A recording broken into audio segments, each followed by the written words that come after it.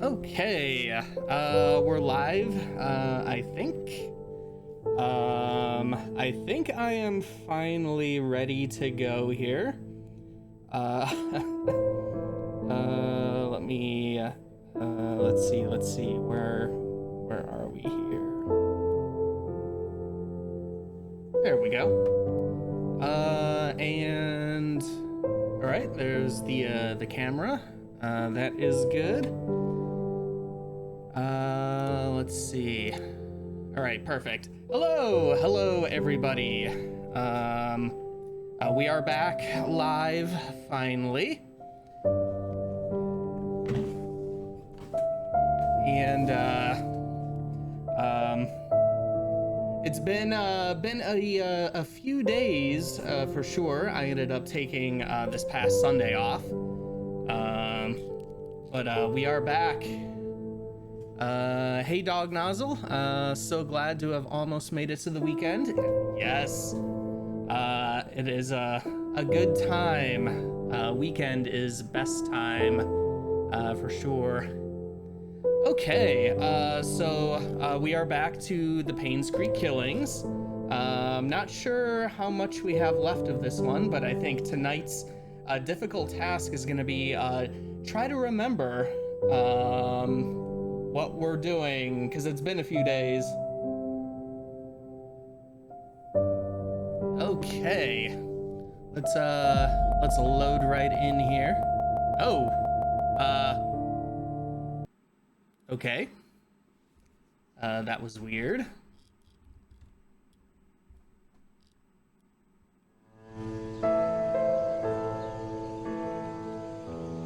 Let's see here.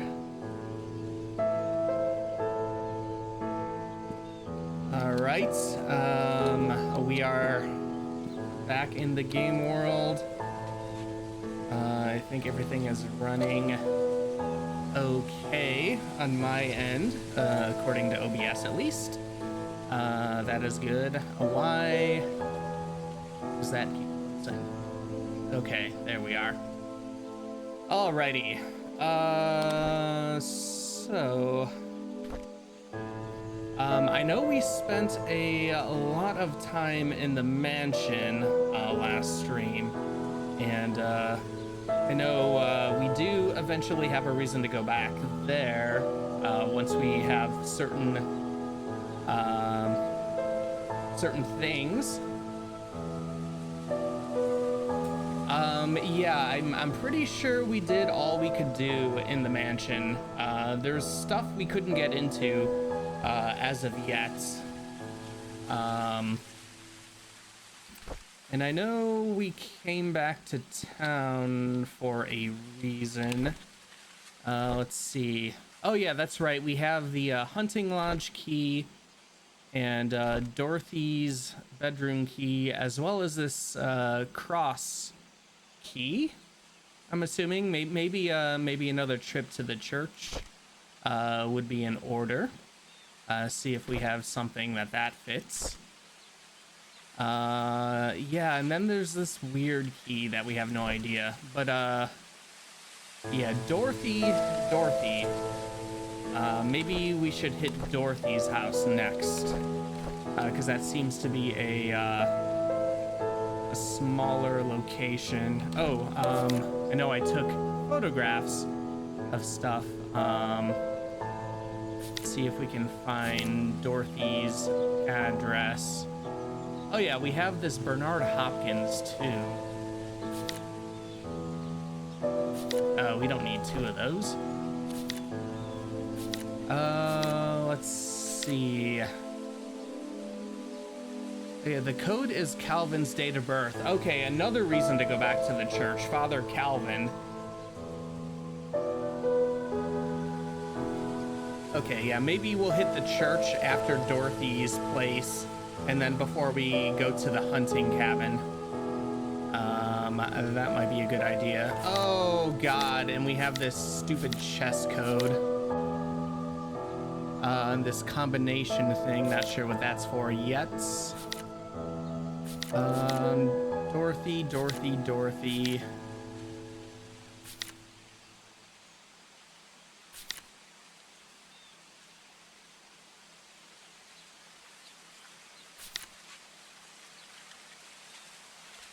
Oh, okay, there it is.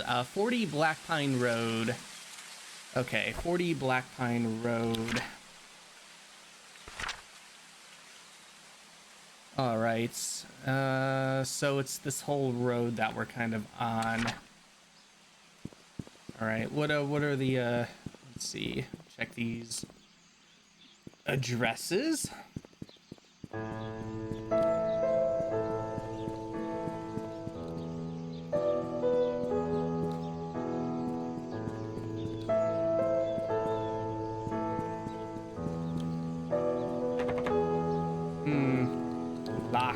Locked from the other side.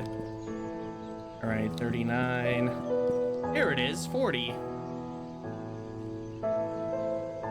Dorothy was the head maid. If I remember correctly, yes. I believe she was.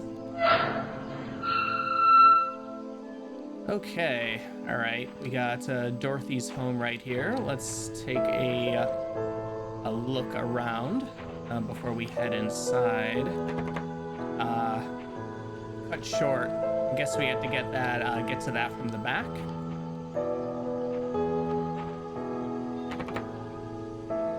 Oh, it's locked. But we have a key right here. There we go.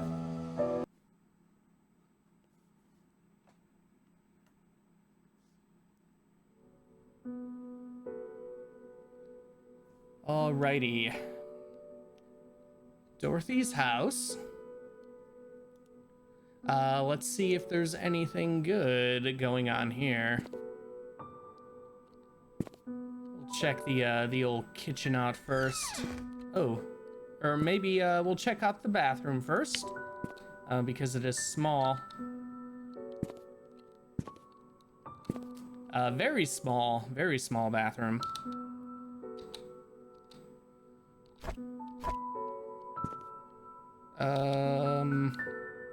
How do we... I forget, I already forget how to deal with the flashlight. L. There we go. All right. Okay, nothing much going on in there. A new home, a new lifestyle. In the heart of town, we take pride in helping others realize their dreams. Most people just want to secure the lives of their loved ones without having the constant worry that something will go wrong.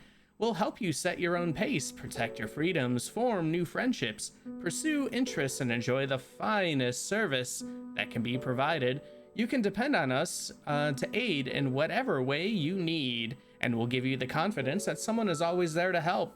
Painscreek Retirement Management's personal goal is to be the shoulder to lean on for everyone. We'll guide you to choose the right method and right time period, and we'll make those steps together. I was a little nervous moving to this town, but ever since I moved here, I feel like I'm at home. It's been the experience of a lifetime, says Kayla Pearson. I wonder if she thought that after everybody has been murdered.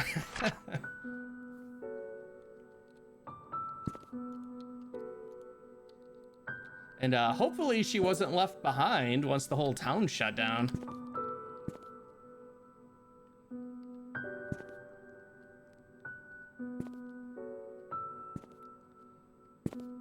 All right. We got a little back room here. A little stapler. Scriptures by Rev Keith. Not important enough to actually look at, though. Got some glasses. And a diary. All right, let's see what's going on in this diary. February 2nd, 1975, Charles asked something of me today. He asked if I would be willing to stay with Sophia. That he'd arranged to have a house rented out a little ways from the mansion. I wonder if that's this house then. I told him that I would help, but that Sophia's pregnancy will eventually show. There's no way of hiding it. He seemed very worried. February 6th. Charles came up to me and expressed his gratitude for taking care of Sophia. He said he will be covering all the necessary expenses. He told me not to tell anyone about it. As for Sophia's growing belly, when the time comes, I am to make up something about her running errands outside of Painscreek. I'm not sure if that will work. April 6th. Sophia is 8 months into her pregnancy. Her belly is big now. I asked her how she felt. She told me she's happy and feels hopeful for their future. She said it would be best if the baby is a boy. I can understand why she's thinking that way, but I can't help but wonder how Vivian will feel about it all.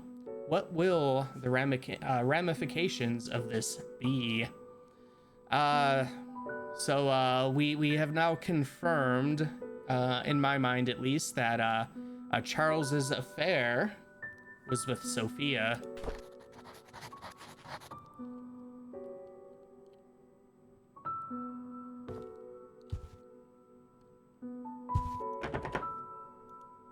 All right, that door is locked.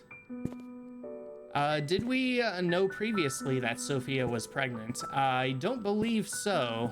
I know, I think the last thing we got was the church guy, kind of bringing Sophia into the town, and then, you know, her just being around, you know, working at the mansion.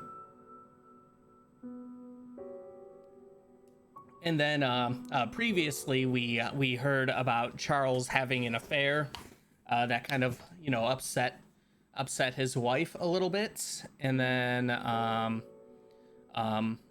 you know, the whole thing about having a boy and his wife could no longer have children.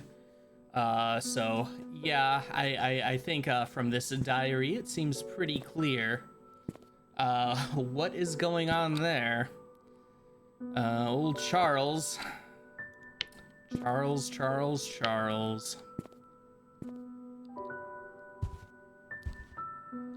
All right, a couple of paintings.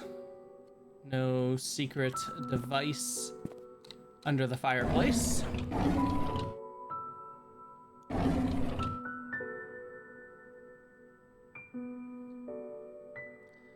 Ooh boy, hadn't put that all together yet. Yeah, there's some shenanigans that went on in this town. Wow. Helping and serving others in the name of God. It's not just new worlds, it's a new lifestyle.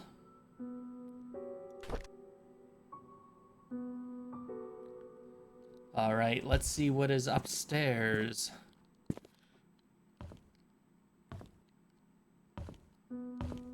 Okay, couple of doors. Locked. And the bathroom is open. Looks like we got some medication in there.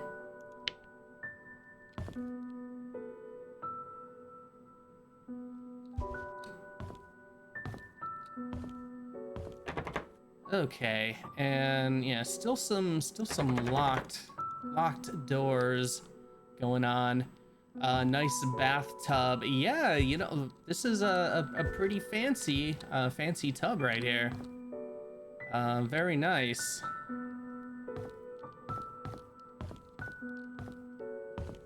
All right, well, couple of locked doors here that we're not able to do anything with. So really quick location, but we got a little more lore. That's good, at least.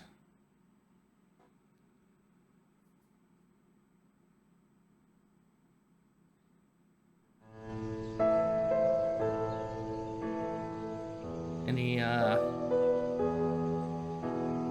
Sophias?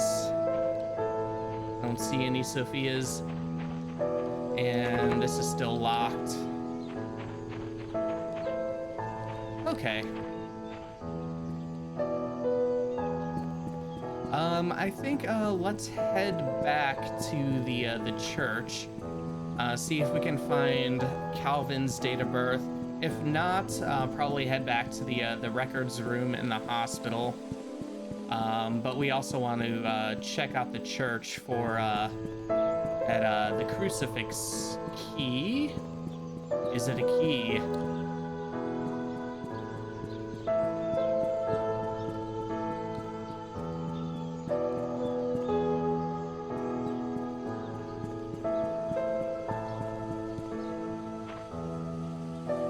Okay, yeah, we have this locked door back here.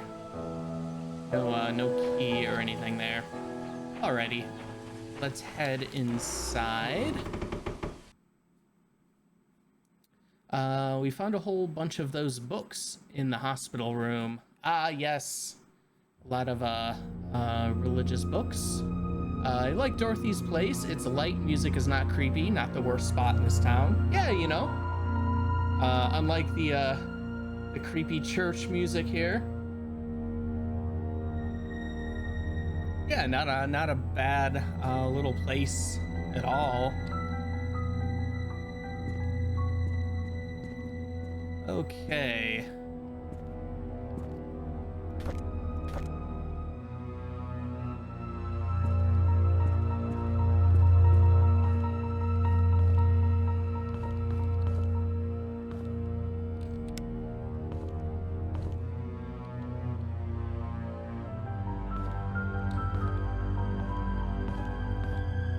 Oh! Is this a, Oh, no, it's just a regular... We need a key. Did we... Okay, that doesn't work. Probably won't work, okay. I was wondering if that was a, combination lock. But it's not. 4 right, 6 left, 3 rights. Still not sure what to do with that.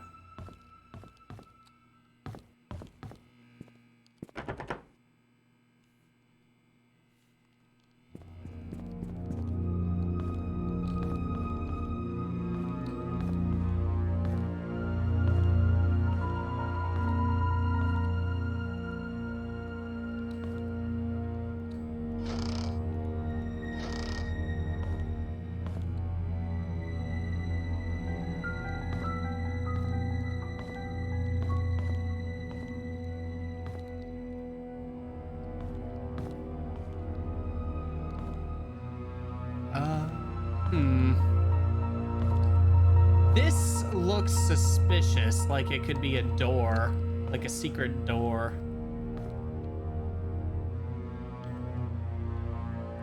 And it looks like there's scratches. I don't know if that's just, you know, from the... Well, I guess there's scratches everywhere. Never mind.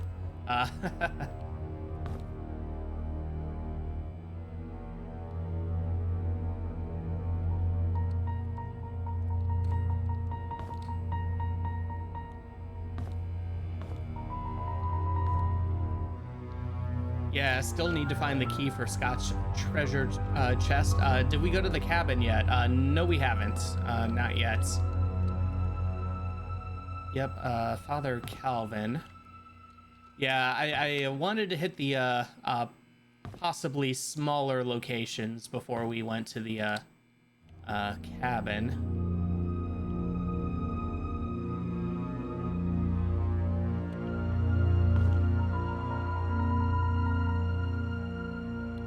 All right, nothing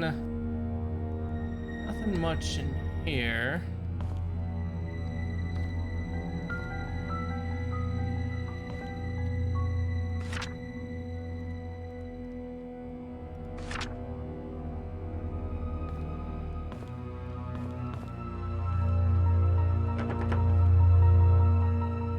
That is locked.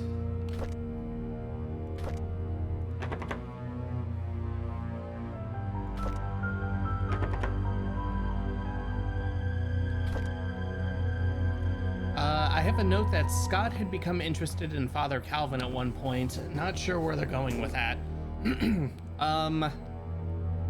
The only vague thing I could imagine, unless there's more, of course, and with this game, who even knows at this point, but, I mean, I think he was the one who brought Sophia to town at the very least, so maybe it's just part of his Sophia investigation.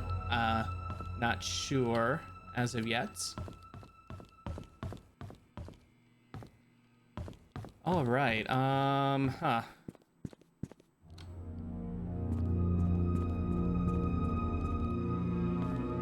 Oh, okay, this thing,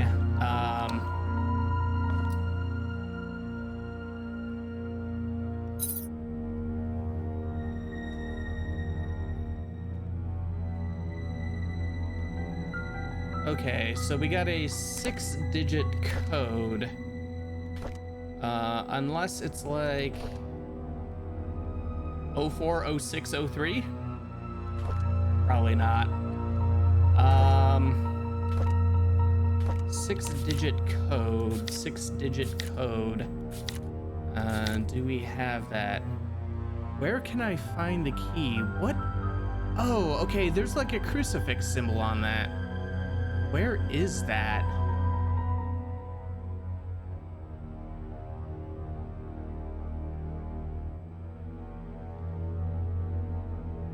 Huh.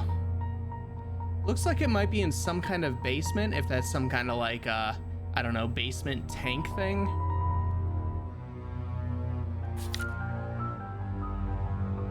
The code is Calvin's date of birth.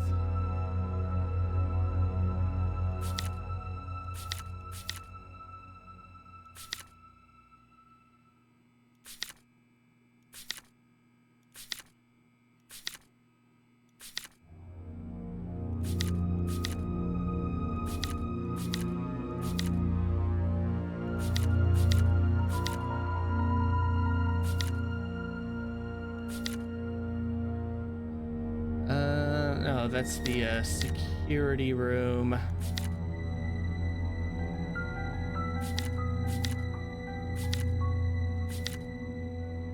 Probably nothing up this high in regards to the code. All right, what was this? I'll just try this dumb thing. That is probably not correct. 040603.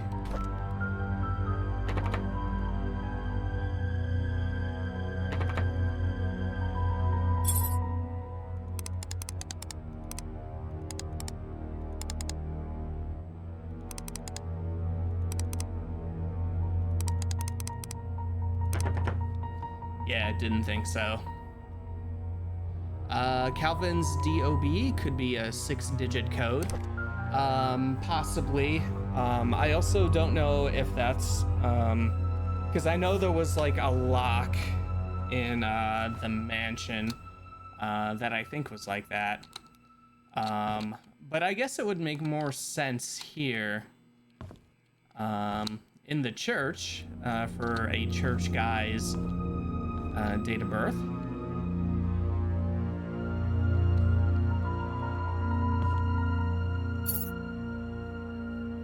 Oh, okay, there's 2 of these.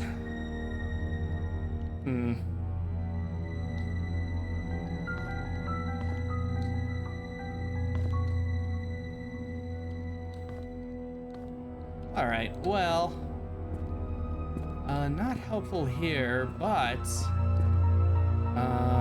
perhaps we'll race over to the hospital again, go to the records room.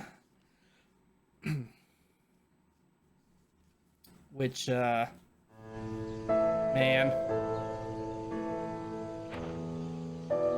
The hospital is the creepiest section of the game to me so far.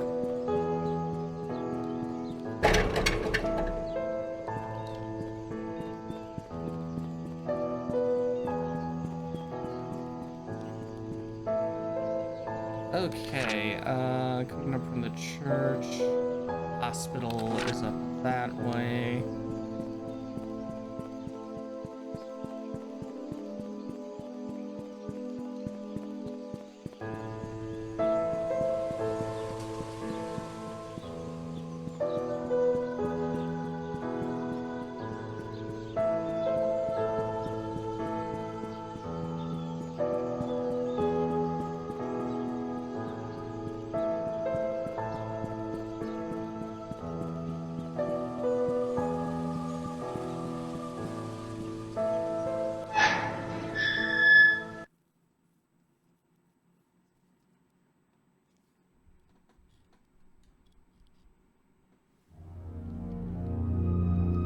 Alright, creepy hospital. Yay.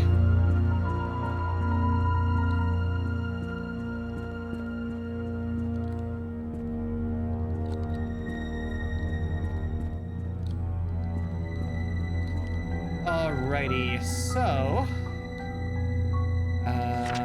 we got our map.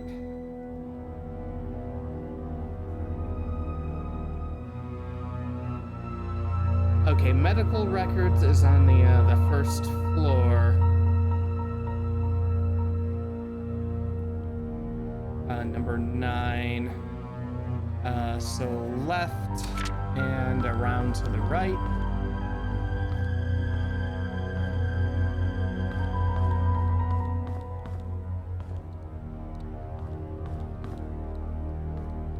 Okay, medical records.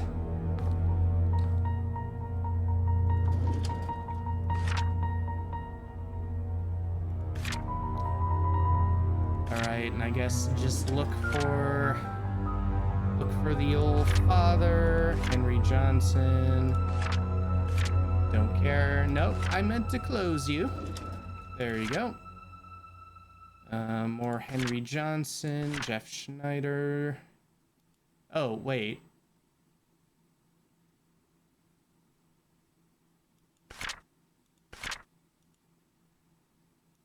All right, I think I was looking at the wrong names. I wasn't looking at them up top. Just check these again to be sure. Okay. Nothing there. Wanda Tyler, Raymond Brown, Kyle Thornton. Nope. Nope. Nope. Nope.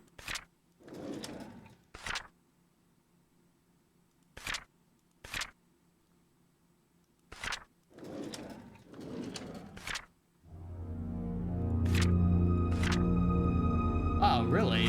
Huh.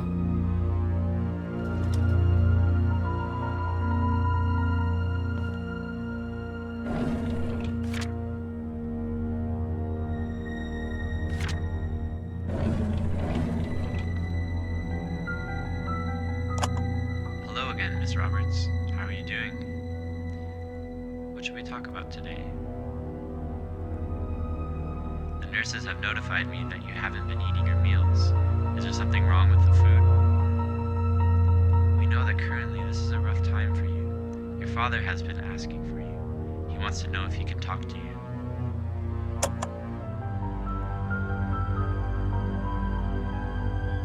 Okay, nothing in there.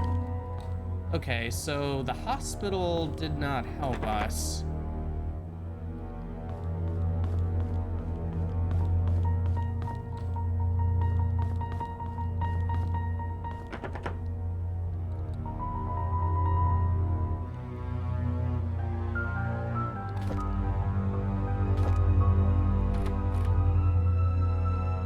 Doesn't work. No way that's gonna work. Yeah, I didn't think so. All right, no hospital then. All right.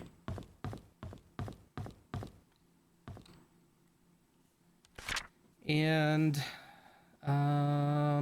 let's see, lobby, medical records.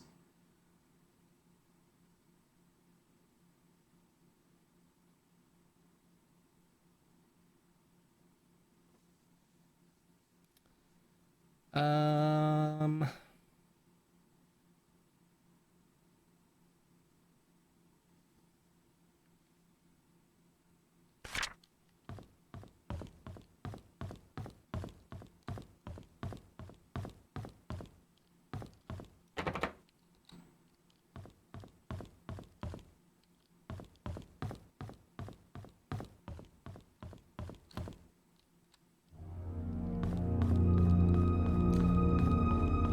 Before we move on,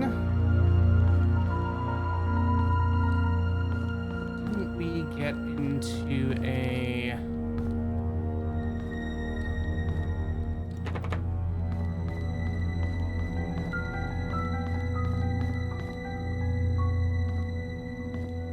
room 206.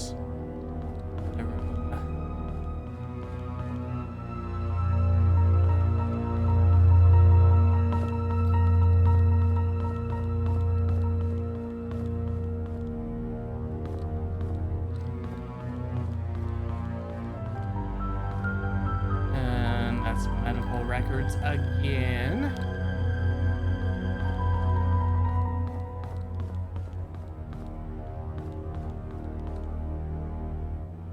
Oh, the key card. Oh, that's right, the power's off. Shoot. Okay, all right, let's get out of here. I don't think there was anything for us here. These all... Yeah, I don't think we got any codes for those. All right, let's head on out.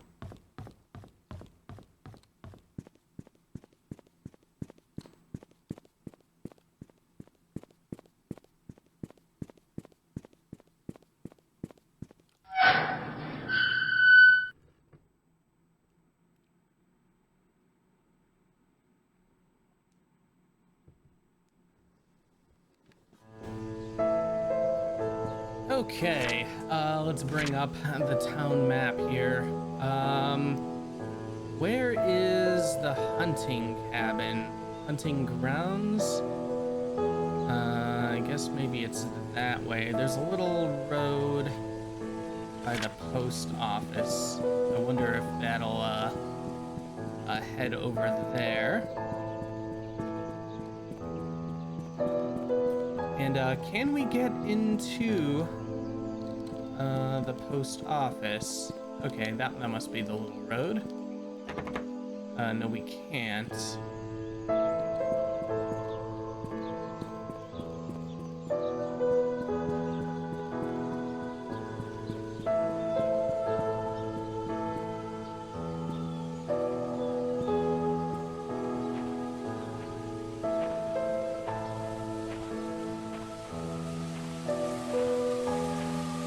Okay, public hunting area. Limited public hunting under federal and state laws. Consult manager for current regulations. Trail closed.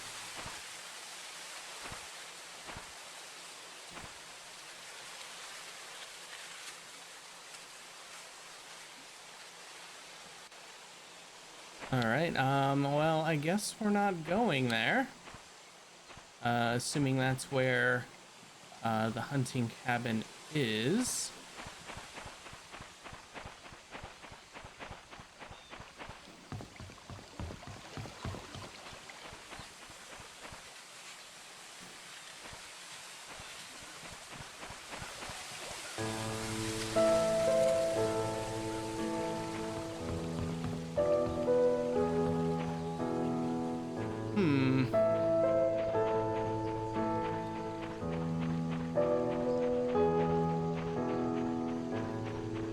Well, while we're over here, let's head back to the police station. I wonder if that would fit, like, those little file cabinets we couldn't get into. And do we... Oh, that's just using the car.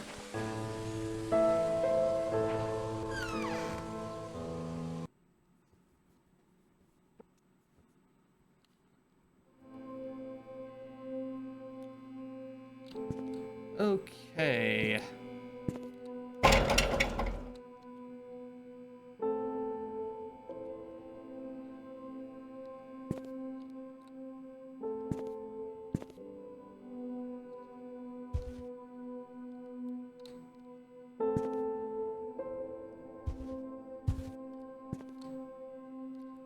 Oh, this has another number.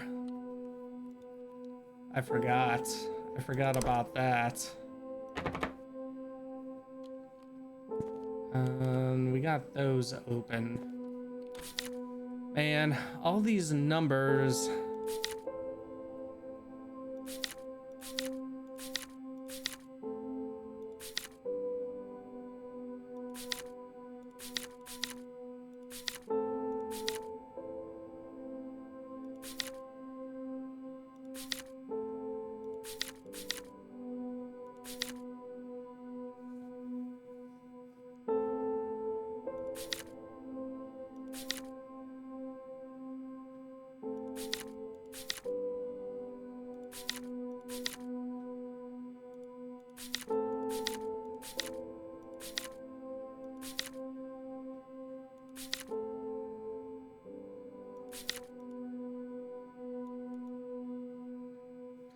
Well, I don't think we have that. All right.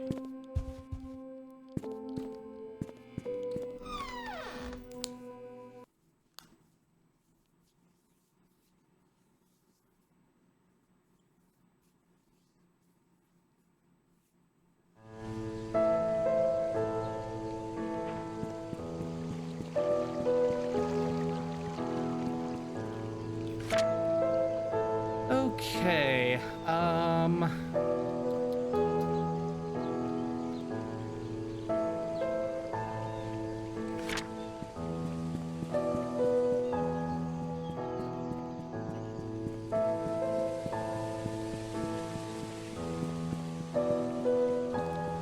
Oh, did we ever go into the cafe? No, because it's locked.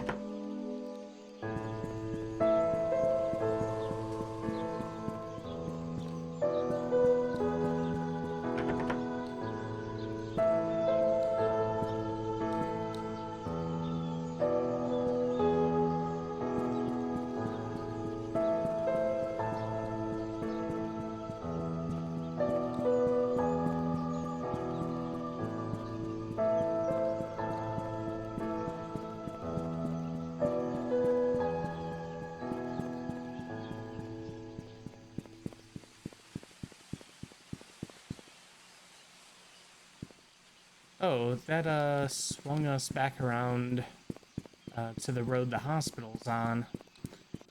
Um,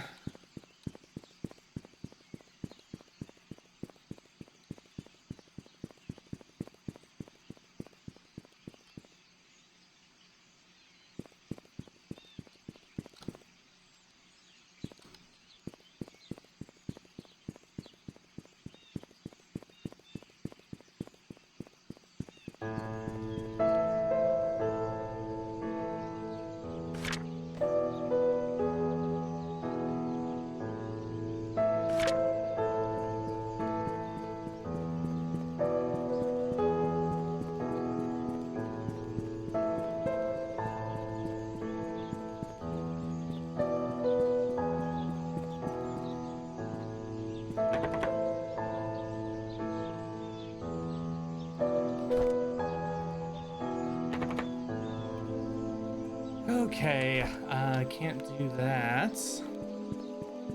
Alrighty.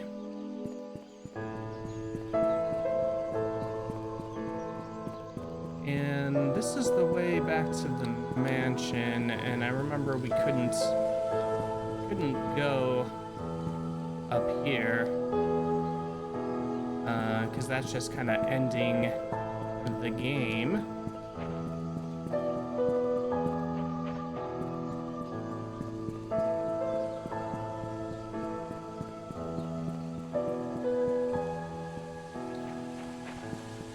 Okay, and that just goes back to the town.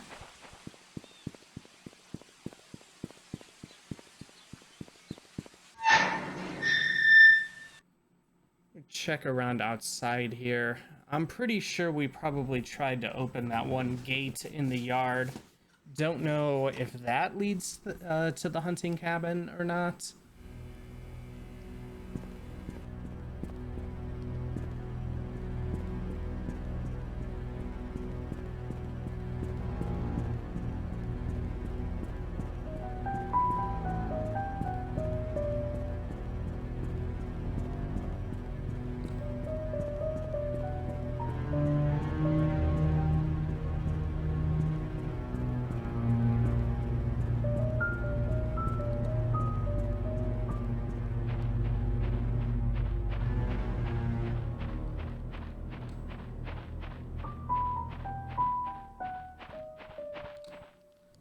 And was there anything else in here? Just those chess pieces of the diary that we read.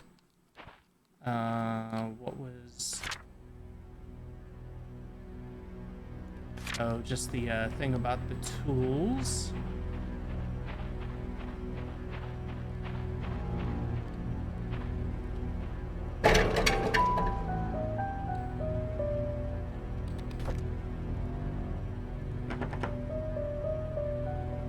Doesn't work. That doesn't work. The crucifix definitely doesn't work. All right, I'm a bit lost as to what we should be doing. Maybe I should just look at a quick guide just to kind of get my bearings.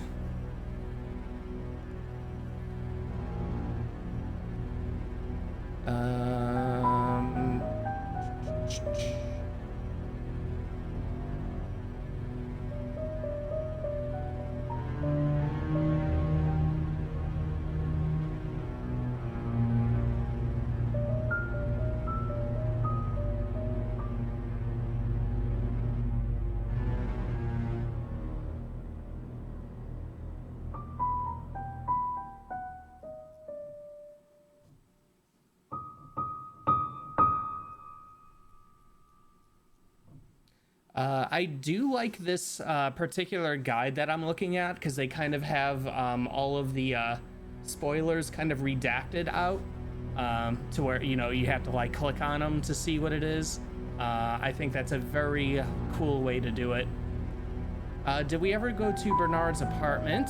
I'm just going back through some old notes. I'm kind of lost too. Oh, I don't think so. That's a good idea. Assuming we can get in there.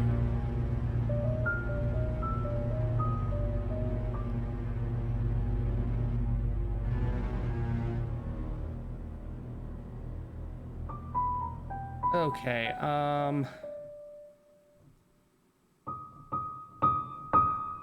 it seems like the cabin would be where to go, but where is the cabin?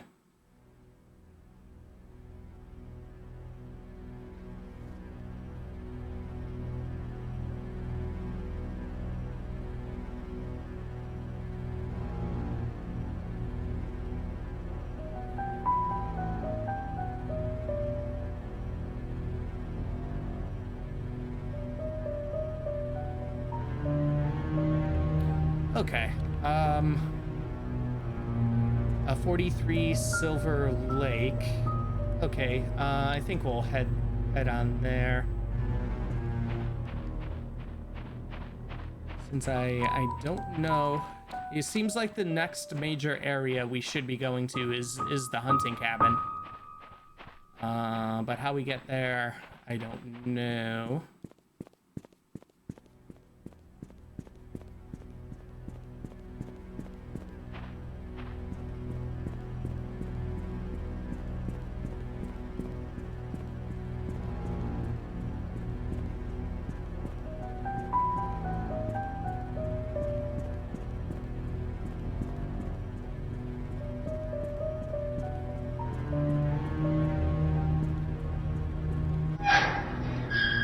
Okay.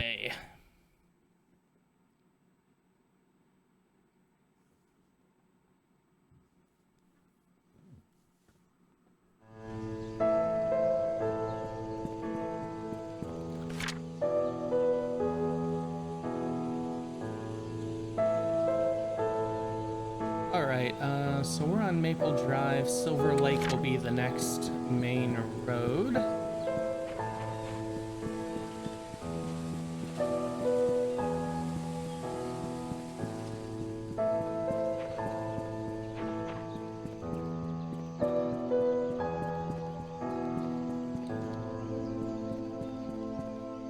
All right, numbers are going down.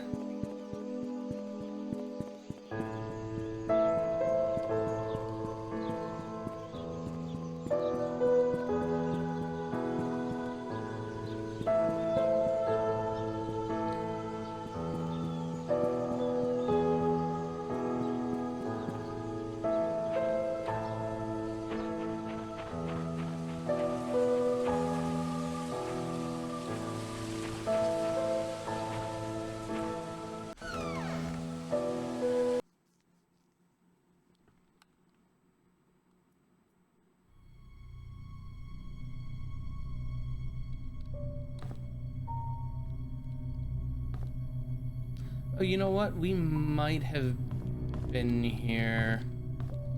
All the doors are open, cabinets are open. I guess we did go to Bernard's place.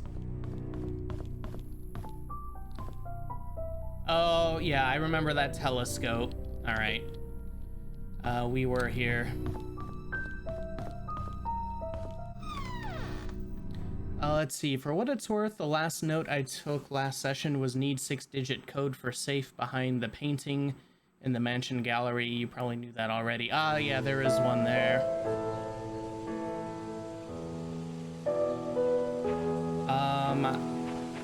I do, let's see, where is the cemetery?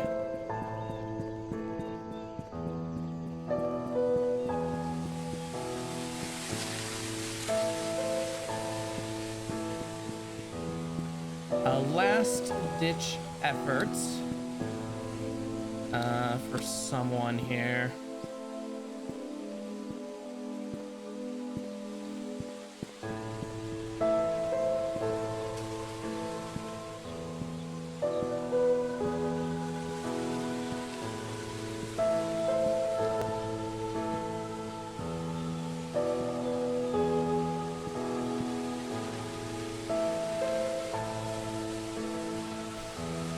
$1024.02.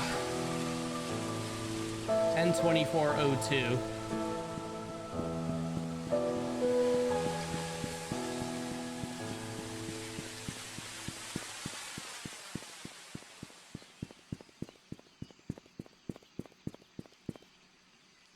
Oh, yeah, we did get into the mansion attic. That I do remember.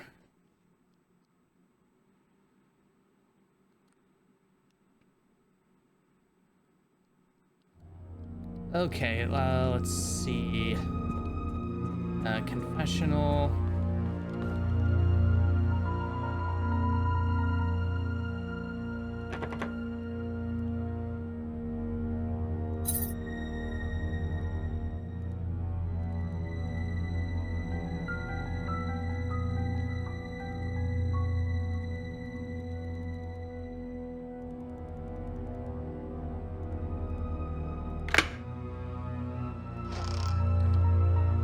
Okay, nothing in that one. There's gotta be something in this one then.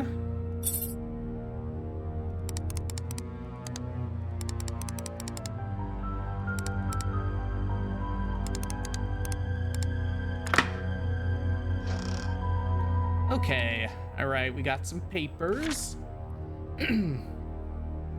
Dear Father Calvin, this is a letter about the things I have witnessed during my stay in Painscreek while in service to Mrs. Magdalene Roberts. I have no one to confide in. I dare not speak to you in public, hence this letter. I accompanied Mrs. Roberts to Painscreek on July 4th of 1975 to visit her son Charles. It was rumored that Vivian had a nervous breakdown following her own delivery of Trisha, that she had to stay in PCH for rehabilitation for several months. During that time period, Charles was all alone. He found comfort in a housemaid by the name of Sophia. They had an affair. A boy was born. 2 days after arriving, we were informed that Sophia, along with her child, had left Painscreek. Where she could have gone off to was a mystery for all of us. I assume most of us believed in the story, including myself. However, Mrs. Roberts refused to believe that Sophia would leave when she would have been accepted into the Roberts family. The boy that she bore for Charles would have guaranteed that Mrs. Roberts initiated a search for Sophia with our driver Patrick and myself. It lasted less than 2 months before she passed away from a heart attack. There we are. What I want to confess in this letter is not about Sophia, although I was initiated by her disappearance. It's about Mrs. Roberts' untimely death. You see, Mrs. Roberts had a heart condition, and it had been affecting her whole life. However, her medication had always kept her stable. Her prescription was still the same during her visit to Painscreek, yet her condition deteriorated. The family doctor, Henry Johnson, confirmed that her search for Sophia had taken a toll on her health. All she needed was to rest as much as she could, and she would be fine. I know that despite the doctor's advice, Mrs. Roberts did not stop the search. Did that create a stress on her? Yes. But should it have killed her? According to the physician attending to Mrs. Roberts back home, no. Definitely not within such a short time span if she had taken her medicine. Her body was never autopsied. Her son Charles wanted her body untouched and buried properly. As Patrick and I were packing to leave for home, I couldn't help but wonder, who could have wanted Mrs. Roberts dead? Is there a connection between the affair of Charles and the housemaid, the disappearance of Sophia and her child, and the death of Mrs. Roberts? I would like to say whom I might suspect, yet I am in no such position and am afraid that I might name the wrong person. As I write this letter, I hope you can understand what I'm trying to convey. I pray that the truth will be revealed as God permits it. Sincerely, Sylvia Eden.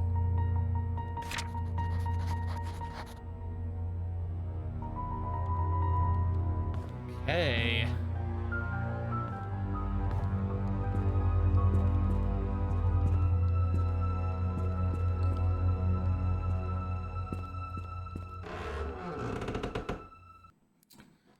Mysteries upon mysteries here.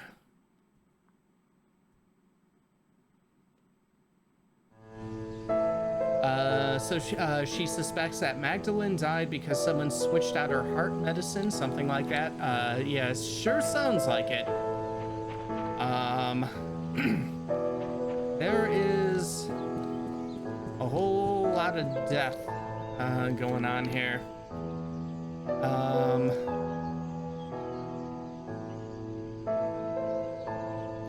All right, let me see if I can just look up, like, how do I get to the hunting cabin?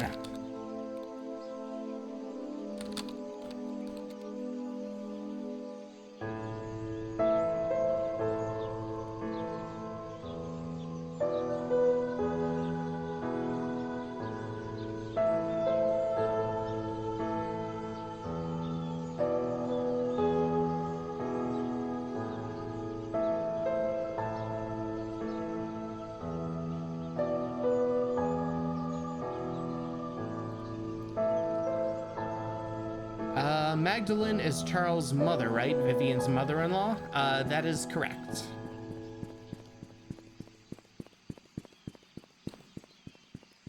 The mean mother-in-law who was demanding that Vivian have a son as an heir. So supposedly Sophia left town after giving birth, but Magdalene didn't believe that, so she kept searching for her, putting stress on her heart. Yeah.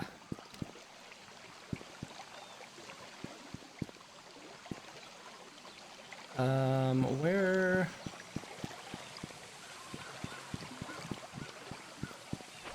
So, let's go this way.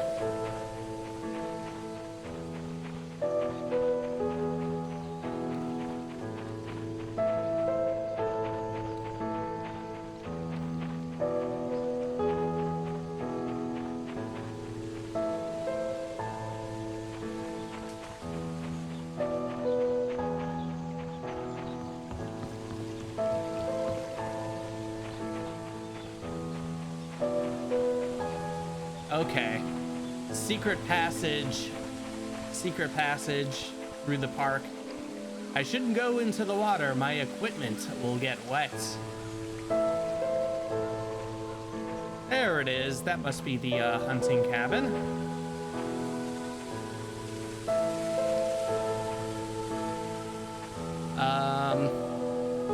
Just typing this out to get it straight in my mind. No problem. No problem. It is a lot of info for sure. All right. Looks like we got a little well there.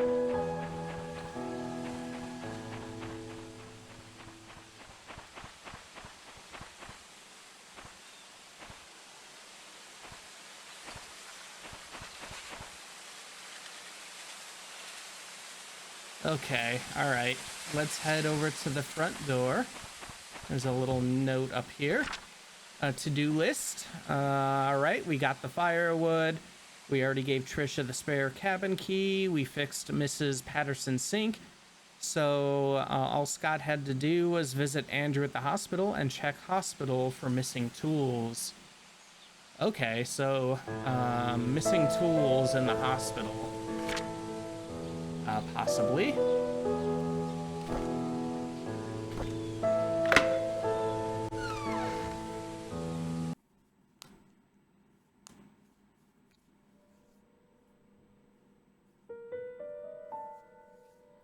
Yeah, the public hunting area. Yeah, I didn't see the secret pathway in the little park area, but we got it. We got it.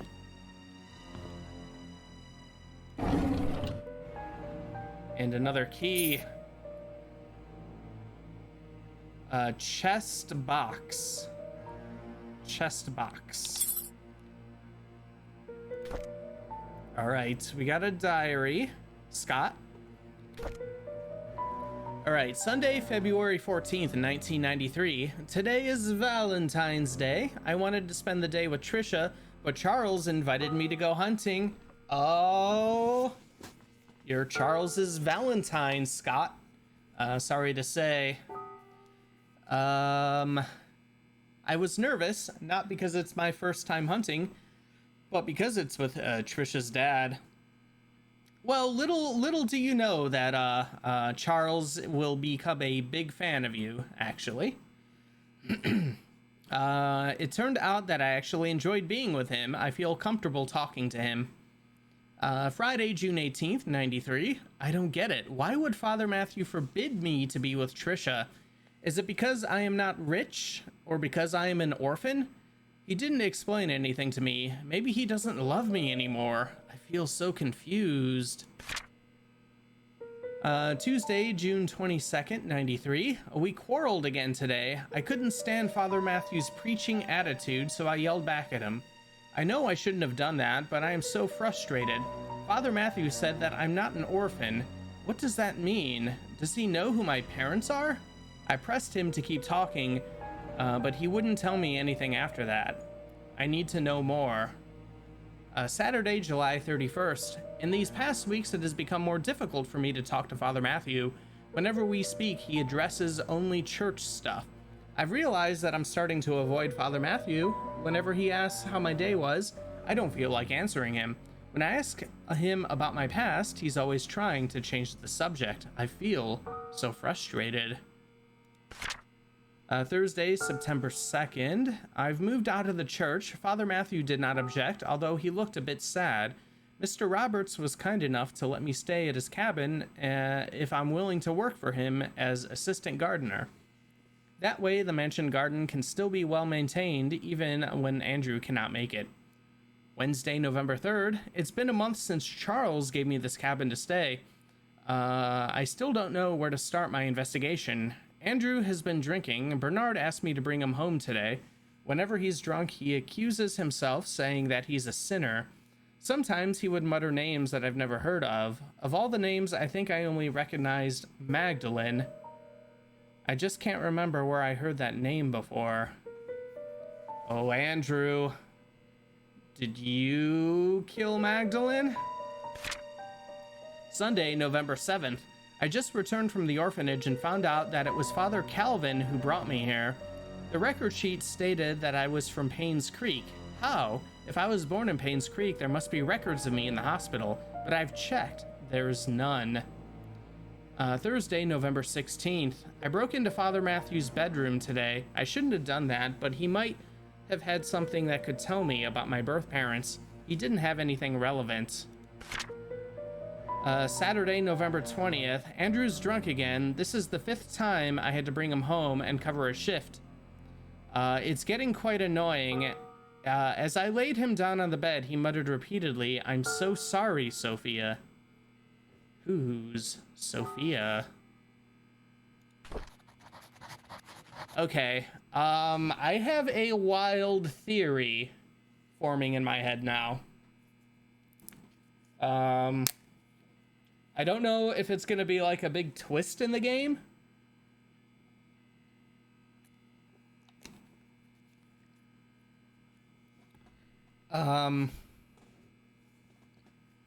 But I'm gonna throw it out. I'm gonna throw it out. Because sorry if it ends up being a spoiler. It's just a guess. Let's see if we're thinking the same thing. Okay, here's what I'm thinking. Scott is Sophia's son, which would make Trisha a half-sister. That's my thought.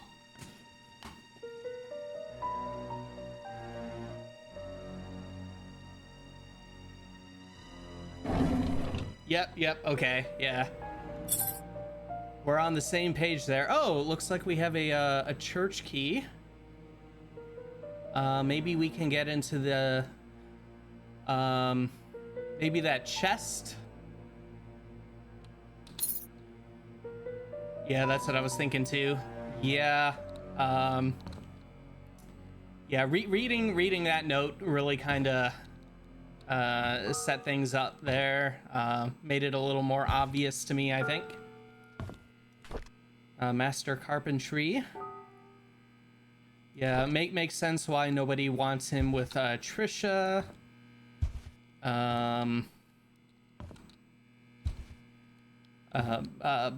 Annoyed that he's investigating Sophia. Seems like they want to keep that under wraps, that whole affair. There we go. This is what we need. The knife has a dull blade. Okay.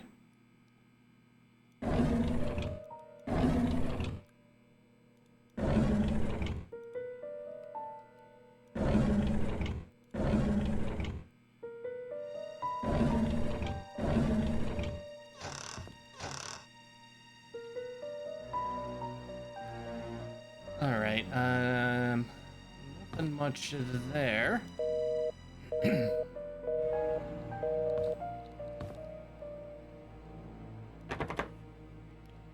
Okay, we got some guns.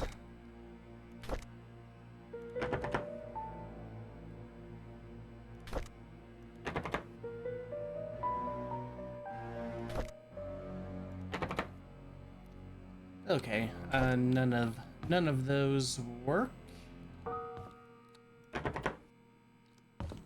That is locked.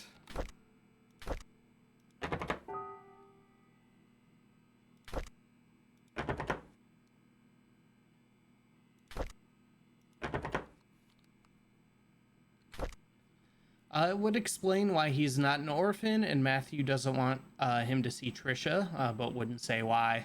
Yep, exactly. I think a good way to make sure he doesn't see Trisha anymore like that would be to actually tell him the truth. Then he can be all creeped out.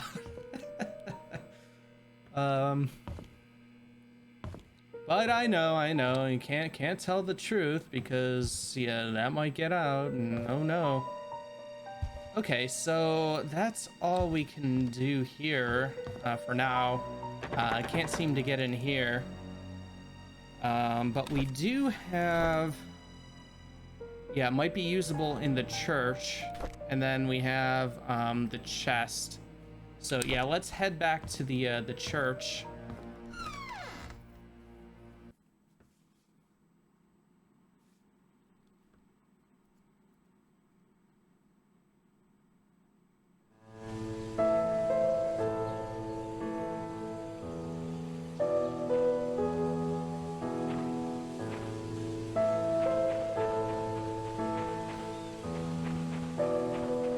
And we have this well out here. Can't seem to interact with it at all.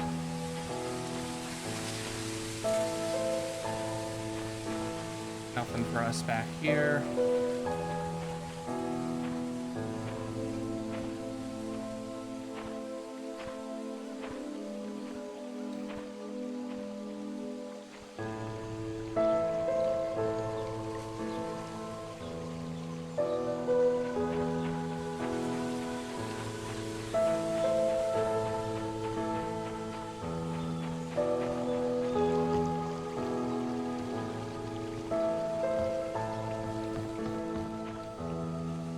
Okay, all right, church time. Let's go to church.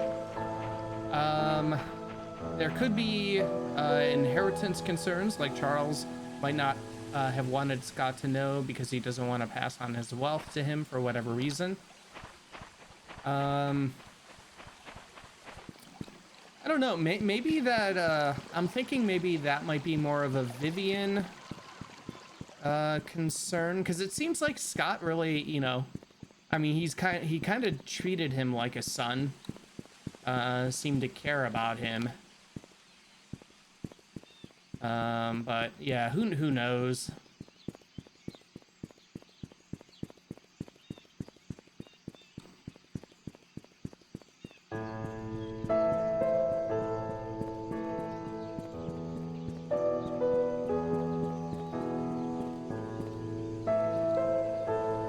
All right, back here once more.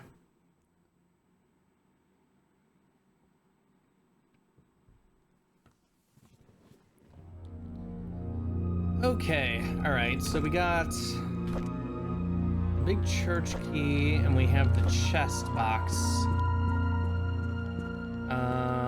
Let's check. I think the chest was in here. Yeah, let's try this key. Ah, perfect.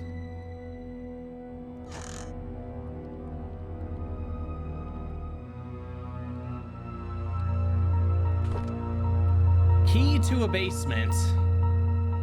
Maybe this is the basement for the cabin then. That would make sense, being Scott's box of junk. We'll take that. Back to the cabin. Okay. St. Patrick's Orphanage, February 2nd, 1994. Dear Scott, I'm Sister Rachel. Although I wasn't here when you first came, I hope you remember me. I was your nursing mother after you arrived here those years ago. I understand that you came here earlier to find out how you came to be at St. Patrick's Orphanage. On July 4th, 1975, Father Calvin came to us holding a basket with you in it. He said that you'd lost your parents and there's no one to take care of you. He told us that your name was Scott. After he left, Sister Emma asked if I would be willing to take care of a baby. At first I hesitated because it was a huge responsibility, but when I saw your face so full of innocence and curiosity, I felt as if God himself had delivered you to me. I accepted the task. When you were 10, Father Matthew came to see you. He had just become the head priest of Painscreek Trinity Church. He visited often, usually at the beginning of the month. Whenever he left, he would leave an envelope containing a small sum of money. See, now, like, it seems so obvious, like the affair, like Charles and Sophia, but like, what is Father Matthew's whole deal here? He said it was for everything you needed, and that whatever was left was then given to the orphanage. Unless he's just like the delivery person for Charles. I don't know. I would be lying to say that I wasn't sad when you left the orphanage, but when Father Matthew adopted you, I believe that your life would be better in Painscreek than here, and I dearly hope it's so. Everything enclosed within the package used to be yours. I think you should have these. May God bless you, Sister Rachel Davis. A blanket with moon, stars, and something. My baby boy, 1975.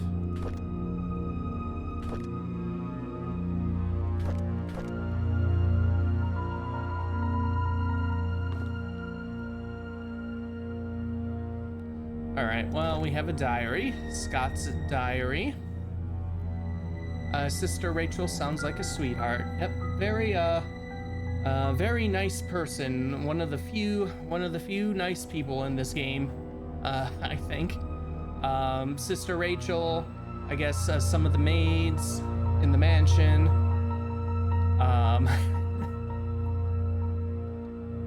Let's see. All right.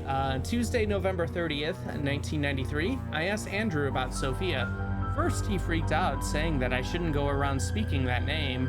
Then he said he had never heard that name in his life. Is he hiding something? Why would he lie about Sophia?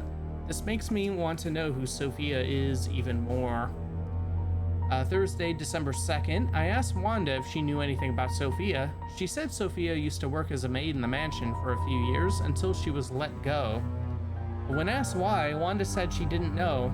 However, she thought that Sophia was a manipulative woman that would do anything to get what she wanted. Wanda resented that. Wednesday, December 8th. I met Derek today and asked if he knew anyone by the name of Sophia. Apparently, he's not on speaking terms with me. I wonder if it has anything to do with Trisha. Monday, December 13th. During today's lunch break, I asked Bernard if he knew about Sophia. He was surprised that I knew that name, but proceeded to say he did not know her that well. Somehow I feel uncomfortable whenever I talk with Bernard. His cold gaze gives me the shivers.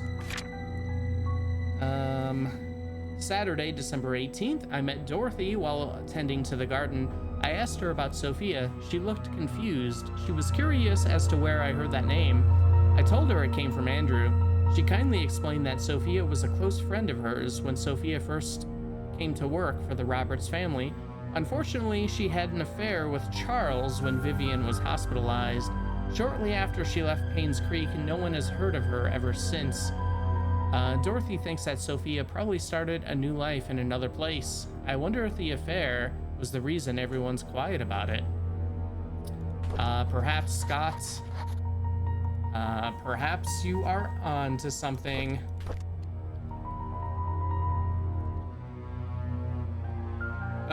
Derek had an unrequited crush on Trisha. Oh, definitely.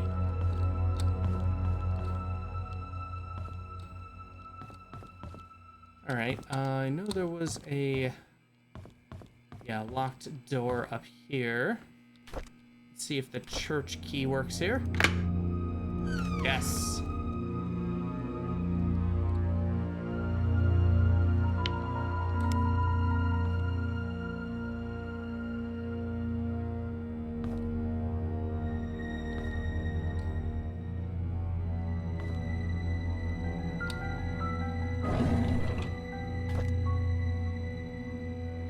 All right, diary of Matthew Brooks. January 16th, 1975. A few months have passed since I arrived here. The missionary trip is harder than I expected. There's no clean water, the food lacks nutrients, and there isn't enough medicine. We have requested help from the WHO, but haven't received any reply yet. I feel so frustrated. What can I do? March 3rd, 75. When Father Calvin first sent me here, he asked if I would be willing to stay for 6 months. It would have been good training for me, he said. I agreed. That was before I came. 6 months have now passed. I think I will extend this for another 6 months. The people here need as much help as they can get. I am not a doctor, but I can help them through my support and prayers. I will let Father Calvin know about my decision. So, September 16th. Time flies. I can't believe I'll be going home tomorrow. I will miss the people here. At the same time, I can't wait to get back home and meet everyone again. September 19th. Father Calvin summoned me this morning and told me that Sophia had left Painscreek. How can that be? The last time we wrote, she told me she had so many things to share with me when I got back. Was she forced? Is she hiding something? I just cannot believe that Sophia left without telling me anything. Something must have happened to her that she could not tell me. December 29th. It's been almost 6 months since Sophia left Painscreek. I have asked everyone around. No one seems to know where she went. Father Calvin told me to let it go. He's right. I should not dwell on matters of the heart. There are more important things in life that I need to focus on. If Sophia and I are meant to meet again, God will let me know. It's time I move on with my life.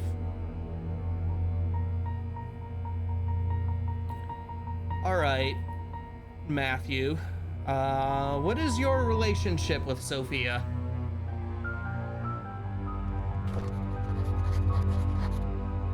Yeah, Calvin arranged for Matthew to be out of town while the stuff with Sophia went down. Yeah, I wonder, were Matthew and Sophia together? I wonder.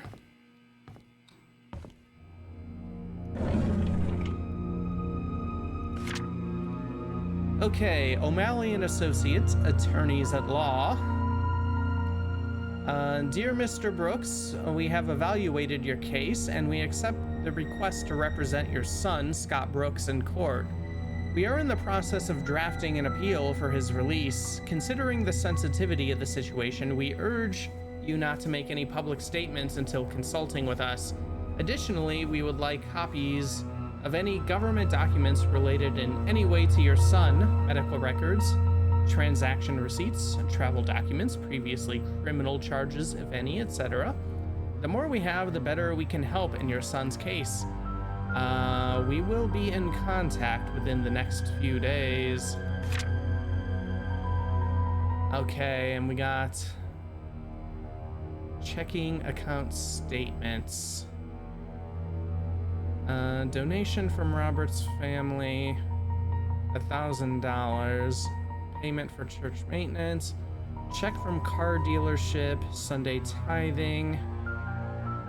Hosting community potluck. First payment fee for Scott's lawyers. More tithing, roof fixing, cemetery maintenance. Sunday tithing. Second payment for lawyers. Pilgrimage traveling fee. Youth program finance.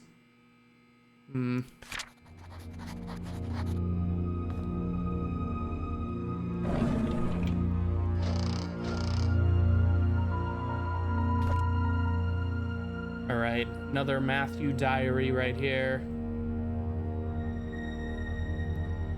Matthew did seem to be notably concerned with what happened to Sophia. Definitely. Matthew was dumping all the money into paying for lawyers for Scott, but why? Oh wait, it's obvious why. My bad. Why would you do such a thing?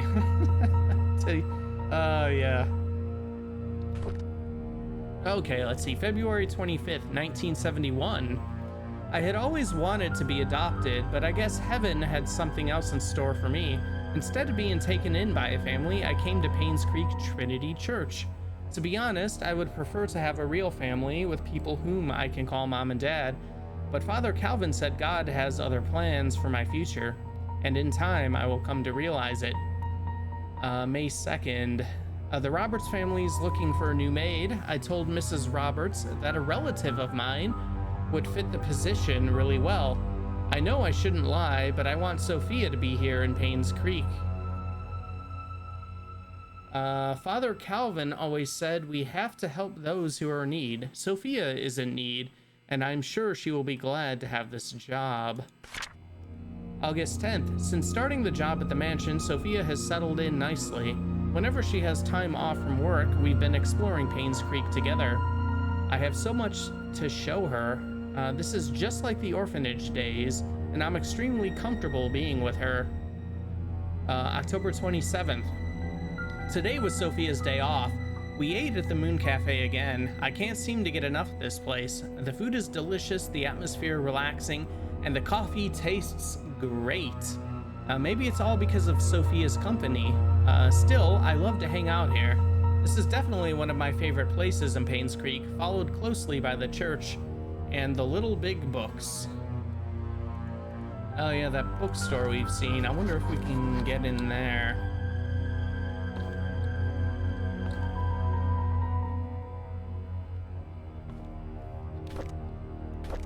Okay,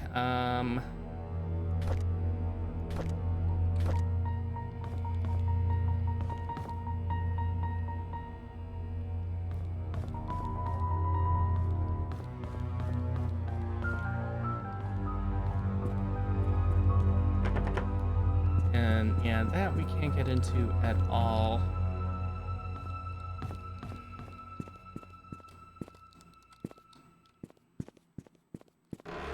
All right, back to the cabin, assuming that key, that basement key is for that door that we found. So Matthew and Sophia also came from that orphanage. Was I following that last bit correctly?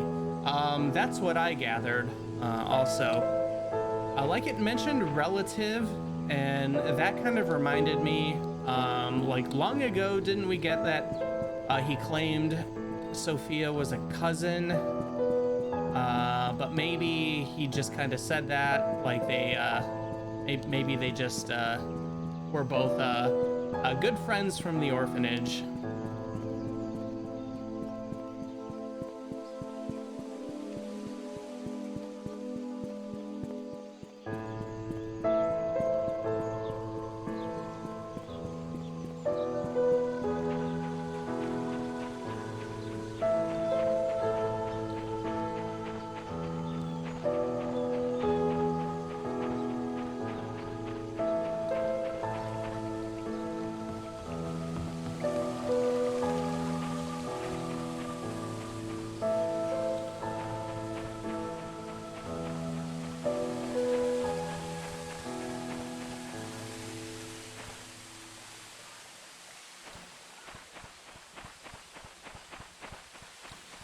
Okay. Cabin time, part 2.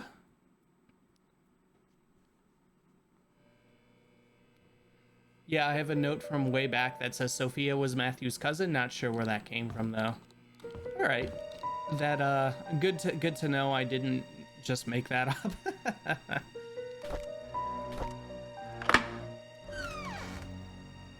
All right.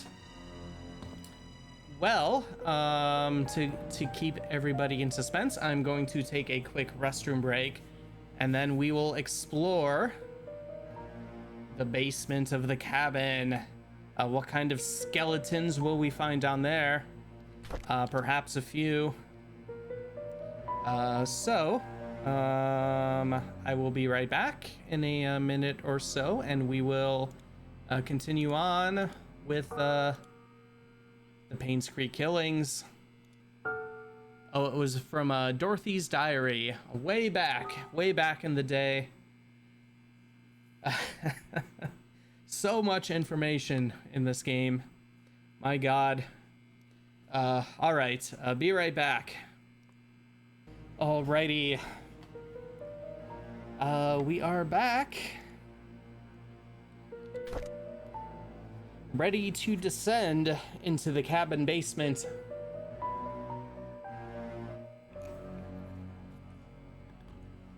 All right, let's see what lies beneath.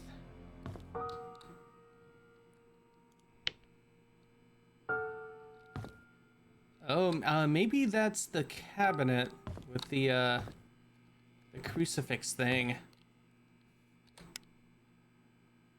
Yeah. Well, let's take a quick look around before we mess with that. Looks like we have another diary there.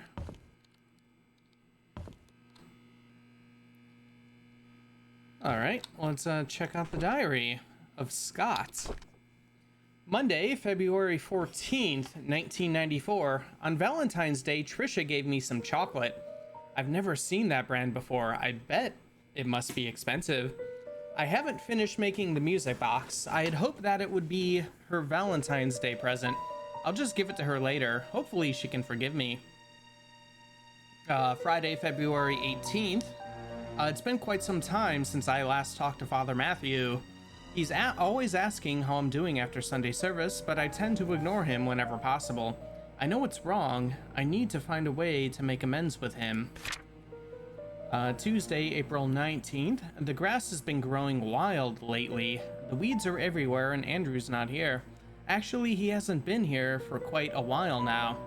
I wonder what happened to him. I should visit him after work tomorrow. Then jumping forward to Saturday, September 23rd, I was about to pick Andrew up for work when I found him lying unconscious on the floor. There was an empty bottle of sleeping pills on the table. I immediately called the ambulance. According to the nurse, this is Andrew's third suicide attempt. She's glad that I saved him in time. An hour later, he could have died. I don't know why Andrew would commit suicide. What I know is that he must be lonely. He needs a friend. Wednesday, September 28th, 94. I visited Andrew at the hospital today. He's out of the ER and is recovering quite well. While I was cutting the fruits, he told me his story. In 1972, there was a maid who came to work at the mansion. Her name was Sophia. She was a hard-working young lady with a great personality. She was loved by many. A few years into her job, however, she had an affair with Charles. A child was born. When Vivian found out, she was furious and decided to kick her out of Painscreek. What happened after that was a tragedy. On June 26, 1975, at 11 p.m., Vivian, Dr. Johnson, and Andrew confronted Sophia. A fight broke out. Sophia fell and hit her head on a nearby well. She stopped moving. Dr. Johnson checked and realized she was dead. Her neck had broken. No one knew what to do. Vivian then asked Andrew to take care of the body and her baby. Andrew did what he had to do to protect Vivian. After that night, they vowed never to tell anyone about the incident. Before leaving, I asked Andrew what the baby's name was. He said it was Vincent. As I left the hospital, I couldn't help but pity Andrew. He's lived a confusing life, and the struggle shows. I hope he can heal. All right. Sure, one could say accident, but I'm just calling that straight up murder. I don't care. All right. That looks like the crucifix.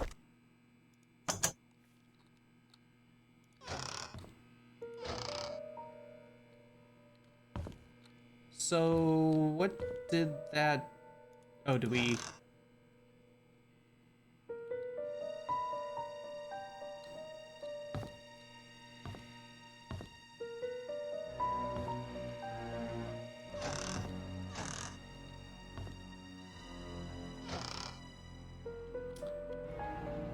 Huh, is it like a secret passage?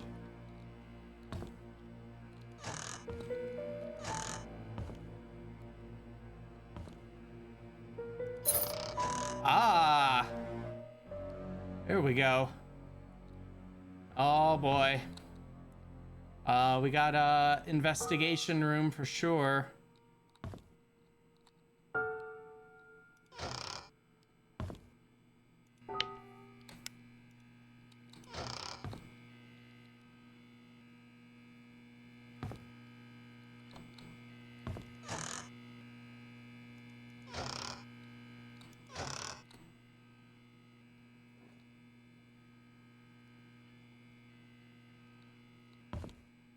Yeah, Vincent. I know that name came up before also.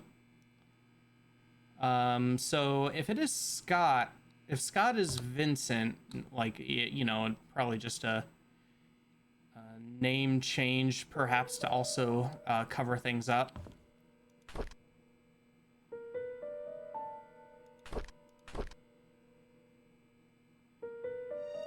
All right, why can we pick this up? There's got to be some reason. Any secrets? Secret codes?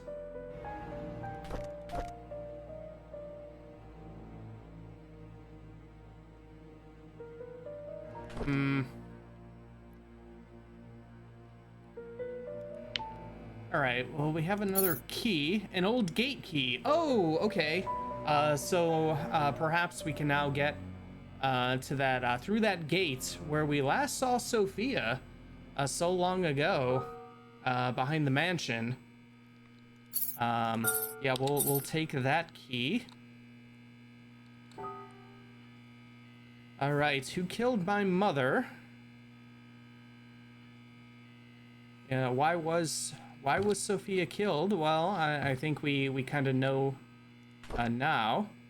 Let's see. Magdalene has been X'd out. Couldn't be her. She tried to find Sophia. Charles, he's my father? Question mark. Vivian, Charles' wife. Nothing there. Nothing with Bernard, the butler. Father Calvin, he saved me. Couldn't be him. Matthew in Indonesia at that time. There's Trisha just hanging out. I guess she didn't do it. Andrew, Wanda, Derek, he's 6 years old at that time. Don't think he couldn't, that 6-year-old couldn't do that. Derek knew the future. Let's see. Dr. Johnson killed Magdalene. And Dorothy, she loved and took care of Sophia when she was pregnant.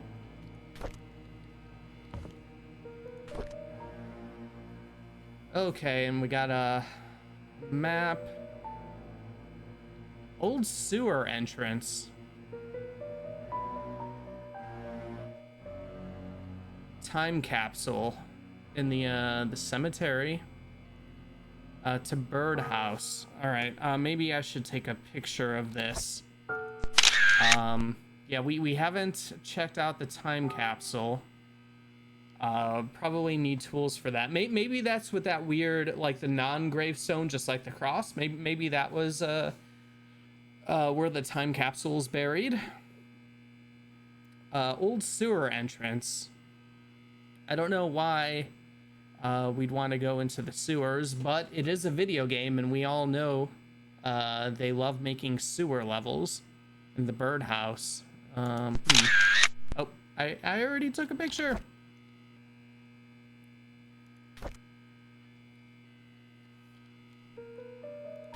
Understanding psychology, seeing what others don't.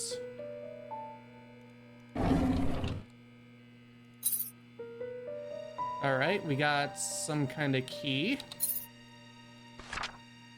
And another map with lines in it.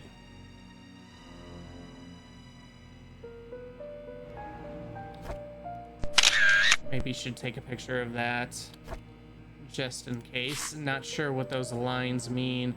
Robert's estate security tapes.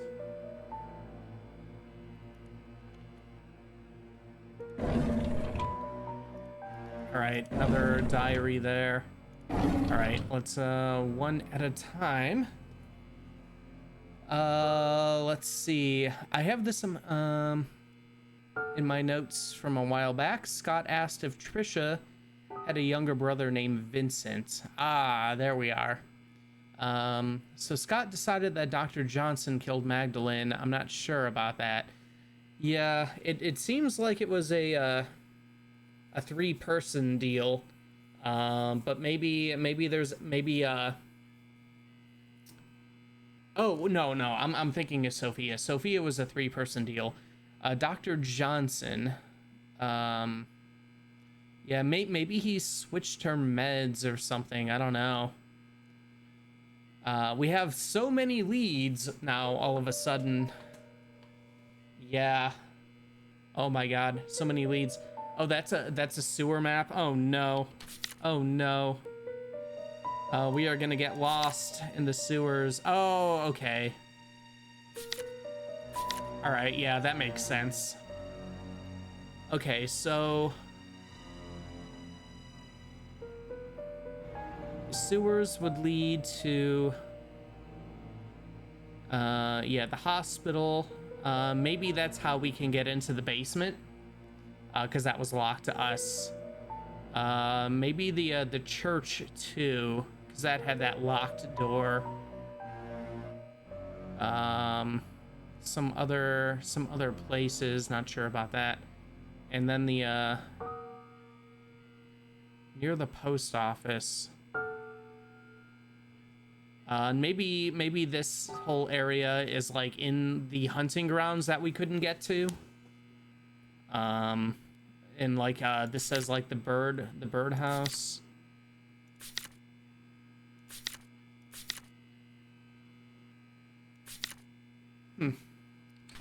All right, well, I guess we'll be going down into the sewers probably next. All right, Scott's diary. Monday, February 13th, 1995. I realized who I am from the moment I saw the photo. I have the exact same blanket. I know who my father is. Everything makes sense now. Tuesday, March 7th. I visited Andrew today. I needed to know where they hid Mom's body, but he cried and begged me to not say anything more about it. There was no room for whatever questions I had left. I then told him I'm the boy he gave to Father Calvin to get rid of. He was utterly shocked. After that, I left. I could not bear to look at him another second. I know who I am, and now I feel everything is falling apart. Monday, April 3rd. Andrew came to the cabin and told me where the body was hidden. He said he was sorry and left. Externally, I was quiet. Internally, I was sputtering and livid. After he left, I came to my room and cried. Tuesday, April 4th. The well had dried up and was covered in moss.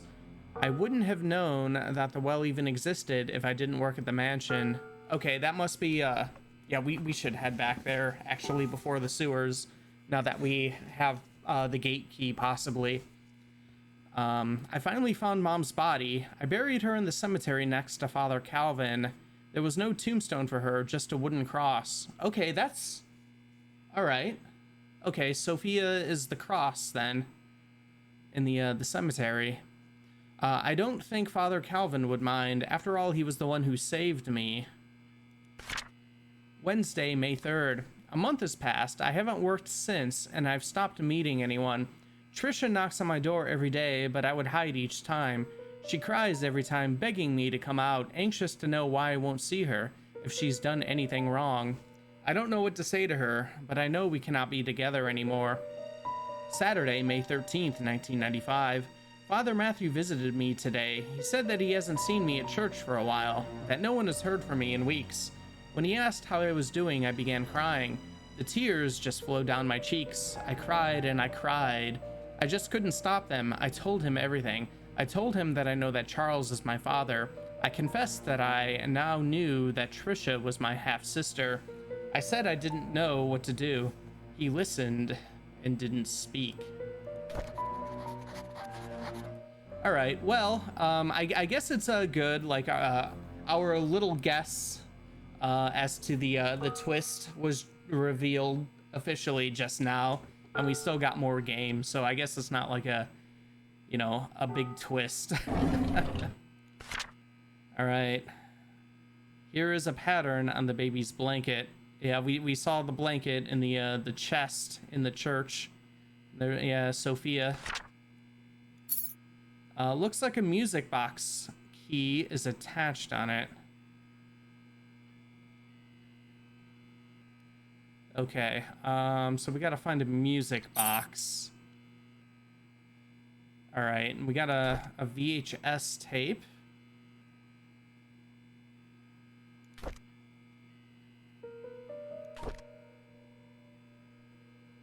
No,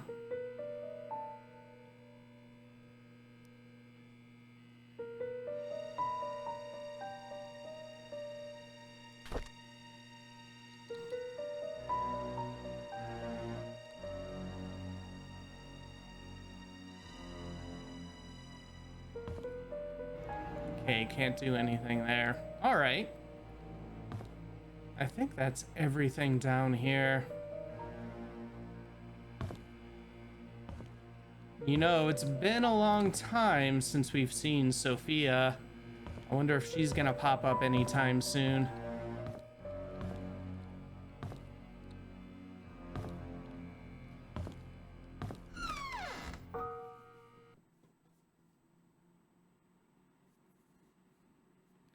So Scott took all the surveillance tapes and was looking through them for something. Yeah, maybe like footage of the murder, perhaps. Since it was on the mansion grounds. Alrighty. Let's head back to the mansion.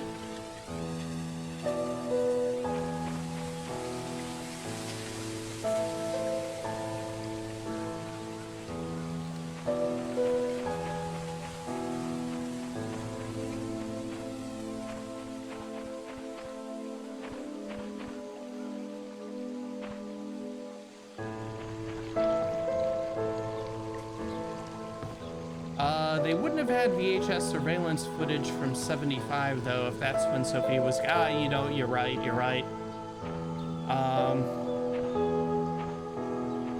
Maybe, Vivian's murder then?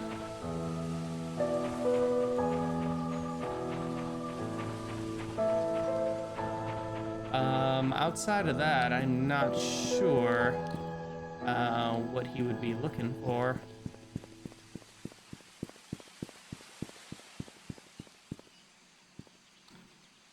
All right, let us get over to the mansion.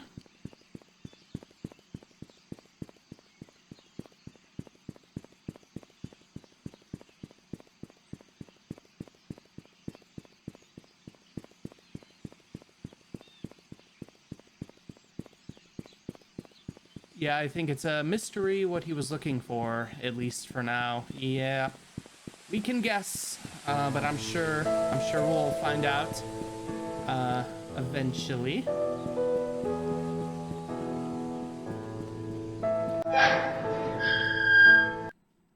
This game has been giving us a lot of mysteries and then answering them, and then there's still more questions. Very, very cool. I think this is a really neat, like, walking sim, investigation kind of thing. They really put some, time and care into, the mystery, which I really appreciate. Okay, and, if we have access to this gate, this is the last time we saw Sophia. She was behind the gates.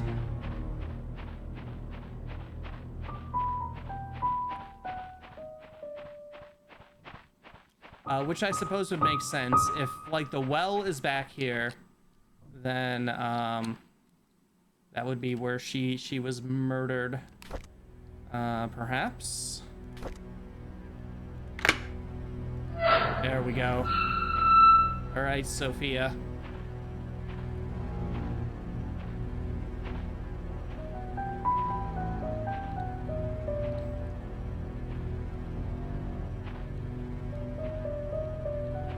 Yeah, that looks like it could be a well over there.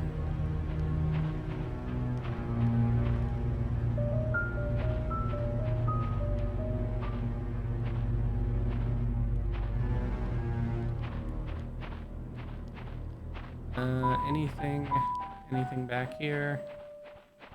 Doesn't seem like it. All right.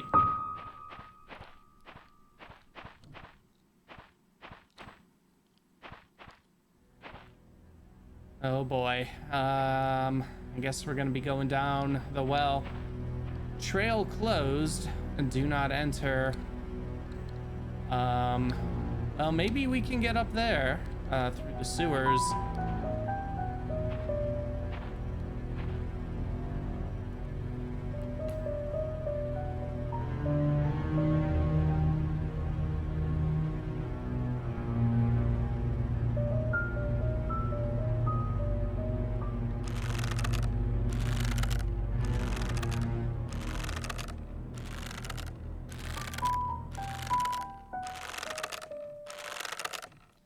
We should check out the attorney's offices at some point. Oh, good point.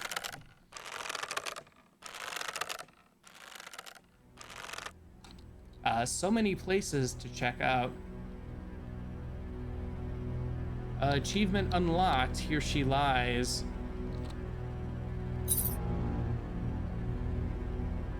Oh 0526. 0526. Oh god. So many number things.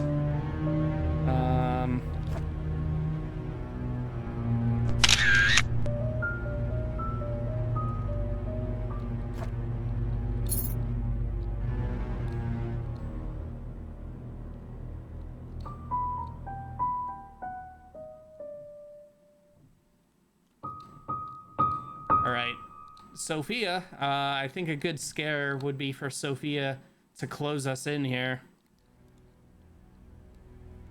But we're probably not gonna do that.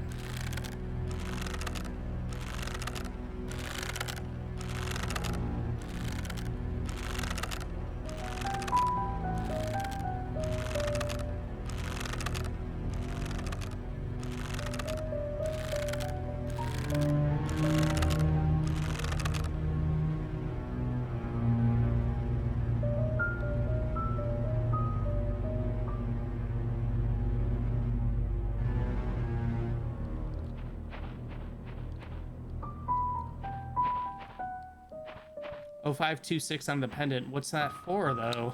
Yeah, I know. I feel like we have 300 locks of some kind. I'm not sure. Not sure what to do with them.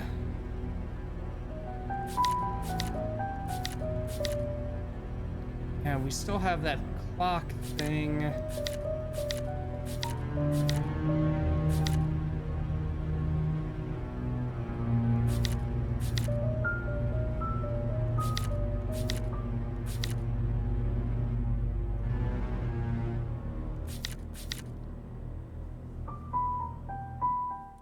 And I know we had a... Yeah, there was that book with like the combination answer on it. Not sure what that's for.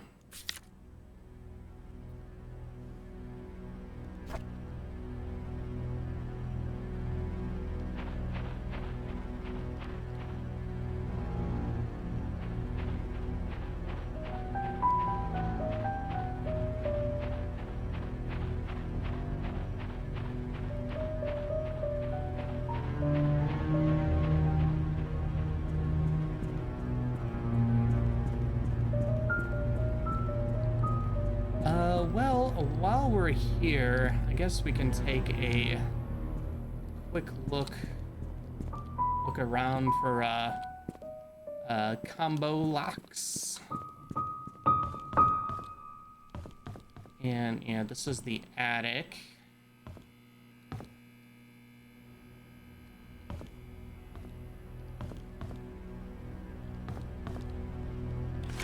Okay, let's see. Mansion, second floor, attic.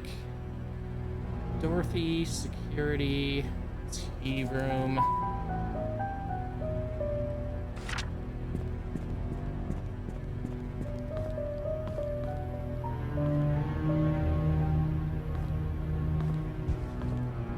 Okay, those are all open.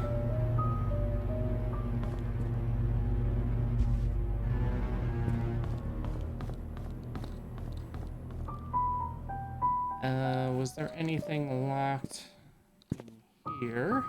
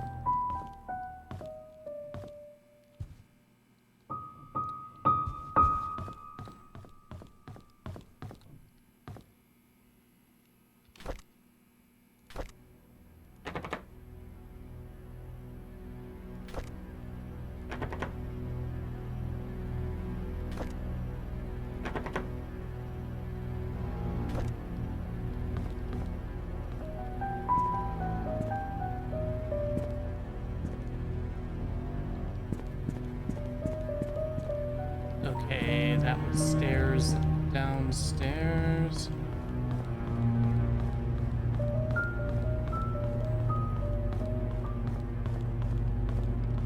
Okay, balcony. Tea room.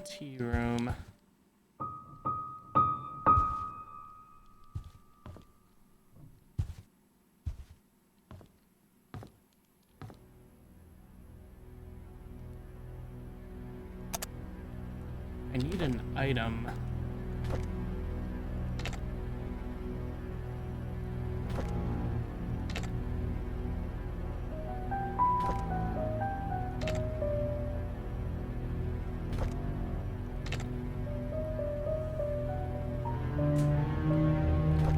Okay, still can't do anything with that.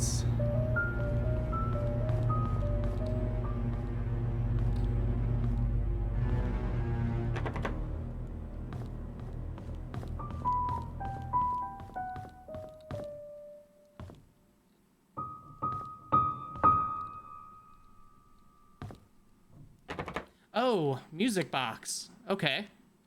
And that was this. Okay.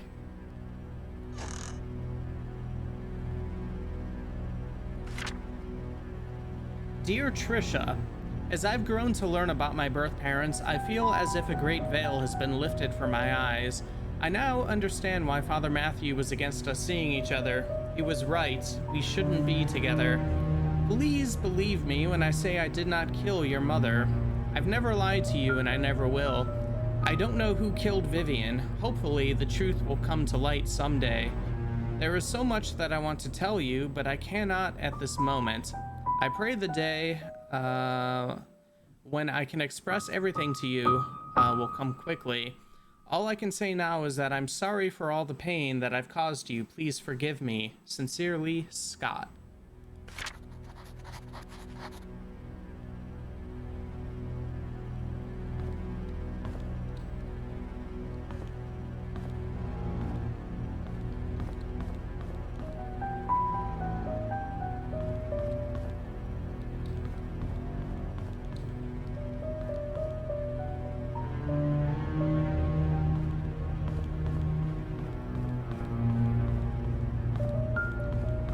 Okay, yeah, and that's everything up on this floor. We'll do a quick sweep of the other rooms. See if we have any combos we can use.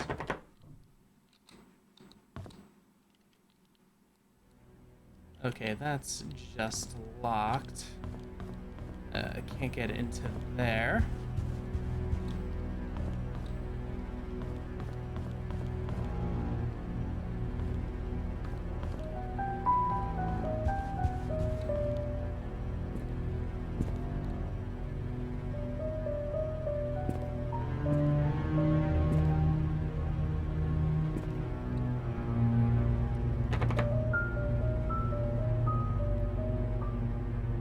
Was that it for the music box? That didn't tell us much. Yeah, looks like that was all that we could interact with. Just his little thing there. All right.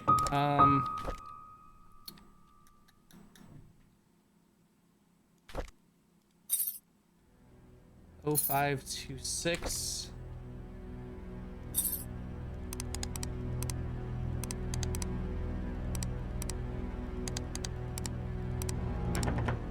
No. I wonder if this is the chess one that I don't understand.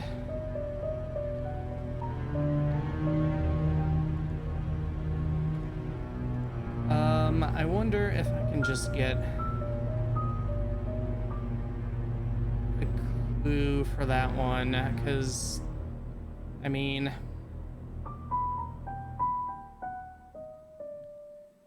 All right.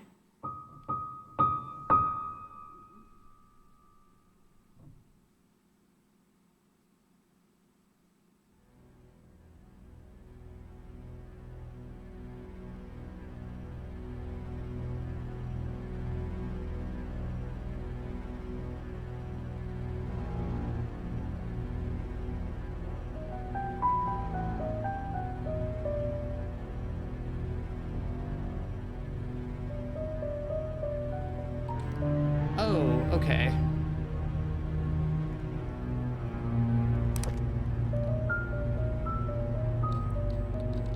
I didn't notice that at all. So we have KQBK.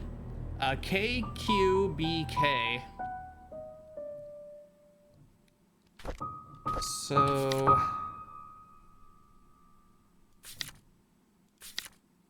oh, I just took pictures of the numbers, didn't I? I don't know which is which.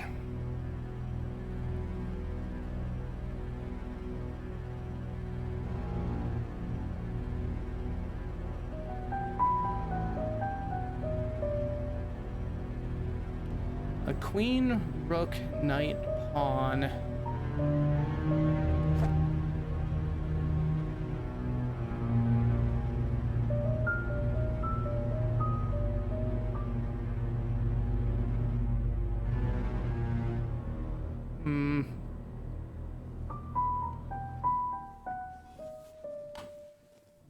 It doesn't make sense with what it wants us to put in here unless we've missed some.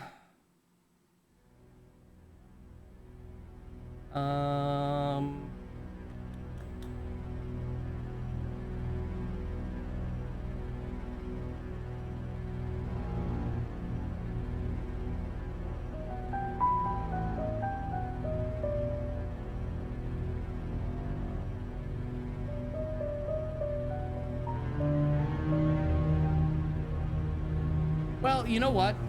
Instead of running around, pawn might actually be bishop. Oh, okay.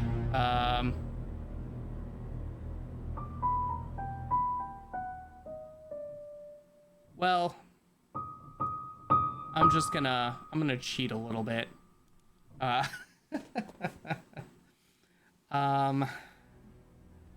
Since it seems like we might be missing a king.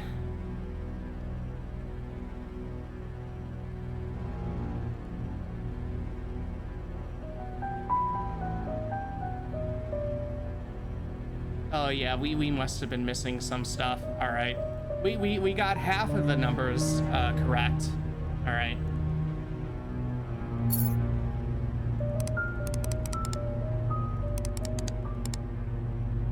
Five, 1, 9, 4. Oh well. I didn't want to run around trying to find more of them. Just to speed things up a slight bit. We did. Yeah, we must have definitely been missing something. Yeah, we got a 7. Yeah, the 7 and the 2.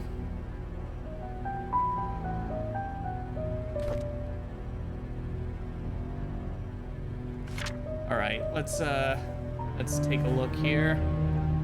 Yeah, don't need to spend too much time pixel hunting for chess pieces. Yeah, I know. We got a mystery to uncover. We don't got time for that.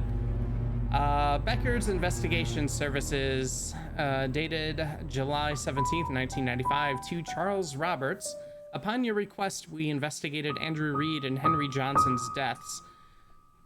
Due to confidentiality agreements with our sources, we are unable to reveal the true nature of their deaths. Suffice to say, both of them did not die of said accidents, so we dug deeper. We found out that Andrew and Henry were both related to the disappearance of Sophia Miller and the death of Magdalene Roberts 20 years ago. What really happened to Sophia, we do not know as of now. However, some evidence was brought to light regarding Magdalene Roberts' death. We talked to a retired nurse who used to work at the Painscreek Community Hospital, although she preferred to remain anonymous. According to her, she came across a note while cleaning Dr. Johnson's office. In it, Dr. Johnson stated that the prescription was lethal and to be administered only to Magdalene, and the dosage has to be precise or it will not work. No one else should intake it. A letter was made out to your wife, Vivian Roberts, according to the note. If you would like us to stop the investigation, let us know at your earliest convenience. Otherwise, We will continue to find out the truth about Sophia's disappearance. Sincerely, Jason Beckard. So this makes it sounds like maybe Vivian was involved in Magdalene's death also, since she had the notes.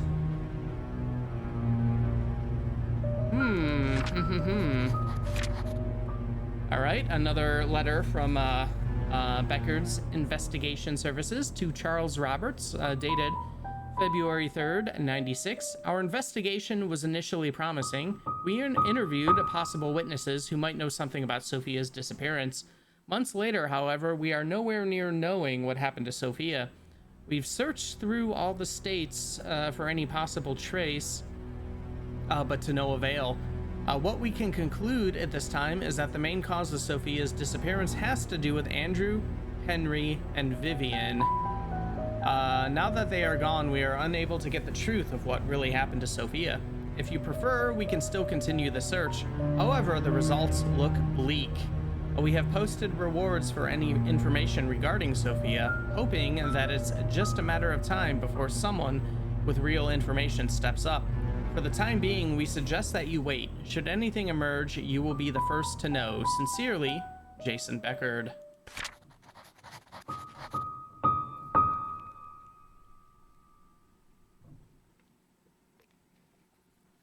All right.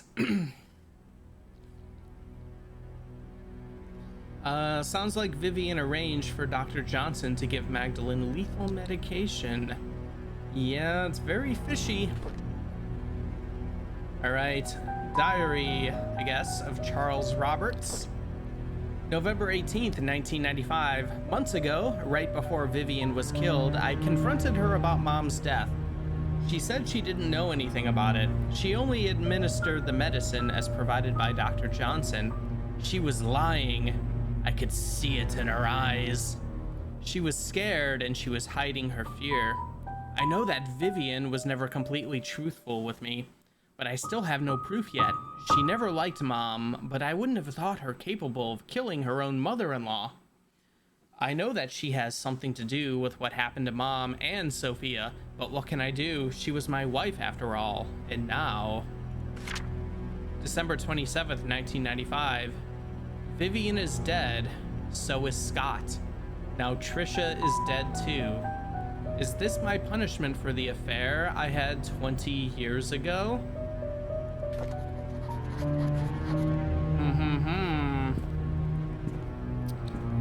Punishment indeed.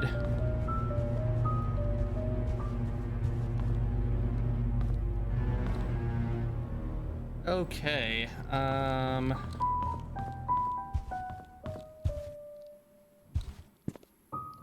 I don't think there was anything locked up in the old kitchen.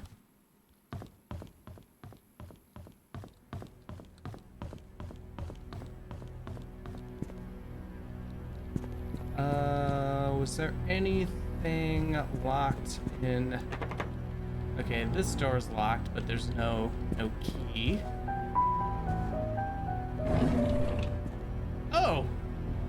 Did I seriously not open a drawer in here before? This looks like it could be the key for the clock. Wow, okay. All right, after we're done down here, we'll head back upstairs and mess around with that clock. Okay, and it was the safe. This is a 6-digit number, though. I forget, did we know that Scott and Trisha died shortly after Vivian? My God, I don't remember. I guess we could assume so, since everybody has died here. Last I remember, Scott was arrested. Oh, maybe there was something like in a newspaper about Scott's death.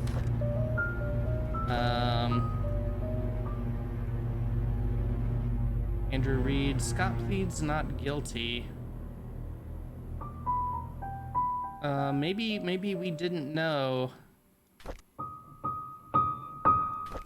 Henry Johnson's death, coal mine incidents.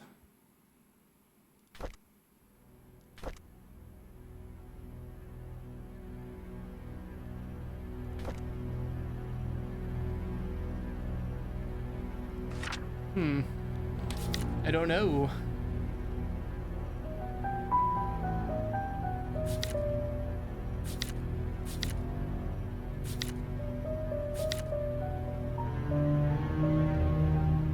The code is Calvin's date of birth. We did that.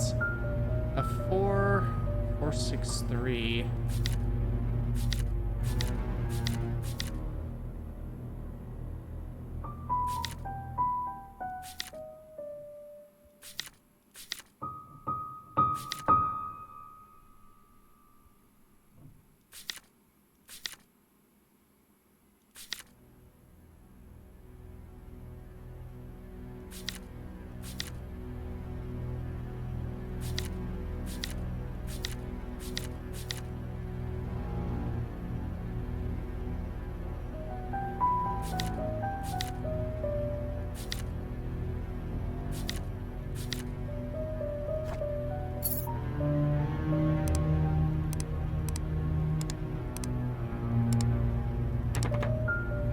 Alright.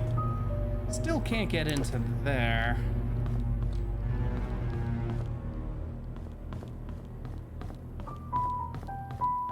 Alright, well, we'll head upstairs. See if we can get into that clock.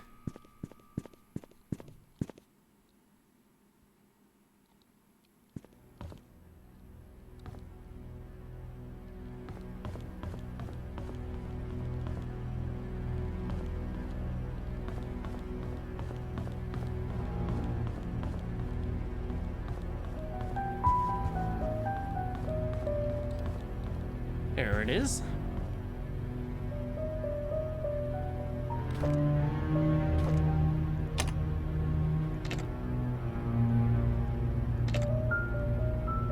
Turn key, nothing happened. Oh, okay.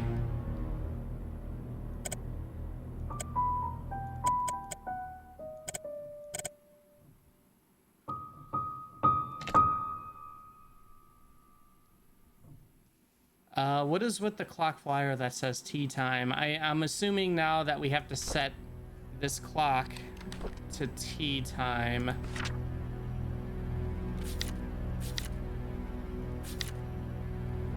Secret safe instruction. Insert the clock key, set the time. Turn the key, tea time. Probably not going to be easy to do 8:05 like on that. But we'll try.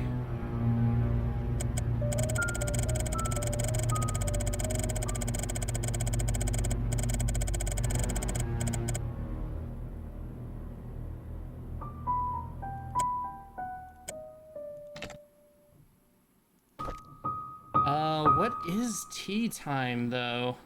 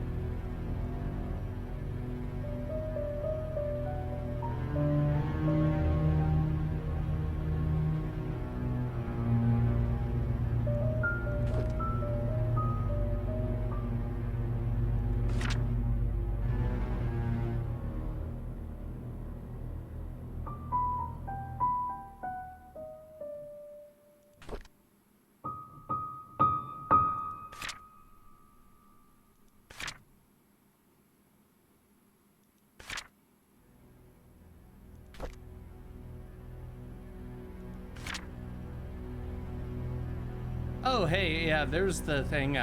Scott asked if I had a younger brother named Vincent.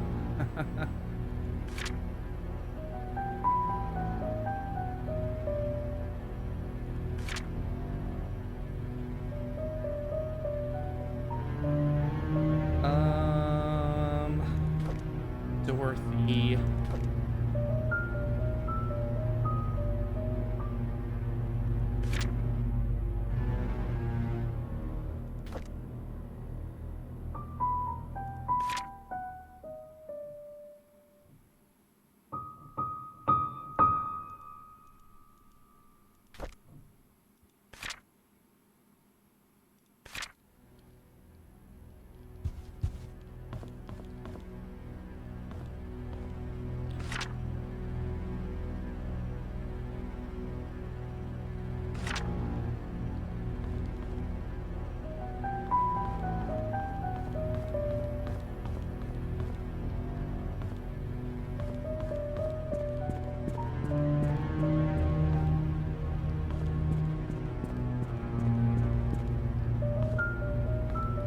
There's a bunch of other clocks around the mansion. Yeah, there's one up here too. It's like 27 or 28.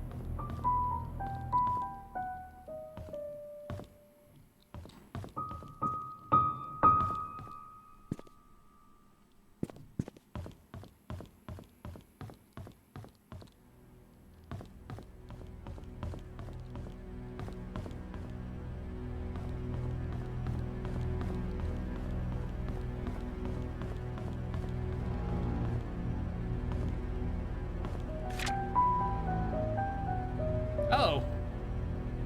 Did we not look at this before? A notes for Vivian's tea schedule. Tea time is 3:20 on the dot. Use the flower pattern cup for Mondays. Gold line cups are for guests. Use half cup of milk. Always leave sugar on the side. Never interrupt unless she calls for you. M. Okay, 3:20 is tea time. Yes, I'm going to assume Sophia left that out for us because she knew we were having trouble with tea time.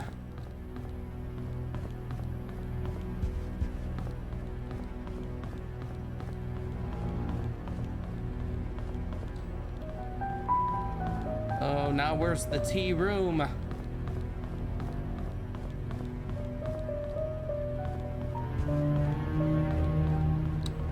Here it is. Okay, 3:20.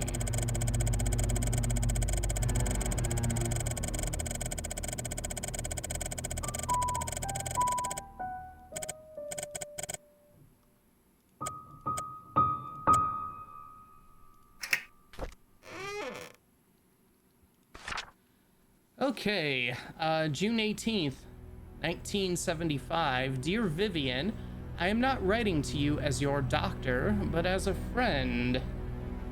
I know you had your suspicions about Charles. Now that his affair is revealed, there's no point beating around the bush.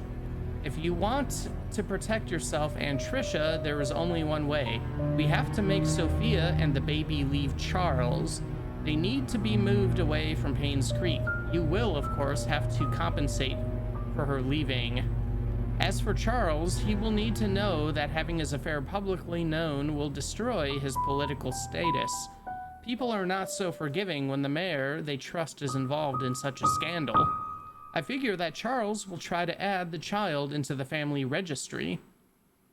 I would do the same if I were him. It is a boy, after all, and the child will be able to continue the family line. If that should happen, I cannot imagine what'll happen to you, Henry Johnson. All right, we're conspiring. Vivian, I have given careful thought to your request, and here is my answer. I have provided a new prescription for your mother-in-law, Magdalene. It is 3 times the strength of her usual dosage. Detailed instructions will be sent with the medicine. Should you decide to do it, you will need to administer the medicine carefully so no one suspects anything. Call me if you have any problems. Henry Johnson. P.S. Make sure no one else in the mansion ingests any of it.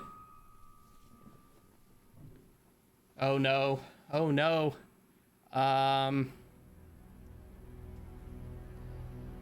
Well, I think we have confirmed that Dr. Henry Johnson and Vivian killed Magdalene.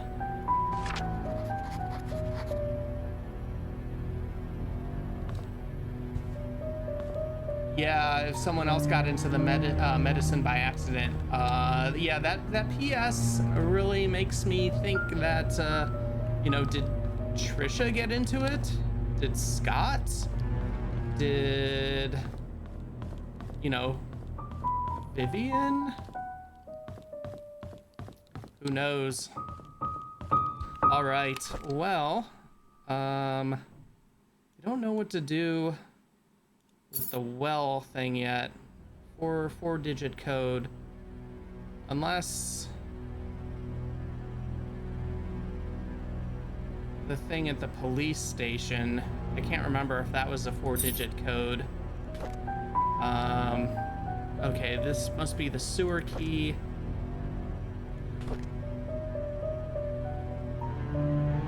Okay, this is on a medical thing, so this must be for the hospital.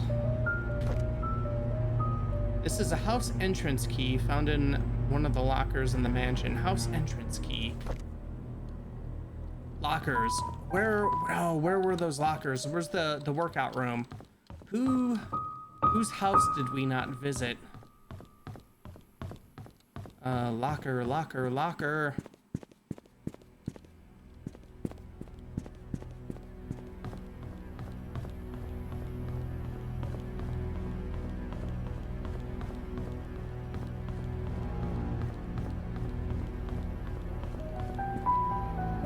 Okay, so Vivian, she lives here. We got Trisha, Derek, Charles, Bernard.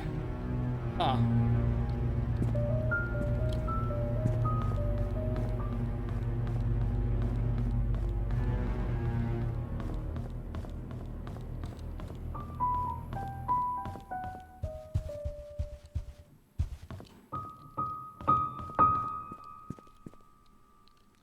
All right, well, let's get out of here for now.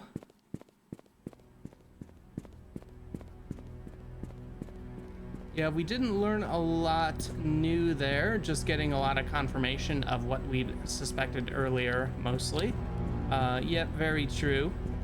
But good for the confirmation, for our investigation, at the very least.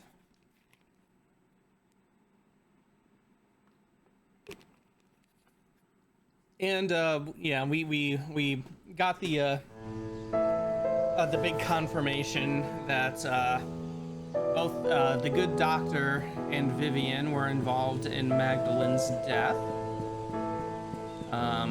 That's good to know, finally.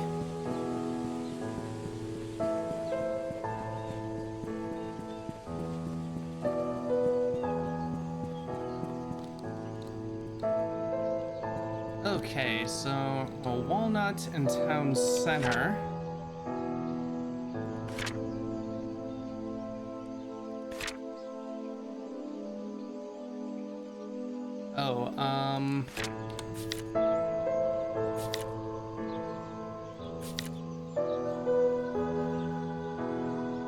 Okay, so on the way to the hospital is the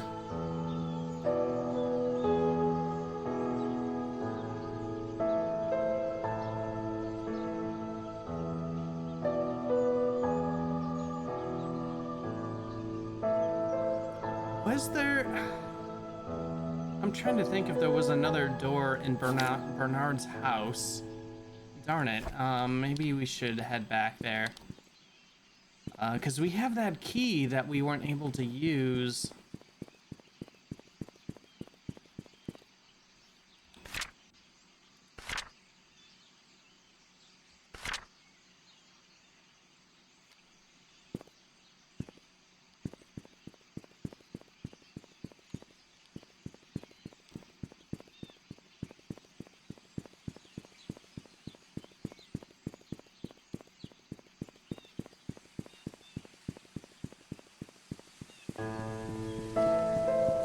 What is marked as birdhouse on Scott's map? That is through the hunting grounds that we don't have access to yet.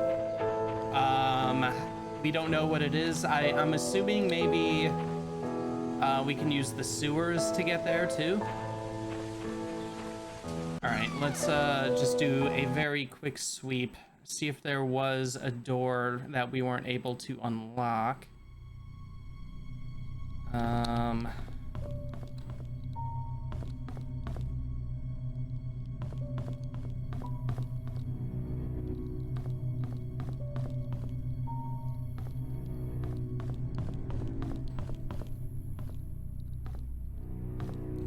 Not seeming like it.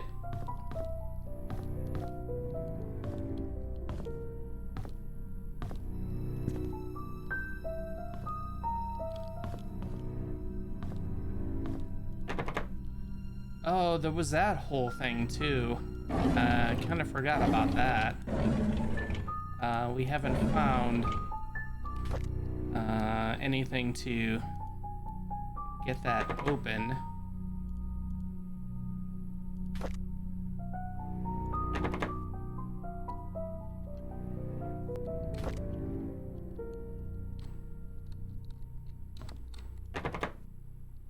Yeah, there's definitely a letter in there. Okay, so Bernard's house we'll want to go back to sometime anyways.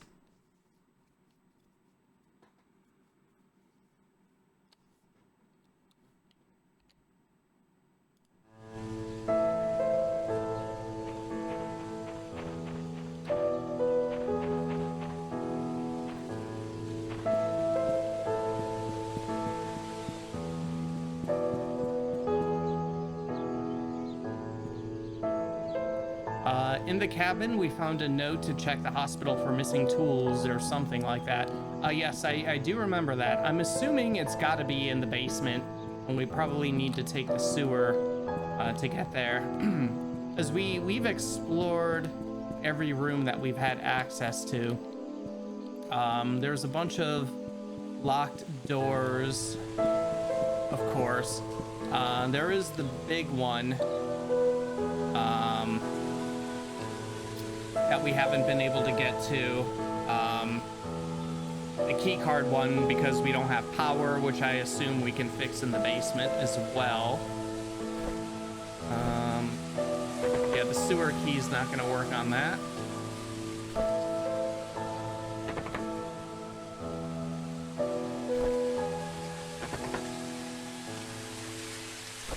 All right, but while we're here, we can visit Sophia's grave right here.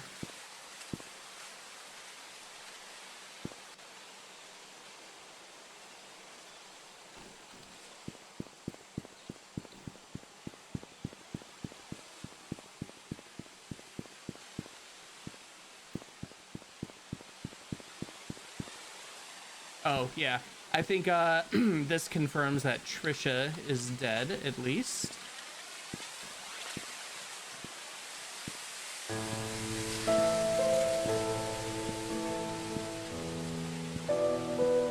And Scott.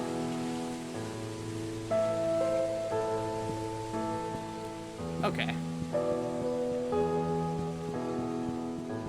We had to have known that, because I know we've looked at those stones in the cemetery probably at least twice. I think we must have just forgotten about that. between not streaming this for a while and there just being so much info. Okay, so let me... We're back at the inn.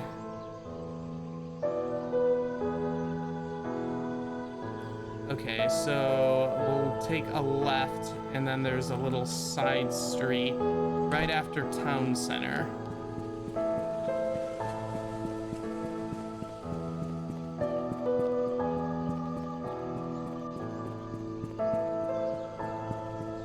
Okay, town center.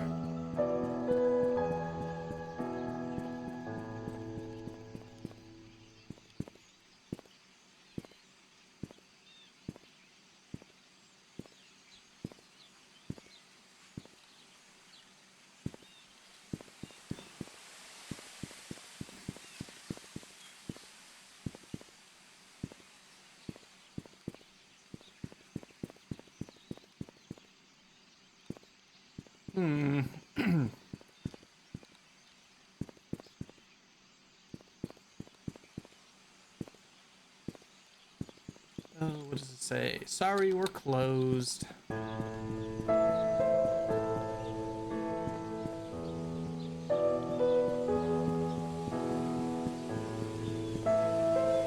Oh, that's back up to the mansion. Oh, okay, here we are.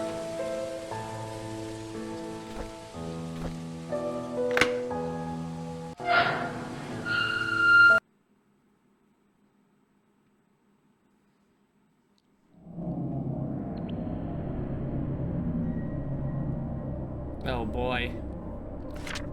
Oh boy. Okay, old sewer entrance. Okay, so that goes up to the mansion if we go left. Right, so take a right here, another right, and then a right at the end.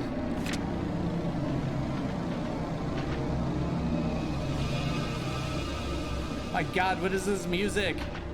Stop trying to creep me out. Don't like this.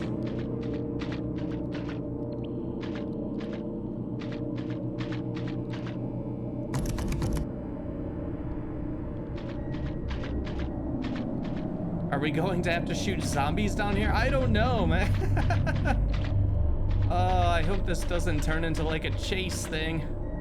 Okay, that would be the right.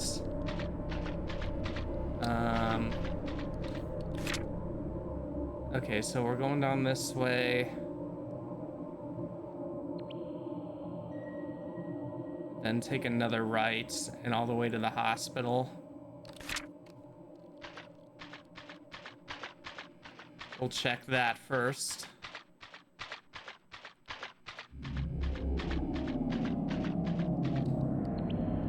What do we have down here, though? Nothing much.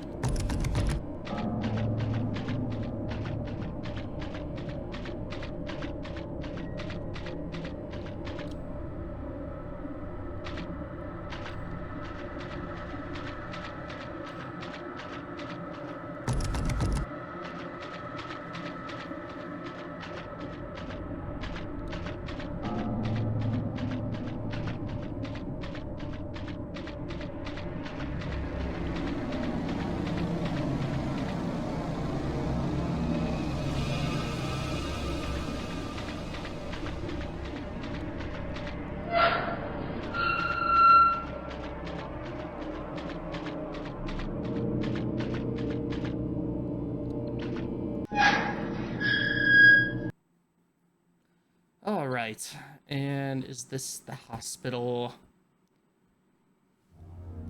Yep. Hey, morgue. Right out to the morgue. Great. Oh boy. Oh boy. Well, before we do that, let's... Okay, there's storage. Can we find the power? Electrical room. Okay, good.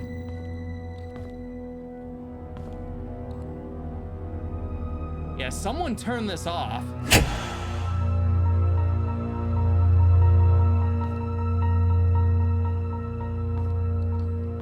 Someone was clearly here.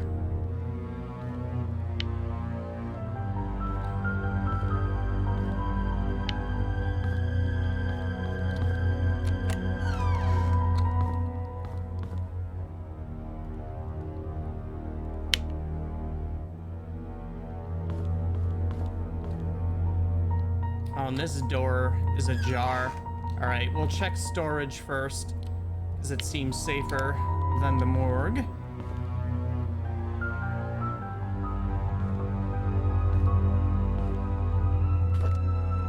All right, we got a hammer. Maybe we can bust that drawer open in Bernard's house. Okay, that looks like everything here. All right. Okay, here we go. Lights. Oh, thank God. Oh boy.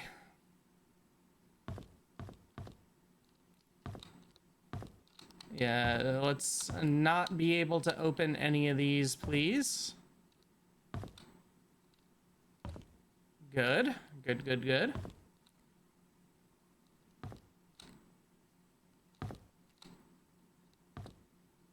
Oh, a couple more keys.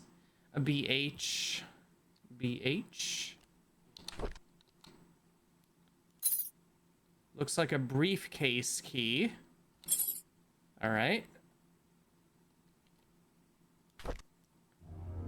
Okay, Stephen Moss, the PI, the private investigator.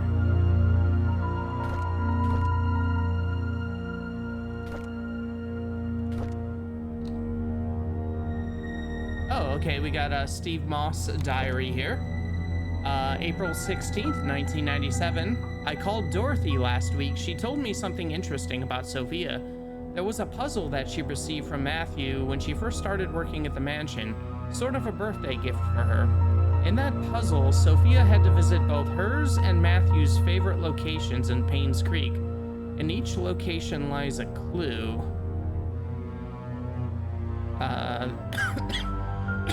Excuse me. That Matthew had written on the wall of the building exterior. The clues, when put together, will point her in the location of her gift. I thought that was a neat idea. Okay, Sophia's favorite places: Anne's courtyard and in suites, bridge over the stream by the gate entrance, and the post office. Why would someone like the post office? I was just gonna ask that, Steve. Why would someone like the post office? And where can I find Matthew's favorite places? Okay, April 20th, 97. I received an anonymous message this morning. It claimed that Scott wasn't Vivian's killer. Unfortunately, that's all I got.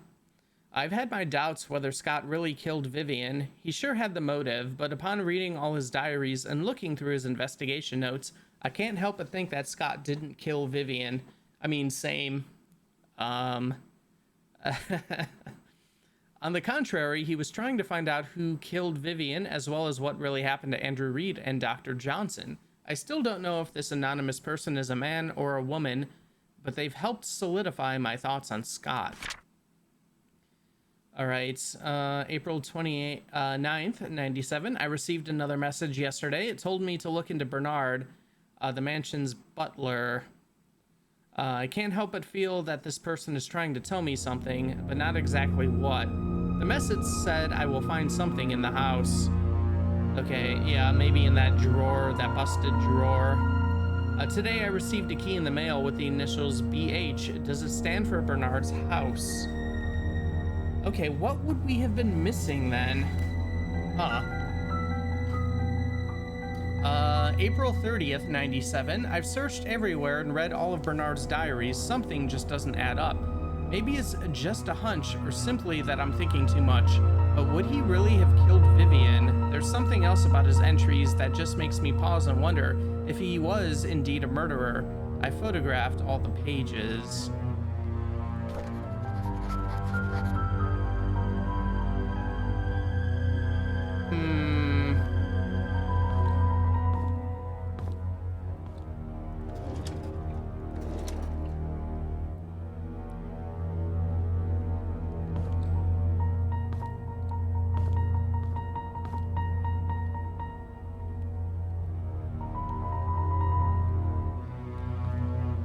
Okay, well, that's everything in here.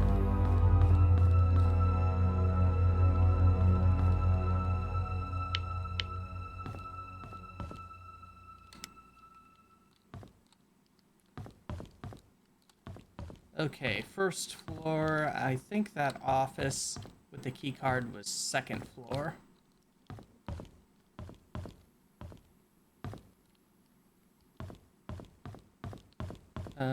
Yeah, not here.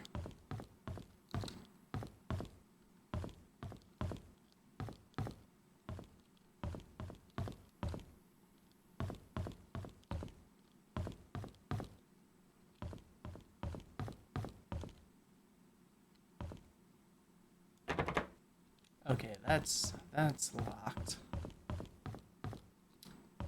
Oh, I wonder, can we get to Bernard's house through the sewer? Maybe there's some weird access to a basement we don't have.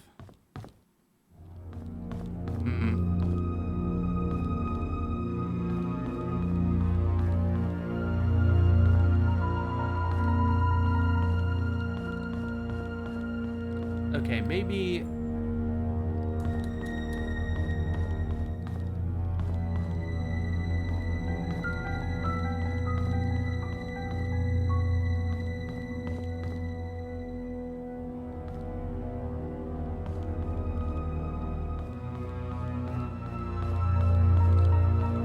maybe it was on the first floor.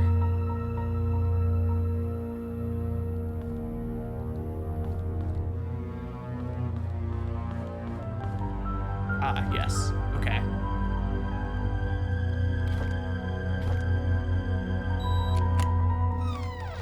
Okay, Dr. Johnson's office.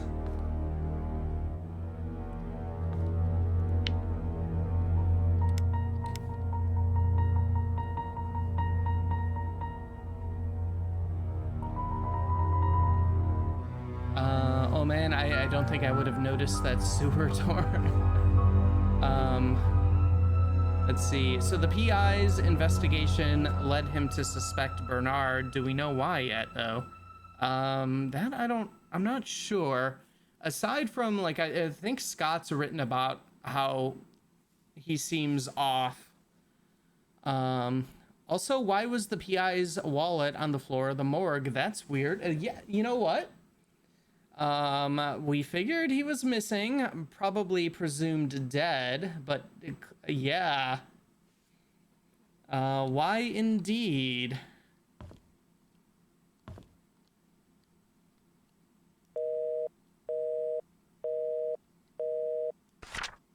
All right.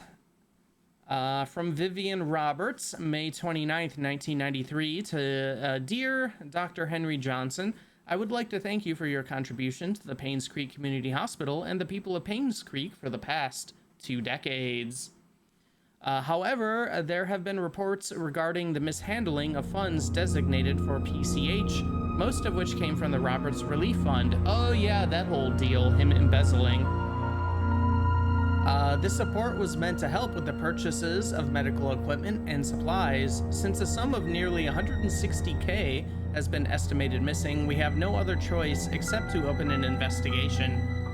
Until you are able to explain the discrepancies between your accounting and ours, we have no choice but to suspend all funding for the hospital for the time being. I will be meeting you and your accountant to solve these issues so we may continue to support the hospital's needs. Sincerely, Vivian Roberts.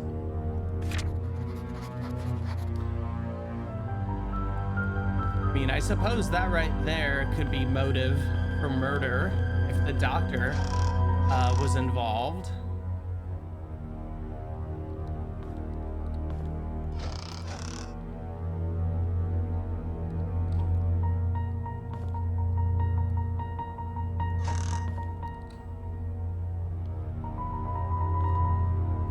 influential citizen, Henry Johnson. All right, he's got some awards, some recognition. What a great doctor. Dr. Johnson is the best.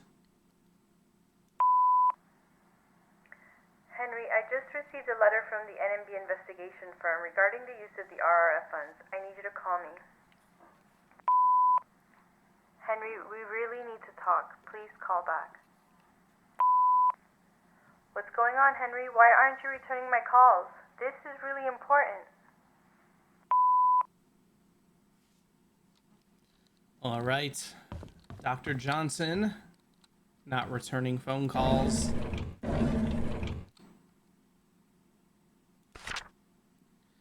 All right, to Charles Roberts.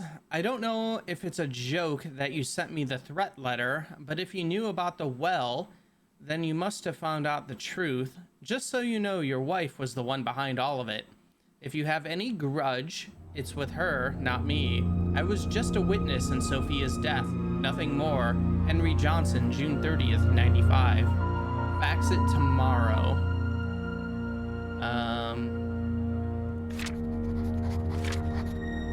Oh, this must be it. I know what you did. Meet me by the well at midnight. You know which one. Come alone.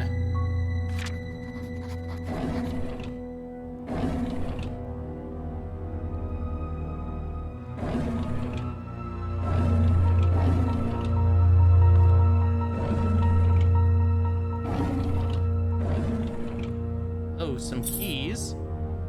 Room 203.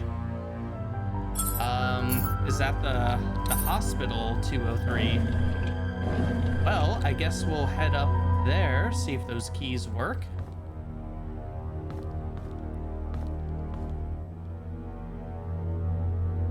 Okay, and nurse's station, stairs. Okay, second floor. 203.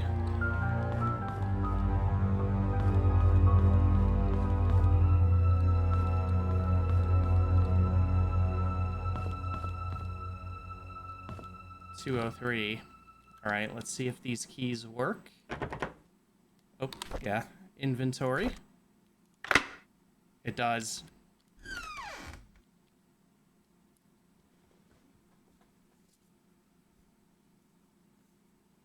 Weird that Vivian would do that to Dr. Johnson, considering they have such a dark history together in the 70s.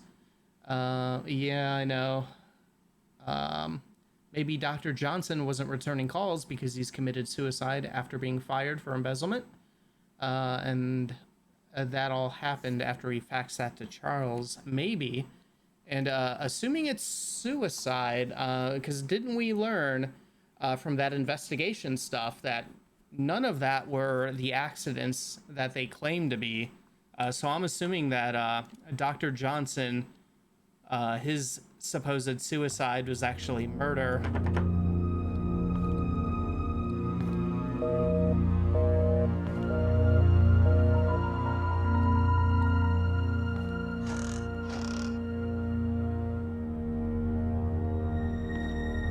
All right, this is creepy to me. Like, sure, like a kid's hospital room, I guess, but like everything is all kind of like abandoned and just, you know, crappy hospital beds. This looks like some kid has been living here, like currently. Happily ever after.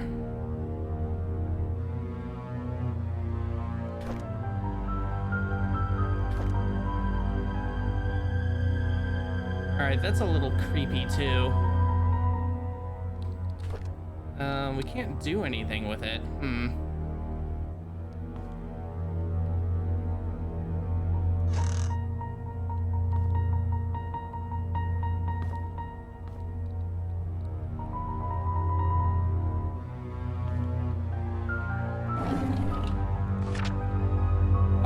Painscreek Herald, November 17th, 95. Scott Brooks's body found by jogger with multiple stab wounds to the heart.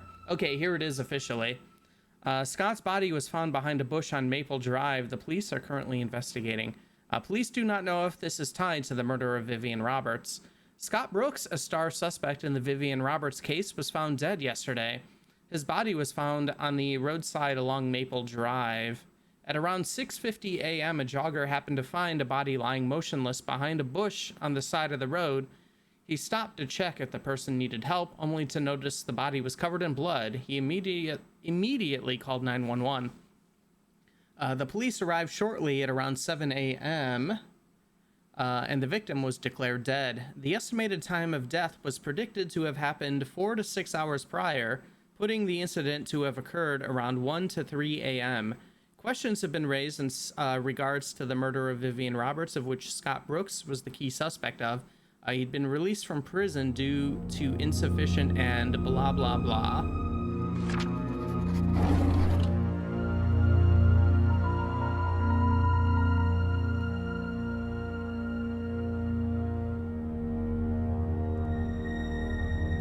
All right, looks like we got a key, another key. Looks like a room key. Well, it doesn't have hospital things on, so maybe the hotel. I don't know. Diary. Dorothy Patterson. Okay, this is Dorothy. July 27th, 1995. Yesterday, on hearing that Scott was apprehended for the murder of his mother. Okay, it's about Trisha. Yesterday, on hearing that Scott was apprehended for the murder of her mother, Trisha collapsed. The hospital called this morning to inform us that it was just a nervous breakdown. However, they've suggested that she should stay there for another few days. Charles is asking me to stay by her side. August 3rd, it rained today. Trisha has always hated the rain. She stayed in bed tucked under the blanket nearly the entire day. Here and there, she mutters Scott's name out loud. She cries herself to sleep a few times. It pains me to see her like this. August 22nd, Charles visits Trisha almost every day. Today, he was quieter than usual. All of a sudden, he told me that Vivian had been seeing another man, apparently a banker, far more than a year. Oh, she's having an affair now, too. Okay. He asked me if Vivian ever talked to me about it. I said I didn't know anything, but was sure that Vivian would never have done such a thing. Then I realized that Trisha was awake. I'm not sure if she heard our conversation. This explains why Trisha was hospitalized. Yep. We're getting answers for everything. September 8th, Sheriff Howard came today. He asked me if I remember seeing anything suspicious the night Vivian died. I've already told him everything I know. It's frustrating to be asked over and over about things that I just want to forget. Before he left, I asked if Scott could really be the killer. He said he's wondering the same thing. If Scott was not the killer, then who killed Vivian? September 16th, 1995. Derek came by to see Trisha. I asked him how he was doing. He said that the medical expenses for Wanda were more than he expected. Even with Charles' help, he's been forced to use up most of his savings. He's currently searching for a second job. He asked me if there was a future for him. Traveling with Charles made him see some of the rather ugly sides of the world. His mother is hospitalized with terminal cancer, and seeing his best friend Trisha like this pains him. I didn't know what to tell him. Before he left, he leaned close to her and whispered, "Would it have been better if Scott just never showed up? Would you have chosen me?" I wish that I never heard that. All right, Derek is now my lead suspect for the murder of Scott.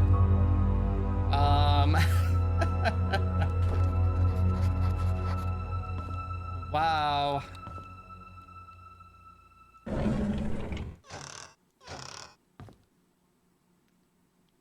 Okay, all right. So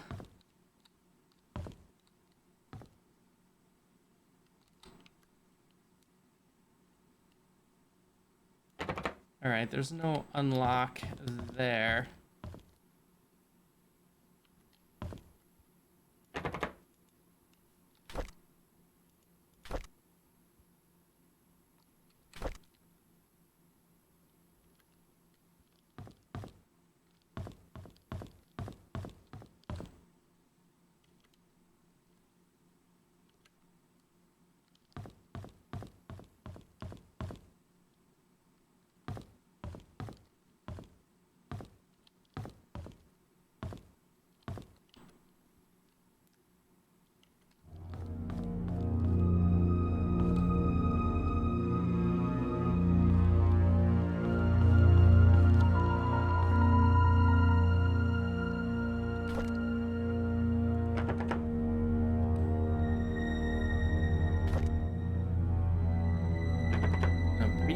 briefcase key. Briefcase.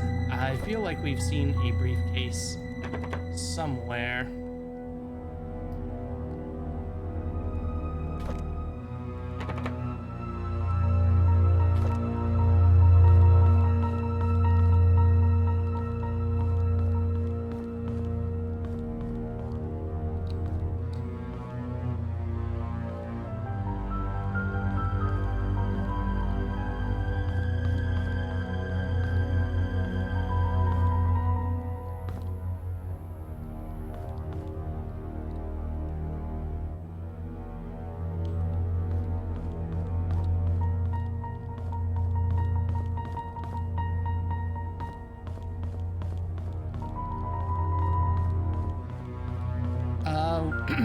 We should have known that Derek might have had it in for Scott, I guess. Yeah, I mean, I suppose. Maybe that room key is something in Dorothy's house. Maybe. A bedroom key found in Dorothy's yeah, wait. Room 203. Oh, okay. That's probably right. For some reason, I was thinking it was a hospital room, but it doesn't make sense for the kind of key it was. Okay, so we gotta, well, where am I going? We need to get out of here. We've got a, oh, I'm around the back, aren't I? All right, let's,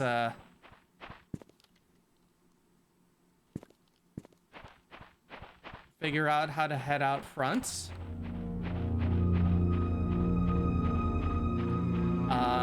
Yeah, we should revisit Dorothy's house as well as Bernard's, because we got that BH key.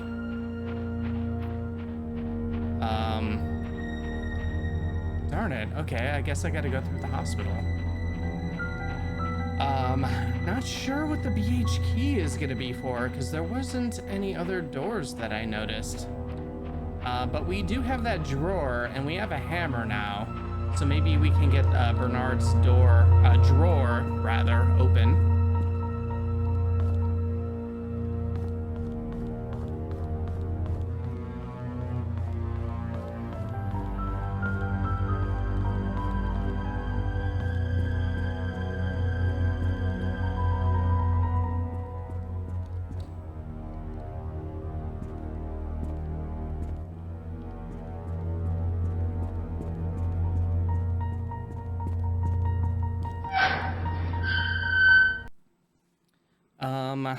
Let's see if we can find Dorothy's house first, I suppose.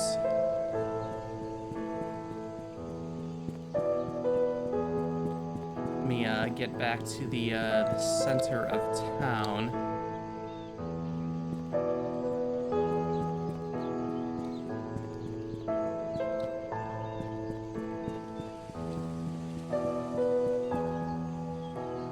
There was the thing about Sophia's favorite places also. And there being a note somewhere. And the post office is one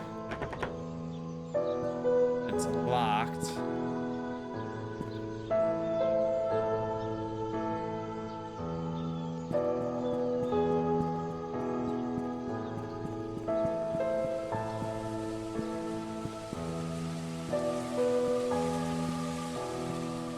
Yeah, the hammer does seem like a weird tool to pry that open, but hey, who knows?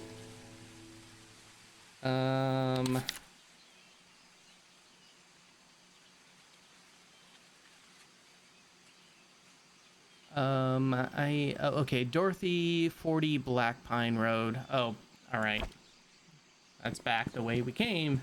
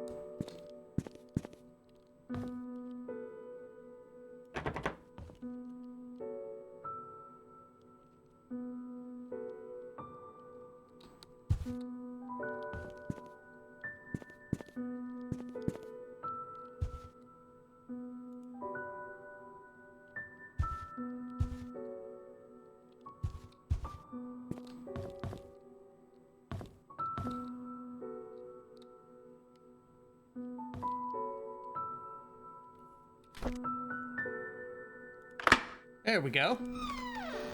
All right, Dorothy bedroom unlocked.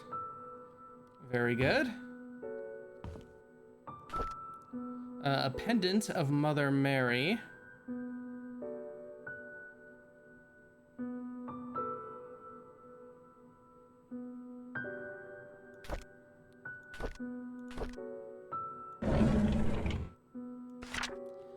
Okay, Painscreek Herald, December 27th, 95. Daughter of ex-mayor found dead at Painscreek Community Hospital.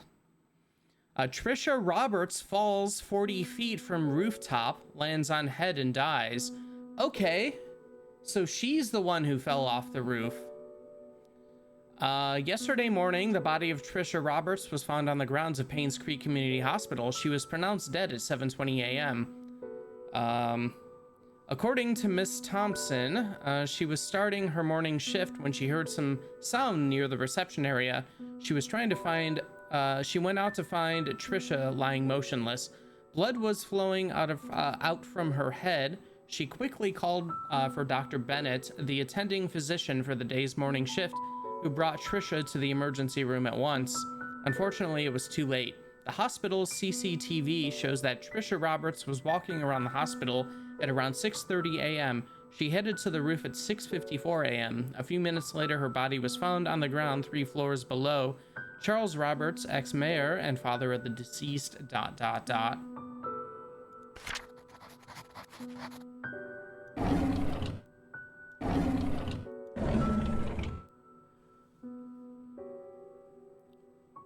Let's see, we have this whole puzzle thing now about Sophia's favorite places and also Matthew's favorite places. Not sure where that's going. Yeah, same. So we finally figure out that body outline outside the hospital is all about. Yes. Okay, that was Trisha. Trisha walking around at 6:30 a.m. That's the same time that Scott's body was found stabbed to death. Oh. Yeah.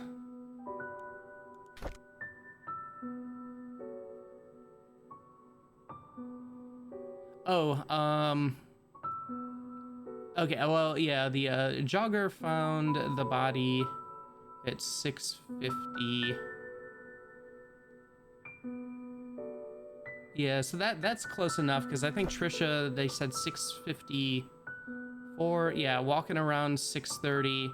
She headed up to the roof at 6:54. So yeah, that is all around the same time. Weird. All right, we got Dorothy's diary. Friday, October 27th, 1995. Scott was released from prison this morning. Matthew went to pick him up. There's a lot of tension here in Painscreek. Most people think of Scott as a murderer. Charles tried to stop Trisha from seeing Scott, but it's no use. She was already waiting for him at the cabin. Monday, November 6th, Charles is drinking again. He couldn't stop Trisha from trying to see Scott, yet Scott seems to be avoiding her. Trisha should not have been discharged from the hospital at this point. She still needs help and rehabilitation. Tuesday, November 14th, 95, Derek and Scott fought at the market today. Derek asked Scott why he's avoiding Trisha. Scott didn't say anything, he just walked away, and Derek told him not to come back anymore.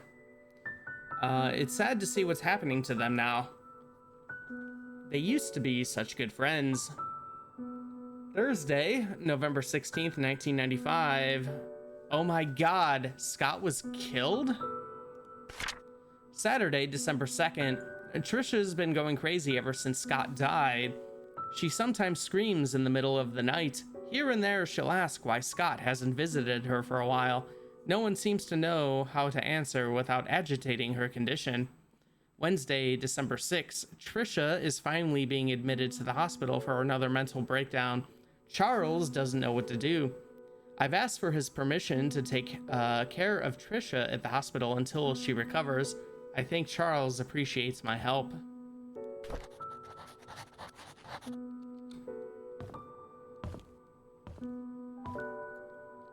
Oh boy, another key. Looks like a house key.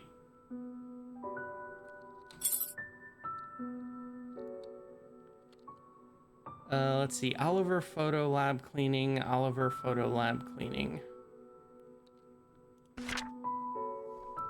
January 18th, 1996. Dear Dorothy, I want to express my heartfelt gratitude for all you've done for me. You've taken care of my store on so many occasions. You've helped maintain its bright spirit. I would be lying if I said that I'm not saddened by your departure. I will greatly miss you. I wish you all the best in your new place. Do invite me there once you've settled in. May God be with you. Best regards, Oliver Gibson. That must be the key. I guess I'm assuming we can get into Oliver's place now. See what that creep has been up to.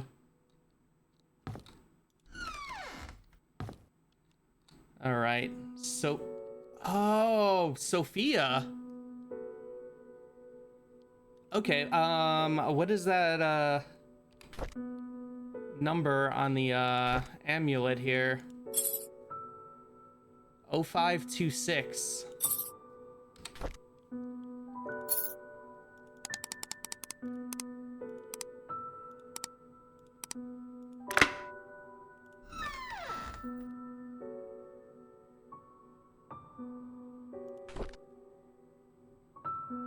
Sophia Miller, diary.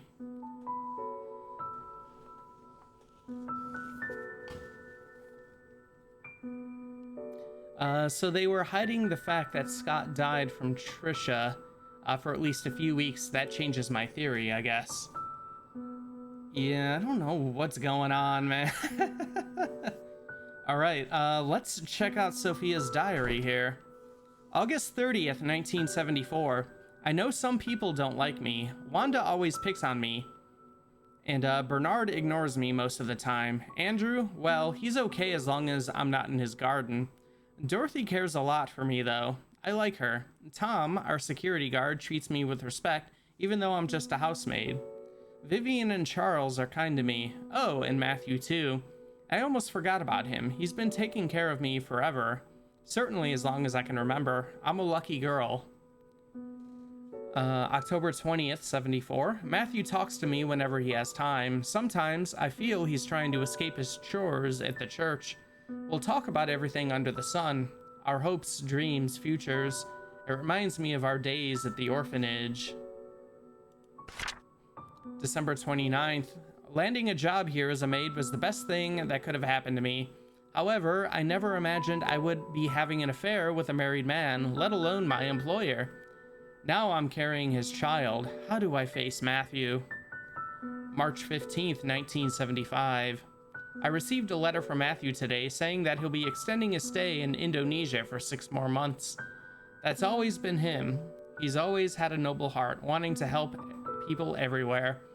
I miss him, but I'm glad he's decided to extend his stay there. It gives me time to prepare how I'll explain my situation to him. I don't know how he'll take it if he just hears the truth blurted out once he gets back. March 18th, 75. I received a telegram this morning from Matthew wishing me a happy birthday. He told me he had a special birthday present prepared for me. All I need to do is find the clues that he placed in our favorite places. He's waiting for my telegram after I've solved the puzzle. I've actually solved it already, but I don't know what to say to him. What should I do? June 1st, 75. My baby was born today at 8:20 a.m., and it's a boy. He looks just like Charles. Dorothy's taking good care of us. She prepares the food and attends to my needs. I almost feel like I'm her boss. Charles visits me all the time, asking if we need anything else. I told him he didn't have to come so often, and to instead focus on his work. As a mayor, he must have a lot on his mind. June 16th, 1975. Charles told me today that his mother Magdalene will be arriving in 2 weeks. She knows about our relationship. I feel nervous because she's a strict woman. At the same time, I'm happy because she told Charles to take responsibility for me and my son. Soon, I won't have to be a maid anymore. Charles has decided to name our child Vincent Roberts. I like that name. Oh, Sophia, little did you know, take responsibility meant kill you and get rid of the sun.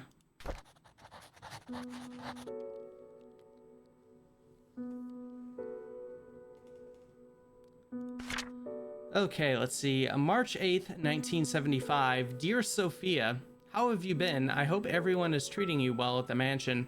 It's been 6 months since my missionary work started here in Indonesia. Life here is hard, but meaningful.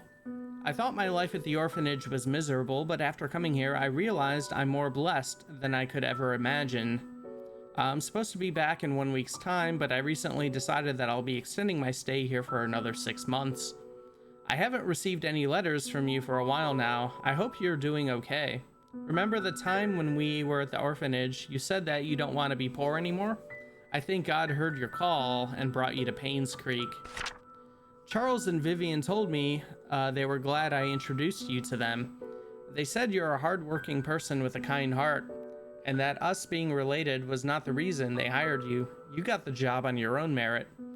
I did not know whether or not to tell them we are not actually cousins. I feel bad for lying to them. I guess I'll have to tell them the truth someday. Having said that, I'm glad that you're in Painscreek. We can talk and meet anytime, just like the good old days at the orphanage. I'll do my best here. I hope you can wait for me. Best regards, Matthew Brooks. P.S. I have prepared a special present for your birthday. Wait for my telegram that day.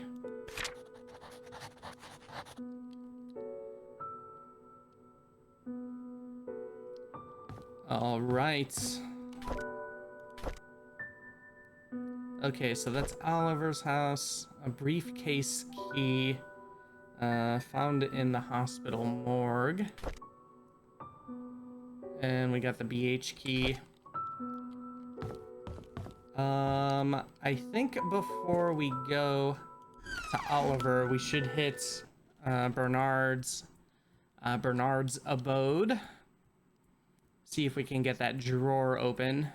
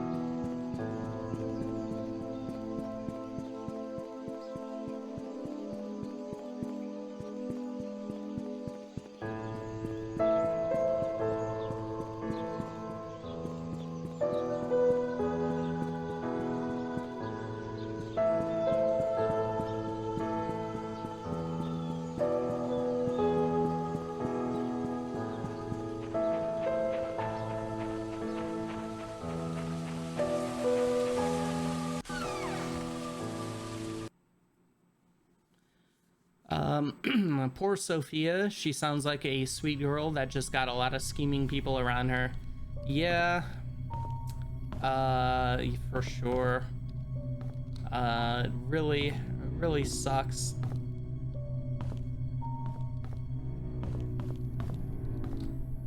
And yeah, and even you just know that probably the instigator in the affair was the mayor, of course. That's always how that goes. Okay, here's the drawer.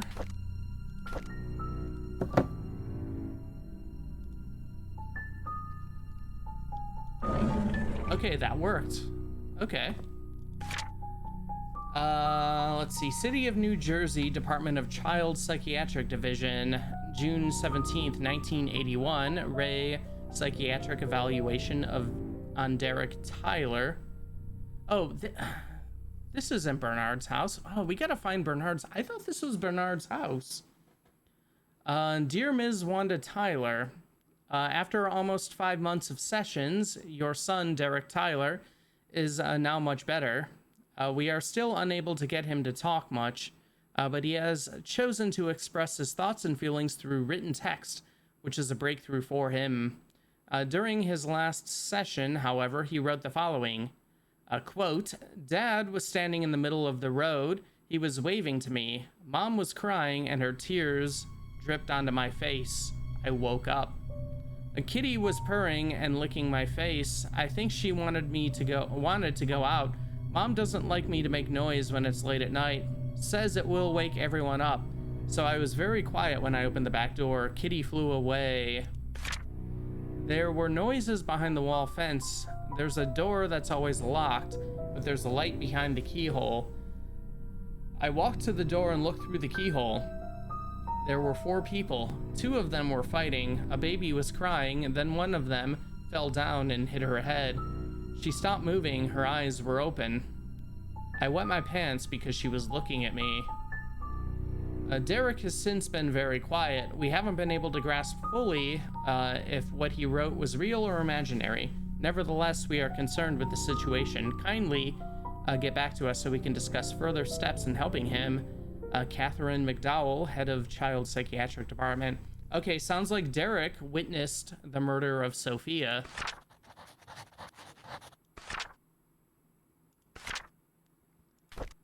And Wanda Tyler's diary here. Yeah, Mayor Charles would be canceled nowadays for impregnating the servant girl for sure. Oh yeah, totally.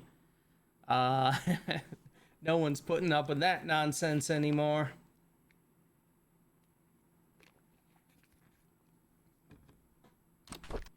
Okay, January 24th, 1981. The school called. The principal told me that the kids have been calling Derek names, saying that he's a bastard child. I know that Derek wants to know where his father is. I don't know what to say to him. February 20th.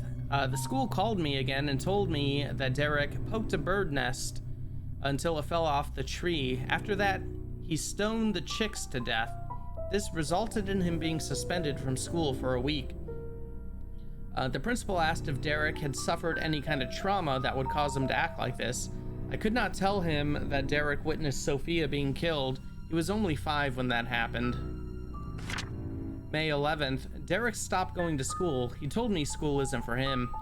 I should not have asked him to keep quiet about Sophia's death. He must have been bottling up his emotions all these years.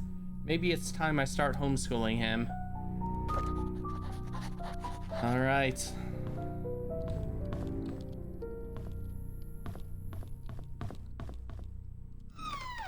Let's get out of the house.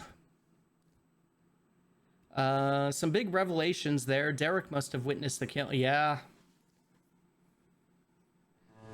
For sure. And yeah, it seems like he's got some anger things going on as well. Yeah, maybe he did kill Scott. I don't know. Bernard's house, 31 Silver Lake. Okay.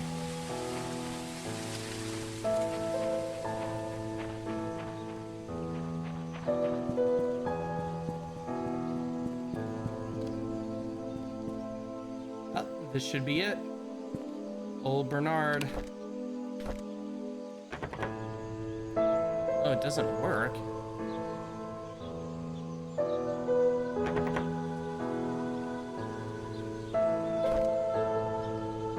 It did say...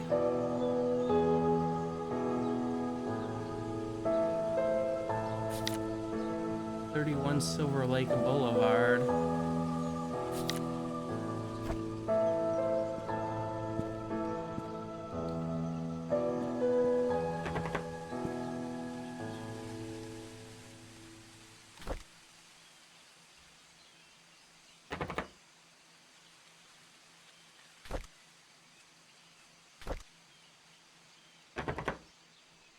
Huh. All right. Bernard's key does not work in Bernard's house.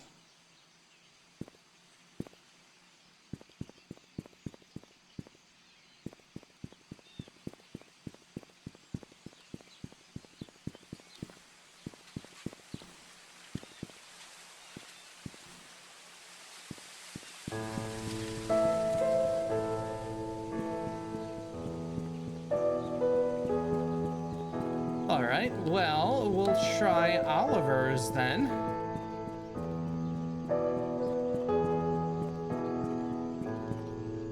maybe that's a whole deal where maybe we have to take the sewer to Bernard's. Okay, so this should be Oliver. There we go. That works.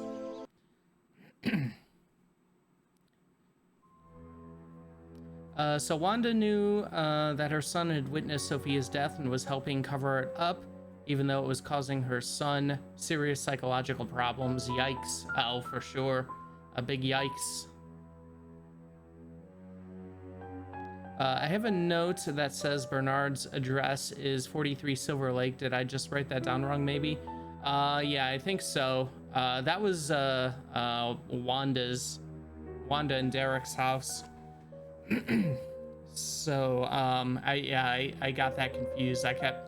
I kept saying 43 for Bernard. All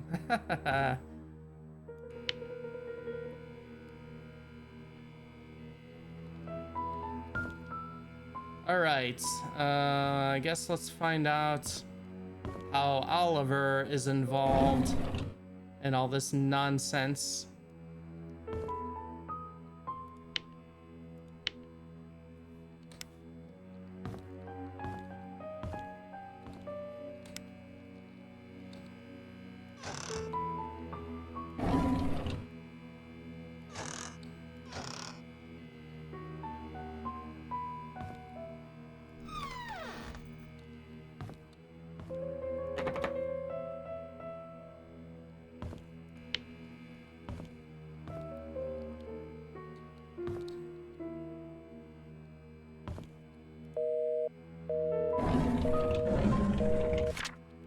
Okay, Office of Church Haven, July 17th, 1995. Dear Mr. Oliver Gibson, we regret to hear that Father Matthew will not be joining any part of the usual religious gathering event here from July 18th till the 23rd in South York.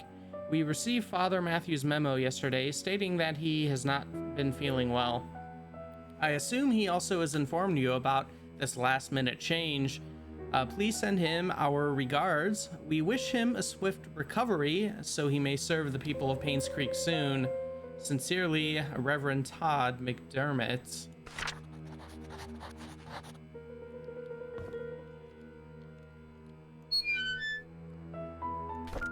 All right, we got a wrench. And a shovel. All right, we got the tools. So maybe we should hit the cemetery, do a little grave robbing. Man, which now has me thinking, like, what if we're able to dig up Sophia's grave and she's not there? That'll freak me out a little bit. All right, we got a Oliver diary right here, I'm assuming. Oh, let's read it. January 3rd, 1996. We just attended Trisha's funeral this morning. Charles tried to be strong, but by the end of the ceremony, his face was wet. Dorothy cried her heart out. It truly pains the soul to witness so many deaths occur here in Painscreek. Every one of those deaths was of a person I knew, and some were very close to me. Among them, Vivian's death shocked me the most. Despite what the media said, I will not, for even a moment, believe that Scott killed her. It just doesn't make sense to me. Trisha's death hurt the most, probably, because I spent the last few years mentoring her. She was smart, kind, and very talented. She was turning into a very promising young woman. With her passing, Charles has lost all of his family members. He's all alone. I can't imagine the pain he's going through. August 14th, 96. Dorothy left Painscreek early February, a month after Trisha's funeral. The hospital closed shortly after. By the end of the month, Charles had packed and departed Painscreek for good. Wanda passed away on March 12th, 1996. Her cancer had spread too far and too deep. The doctors could not save her. 2 weeks after her funeral, Derek moved out of Painscreek. Autumn is approaching. My photography store will be closing by the end of this month. I have many things to say, but there's no one left to confide in. Anyways, I've been thinking about retiring for quite a while now. Maybe the time has come.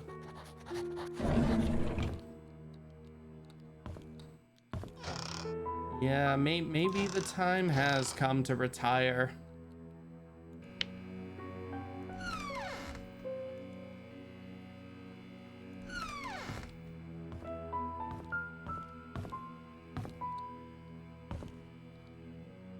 All right, let's head upstairs. Locked door. Doesn't look like we can open it. All right, well, I guess there wasn't much here. I thought we were gonna get some dark secrets from old Oliver, but unless we can somehow get access to this, but there's no lock for us to unlock. Same with this one. But I suppose we did get some tools. A wrench and a shovel.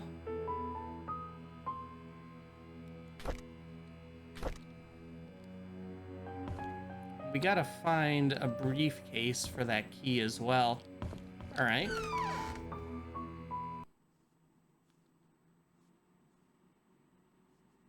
Yeah, now that we have the shovel, we can also try to find that buried time capsule. Good point.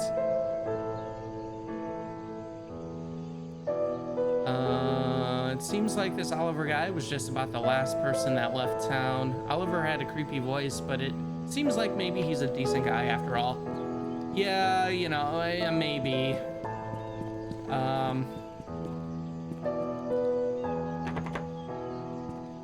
That's locked. That's locked. All right, nothing there. All right.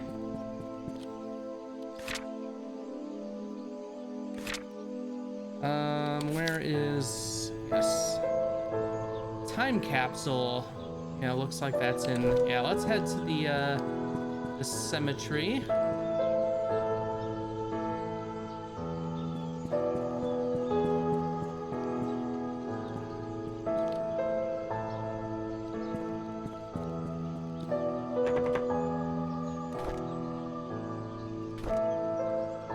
I guess. Oh, there's a lock.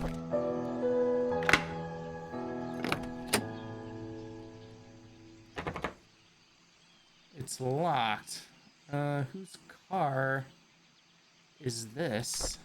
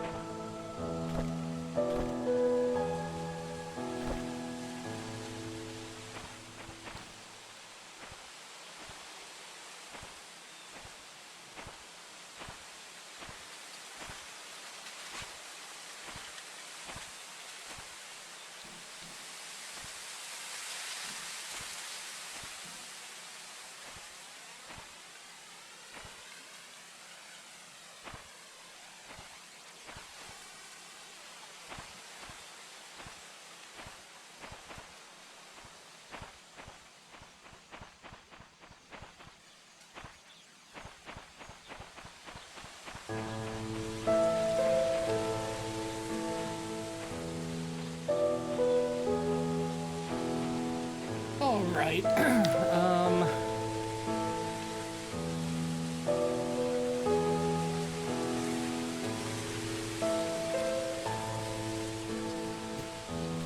I guess it would be weird to have the time capsule buried in the cemetery. But it sure looks like that's where the map leads to.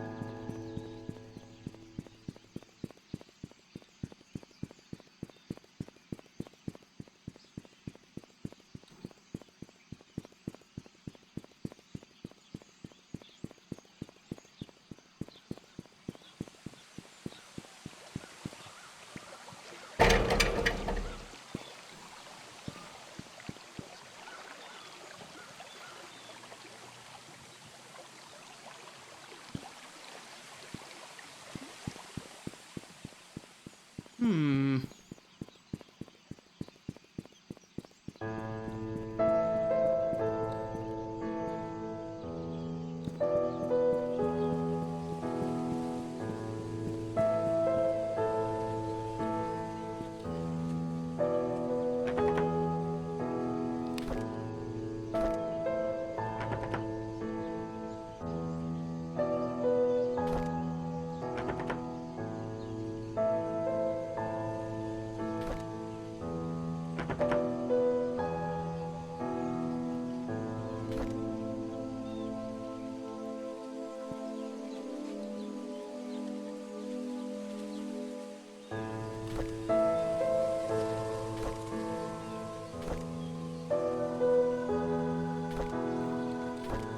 Was there a briefcase in the detective's room?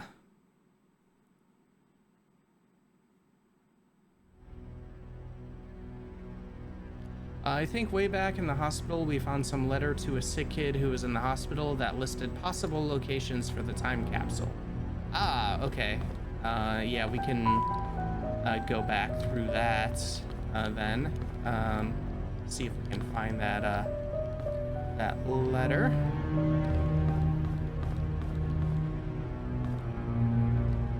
Ah, briefcase. Perfect.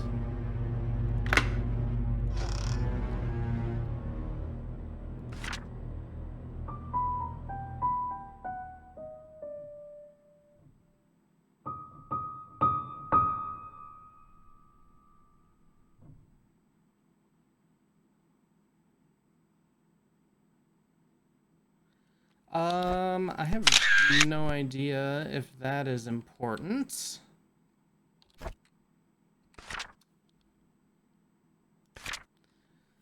Okay, let's see. Autopsy reports. Andrew Reed, 3rd-degree burns, pneumothorax. 44-year-old white male with burns found at home. Pronounced dead at the scene. 3rd-degree burns found across the body, completely charred over the head, face, neck, and hands. Heavily charred across the front and back of the body, legs, and feet. Closer inspection reveals a punctured lungs with an object similar to a switchblade or small knife. Pneumothorax is a possible cause of death, but the body is too burnt to confirm. And speaking of which, what is the deal with Andrew's weird ritual circle? All right, Dr. Henry Johnson. Oh, exsanguination. 61-year-old white male pulled out of the car submerged in lake. Victim's lungs do not contain water, which shows that he did not die by drowning. Due to the prolonged submerging of the body in water, the estimated time of death might not be accurate. Estimated time of death is between 12 in 16 days. Top right of the skull, leaning towards the front and above the right eye, has a wide crack, usually caused by a sharp object and strong force. Front torso, face, and back portion of forearms suffer numerous lacerations. Victim was most likely succumbed to blood loss before being placed in water. Aha. Yeah, fire doesn't seem like the cause of death, and the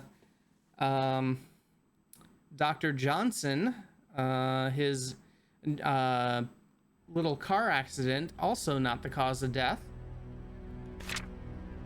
Vivian Roberts, exsanguination.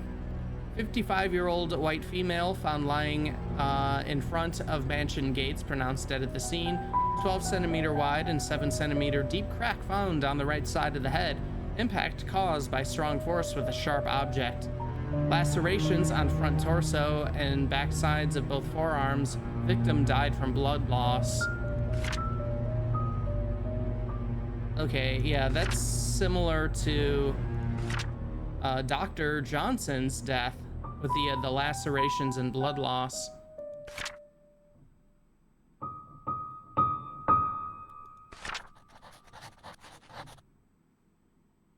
Let's see, and Dr. Johnson also did not die by drowning, and he had defensive wounds. Yeah, I know. Oh, man.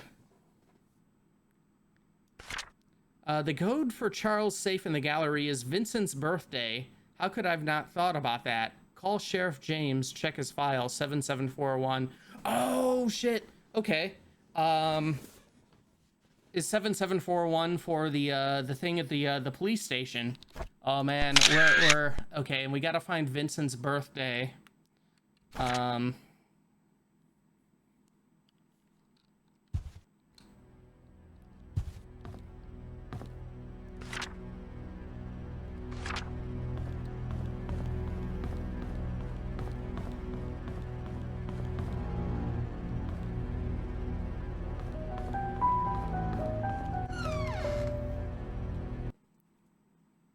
So it seems they all died from similar wounds and bled to death.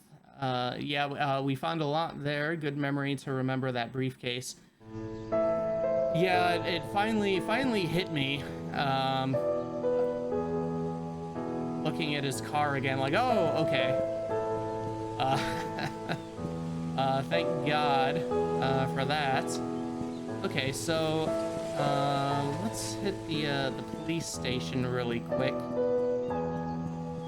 See if we can get into that filing cabinet.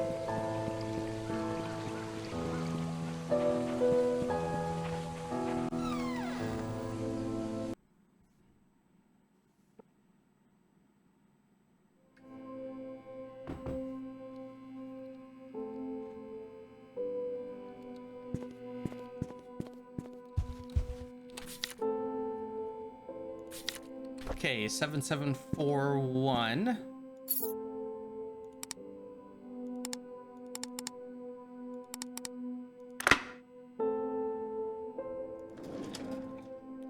Oh man, more keys, a car key.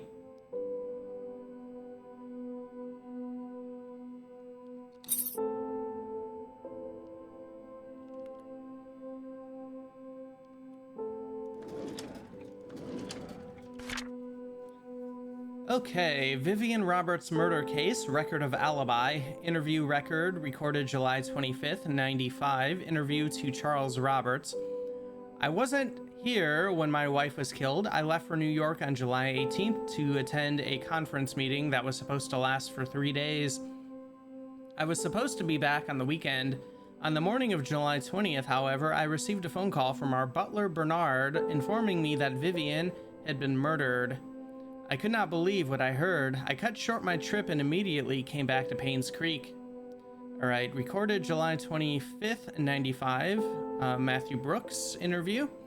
There is an annual religious gathering event in Hartford where pastors from different churches in our state's vicinity meet and discuss what we can do to help our society. The event started on July 18th and ran for 5 days, so it ended July 23rd. I represent Painscreek Trinity Church at the event. Our church can confirm this. because we had to cancel our Sunday service that week. Okay, let's see, July 25th, 95, Bernard Hopkins interview. I was preparing for the fundraising event when I felt sick. However, there was no one who can really do my job, so I kept working. At about 9 in the evening, I was too sick to continue, so I bid Vivian goodnight and headed back home. Dorothy Patterson saw me leave. No, there's no one else that lives there. I live alone. Okay, Dorothy Patterson interview, July 25th, 95. Yes, Bernard was not feeling well that day, so he left slightly earlier than usual. However, he finished his work before he left. When I saw how sick he appeared, I wondered how he could keep on working. Well, I guess that's why the Roberts family trusts him so much. Me? I was around the mansion most of the time, either preparing the food or making sure that the other maids were doing their jobs. The fundraising event, which was to be held the following day, was important to Vivian, so we were all making sure that everything would be perfect. By the time Mary left, it was already past midnight. I locked the doors and then went home myself. No, I live alone. Okay, July 25th, 95, Mary Martinez interview. My name is Mary Martinez. I'd been working in the kitchen for the past few days for the upcoming fundraising event. Jimmy's Bakery was supposed to deliver the cakes, but a few days before the event, they called to inform us that they can't make it. Suddenly, I was in charge of the cakes. I was so mad because we didn't have much time, and this event was supposed to be extremely crucial for Vivian's business. But after hearing that Vivian was murdered, all my anger and work just sort of became irrelevant. Let's see, July 25th, 95, Derek Tyler's interview. I remember dropping Mr. Roberts off at the airport on July 18th around 2 p.m. I was supposed to come back after that to drive around for Vivian, but she told me to take a break since I haven't had a day off in quite some time. I decided to visit a friend of mine who was moving upstate to West Dakota.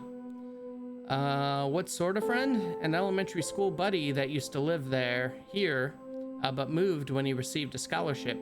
I stayed at his place for a few days before coming back to Painscreek. Yes, he can vouch for me. I have his number at home. I can give it to you later.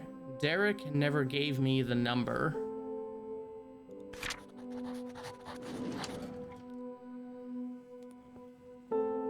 Let's see. But there was a letter from some clergy person in Oliver's house saying that Matthew had canceled his trip to the religious gathering because he was sick.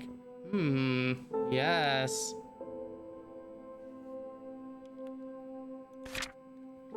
Okay, May 13th, 1997, to Sheriff Howard.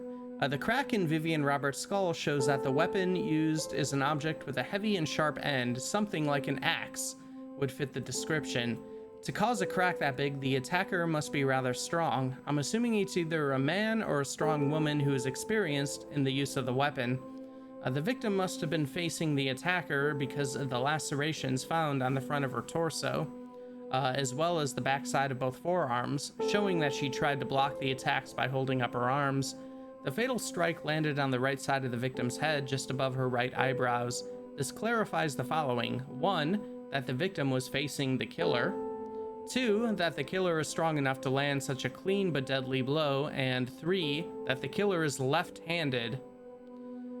Since the murder weapon was never recovered and confirmed, my assumption of it being an axe still remains.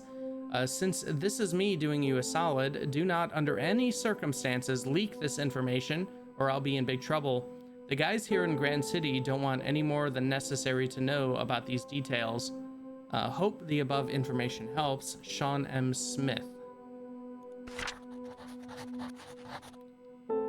Okay. A car key belongs to a Maverick model.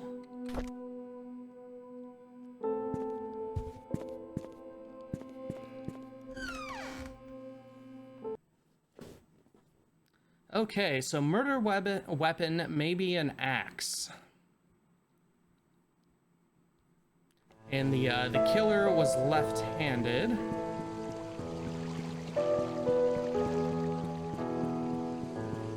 I don't know. Right now, who I'm thinking did it was Bernard under orders of Charles, actually. That's kind of where my mind is.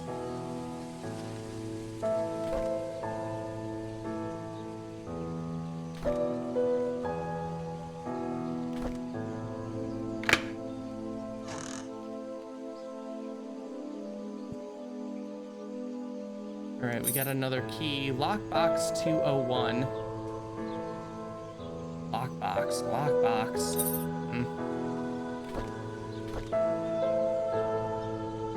Oh, probably in the hotel. Okay. We should hit that up. All right, got another thing from PI Steve. My head hurts, my tire's flat, and the phone's not working. Is someone trying to stop me from leaving Painscreek? Am I close to discovering something? Oh God, I thought he was the one. I was wrong. He's not the killer. He's not.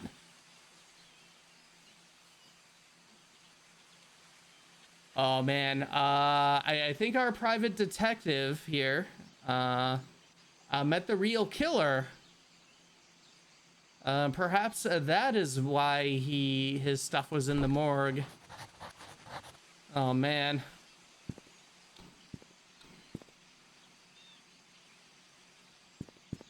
All right, let's see if we get a lockbox 201.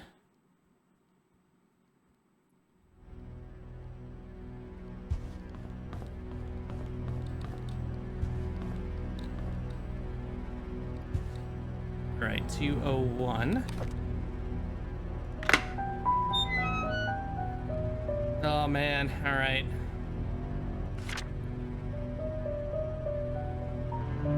What's the button for?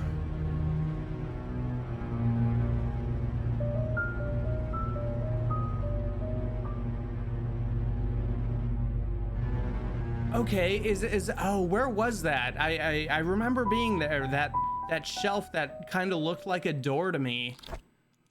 Oh man, okay. That's cool. Yikes, are we going to meet the real killer too if we keep following these clues? You know, it is kind of making me a little nervous the more that we get revealed, and just knowing that somebody's here. Somebody turned off the power on us in the hospital. And I don't think it's just Sophia. I have a bad feeling it might be the killer. The bookshelf that kind of looked like a hidden door was in Matthew's office. Oh, okay. All right. Let's see. He's onto me, and I had to hide the key in one of the drains by the roadside. He will never find. Okay, there's a key by a drain by the roadside. All right, I guess we'll have to find that. All right, May 19th, 97. Ever since I received the messages and the key, I have been following this anonymous person blindly. What a fool I have been. I need to revisit my investigation notes and see if I might have missed something important. May 21st. I looked through the alibis recorded by Sheriff Howard. There were 6 interviews: Charles, Matthew, Bernard, Dorothy, Mary, and Derek. Then I noticed it. One of them is lying. Yeah, Matthew, right? The old church retreat thing. It was recorded that there was an event, yet I remember reading somewhere about it being canceled. Yeah. Where did I read it again? I can't seem to remember. May 23rd, 97. Oh my God, I've just realized that the E in all the killer's messages is slightly off in comparison to all the other letters. If I can find that typewriter, I can find who killed Vivian.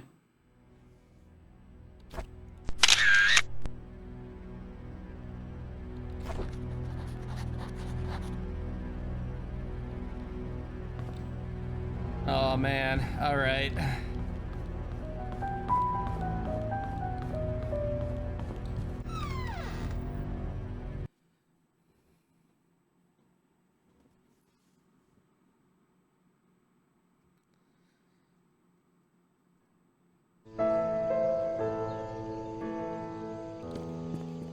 All right, let's, okay, I don't know where the drain is at this point.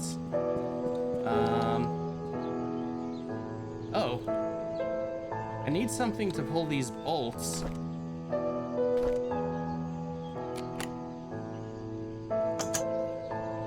Okay, we gotta check those. Okay.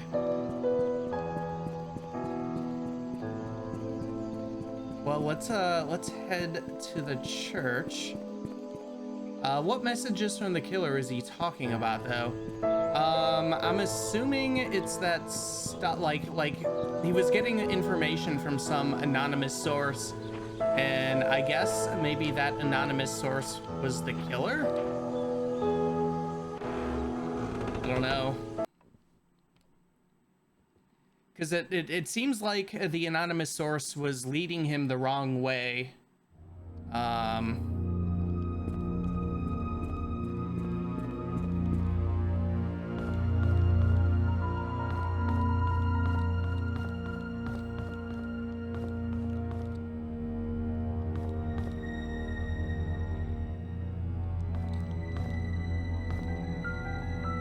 Okay, there it is.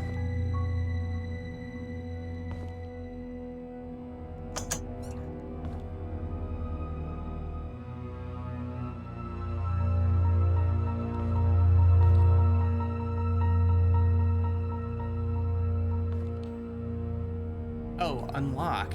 Oh, okay. I don't think we have the key for that. That must be the key that's in the drain somewhere.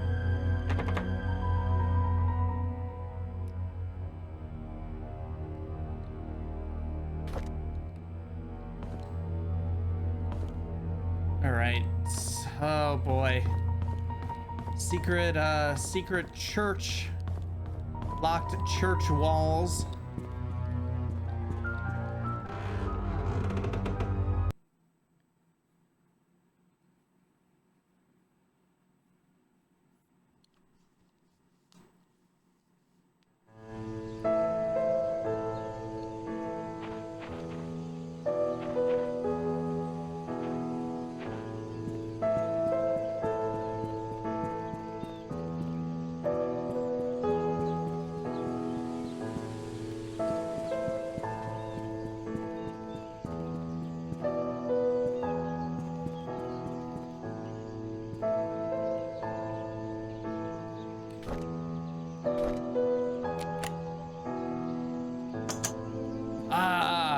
All right, we got lucky.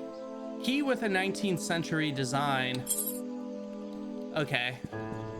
Oh, it's right out. Well, I guess maybe it was purposely put outside of the church.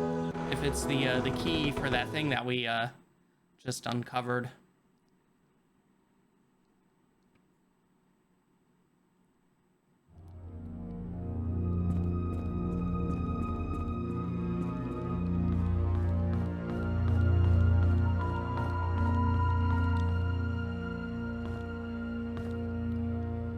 There's weird stuff going on with Matthew, but I still don't think it was him. Not sure why. Just seems like everything up to the 90s suggests he was a good person. Yeah.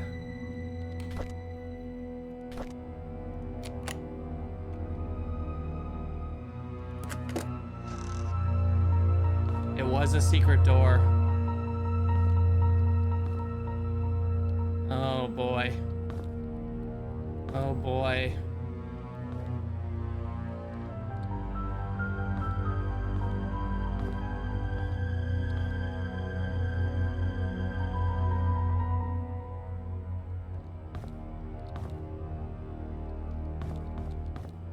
Maybe I shouldn't turn on the lights so the killer doesn't realize I'm up here.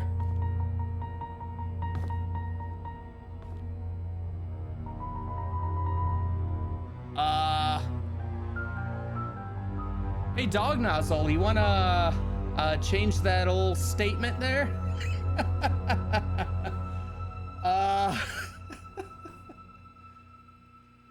And the typewriter.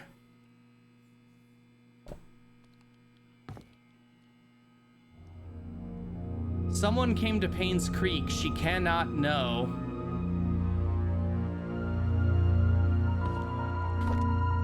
there's dried blood stains on it. Yeah, let's get our fingerprints all over that. Very good.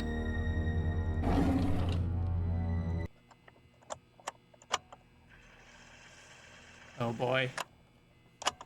June 6th, 1995. I met Andrew in the evening at his house. He was hallucinating when we met, saying that he's seen Sophia everywhere, that he's a sinner, and that he should die. But I didn't mean to kill him. My hands are still shaking. June 30th, 1995. Dr. Johnson came. He was surprised to see me. He tried to justify, saying it wasn't his fault, that he was only carrying the baby and had nothing to do with Sophia's death. When I revealed the truth about Magdalene, his face turned white. He didn't expect anyone to know the truth. He deserved to die. July 19, 1995. Oh boy. Just like the doctor, Vivian came alone. Instead of feeling guilty, she called Sophia a bitch who destroyed everything she had. I didn't feel any sign of remorse, feeling of guilt, or repentance from her at all. So I gave her time to express herself. And then I killed her.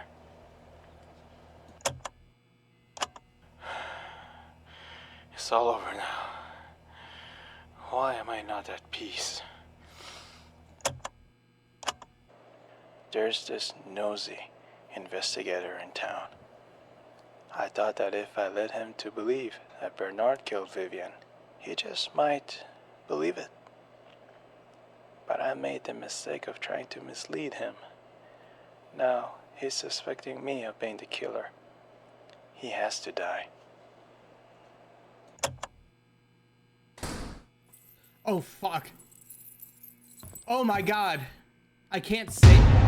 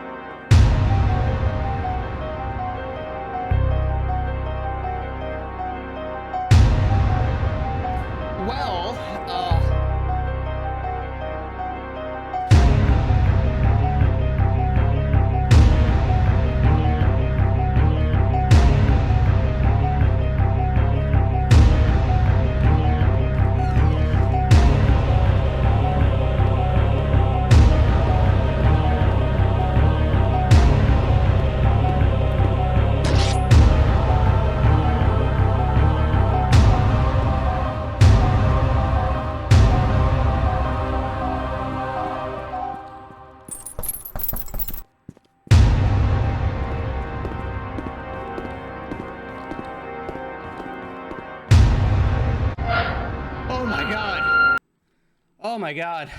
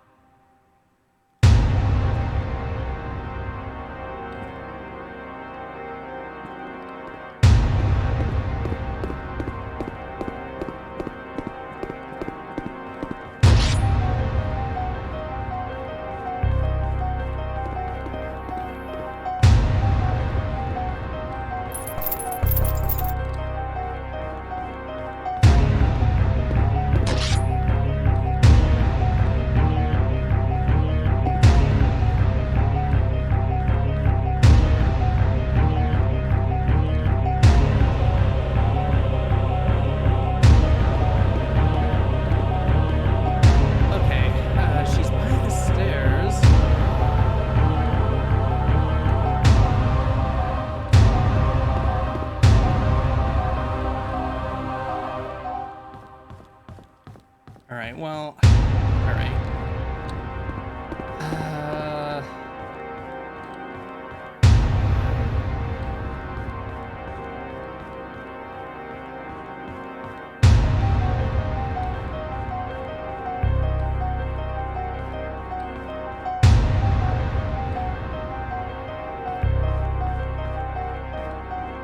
Okay, I'm confused.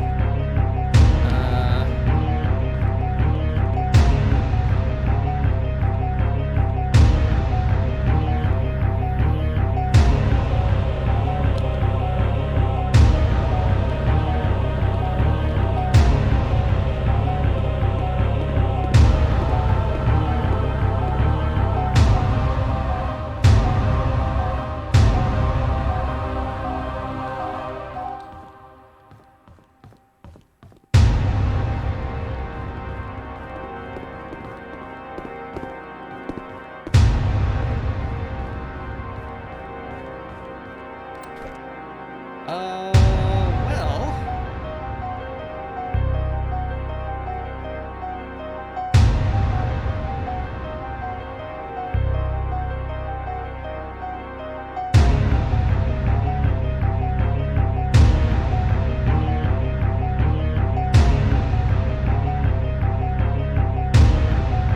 Yeah, this is crazy.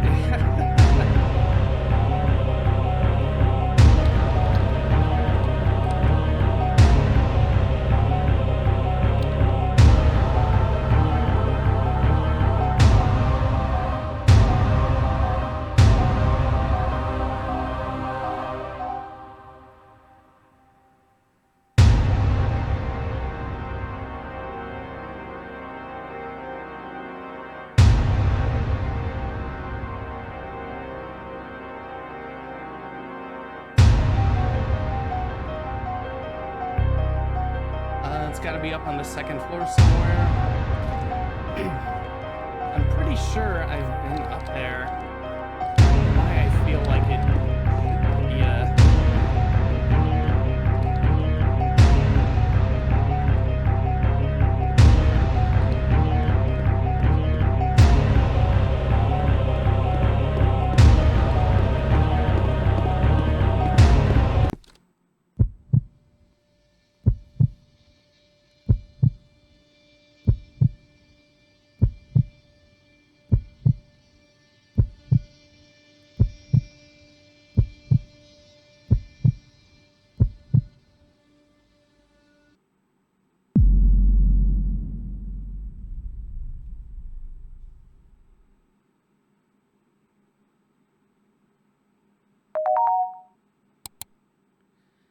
to Janet, I'm glad that you made it back safely and uncovered the truth about the Painscreek killings. Good job. Your story will be on the front page of tomorrow's newspaper. Please submit the following information as well as a photo for your article as soon as possible. Richard Harris, Editor-in-Chief. Yeah, she wasn't standing there at the broken railing the first time. Yeah, that's what kind of confused me. Like, I didn't see her on the other floors, so it had to... it might just be one of those janky kind of things. Like, he had to be closer. Maybe. I don't know. P.S. By the way, we found out who hired P.I. Stephen Moss. Who killed Vivian Roberts. I mean... It's got to be Matthew, right?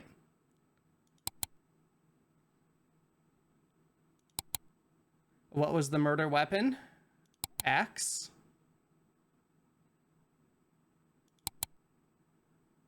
Select a photo for your newspaper article. Well,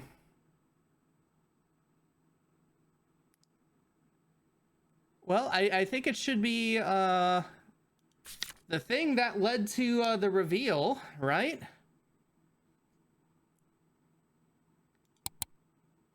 Okay, newspaper article submission review.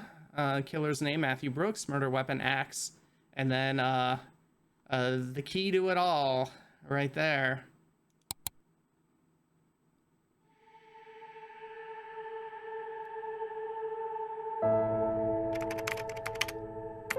To Dorothy Patterson, my name is Janet Kelly. I'm here to inform you on behalf of PI Steve Moss that the secrets of the Painscreek killings have come to light. He is, however, missing. The police are searching for his whereabouts. While preparing for this letter, I could not help but wonder, what if Charles didn't commit adultery? What if Vivian had not confronted Sophia? What if Magdalene hadn't insisted on a son to continue the family line? Could things have turned out differently? In hindsight, it's easy to say what they should not have done. Sometimes it's hard to make the right choices in life, isn't it? Did Derek really hate Scott so much that it led to his death? Could Matthew not have sought revenge for Sophia?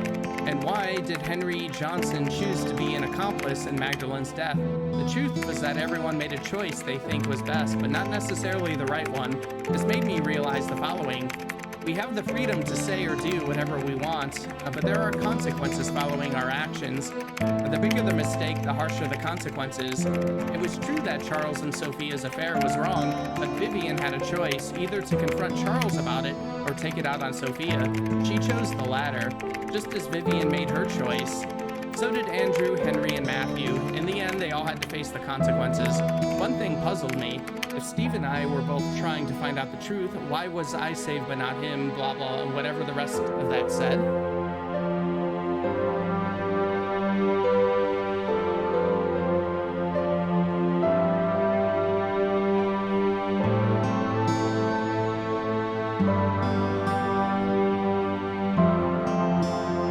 All right, we got credits.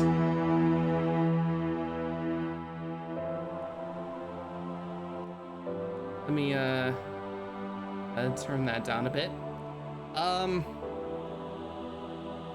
So we got all that a lot sooner than I was expecting. Like, there's a lot of stuff we didn't get or get to.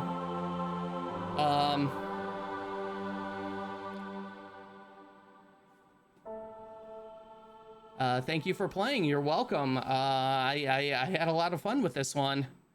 All right, grade A, 85% complete. So we're definitely missing 15%.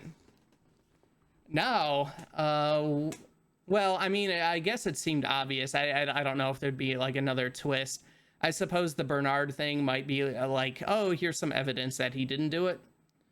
Wow, what a crazy game. I really was not expecting that ending. It kind of came out of nowhere. Yeah. So, oh man. So yeah, we were kind of joking around a little bit, like, oh man, the more that we're getting, the less safe I'm feeling. And then yeah, going through those recordings and then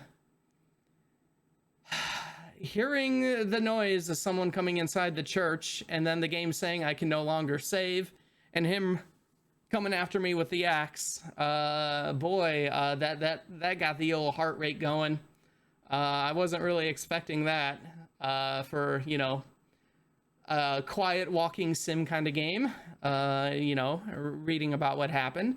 But I'd say we did a good job. It seemed pretty clear that Matthew did it. And I was thinking, oh, maybe someone else could have done it. Maybe it was delusions or something, But I think it was quite evident, him trying to murder us as well. And very nice of Sophia to help us out there a bit. She is, I think, the true MVP of Painscreek, and definitely did not deserve to die, and actually was helpful. I wonder if she also helped. Maybe she also helped the PI as well. The game was so slow paced, and then it started to pick up momentum for about 15 minutes, and then flew off a cliff. Oh my god. You're telling me. Wow. Yeah, because we were getting all kinds of info, and then the reveal that Matthew was clearly lying about stuff, And then, yeah, I'm picking up all the info from the PI finally, and then bam. Yeah, secret church room, murder weapon, confession, to like all kinds of murders. Wow. Wow. I am curious as to what, all the, other stuff was. Because I did see when we when I looked at the walkthrough earlier to get you know, the a clue for the what the chess thing, that you can't, like, the Sophia's that game that was all set up there between her and Matthew. Like, that's something you can find. We didn't find Bernard's house. There's a few locked things we weren't able to get into in the mansion. I'm very curious as to what that would have led to. So I guess it was all like Matthew did it because they killed Sophia. I'm assuming. I have to say that scene in the church attic with the weird perspective window and then the message that you can't save, that was really awesome. Yeah. Oof. And we did it. We almost died. We almost died. Especially not knowing where to go. A little jank on the roof there, but I can forgive it. This is clearly a very indie game. And they threw something in that was, you know, definitely not the kind of game they set up for the whole thing. And I'd say it was worth it. My panic was right up there, and like you know, you could probably go back on the VOD and just see like you know, well, yeah, I hit the pause like, oh my god, and then I'm like, is there somewhere I can hide? Is this like amnesia or something? And there's no place to hide. He's coming. You just gotta run. Whew, man. I feel like finding the contradiction between the message in Oliver's house and the alibi record in the police station was at least one major piece of the puzzle that we figured out. Oh yeah, definitely. Definitely. And I guess I don't know. I don't imagine, unless it was something in the mansion, it doesn't seem like Oliver ended up being the creep that I thought he was gonna be. Which is good, I guess. I mean, he was the yeah, like one of the last people to leave the town, so he seemed to survive everything. Oh man, what a neat game.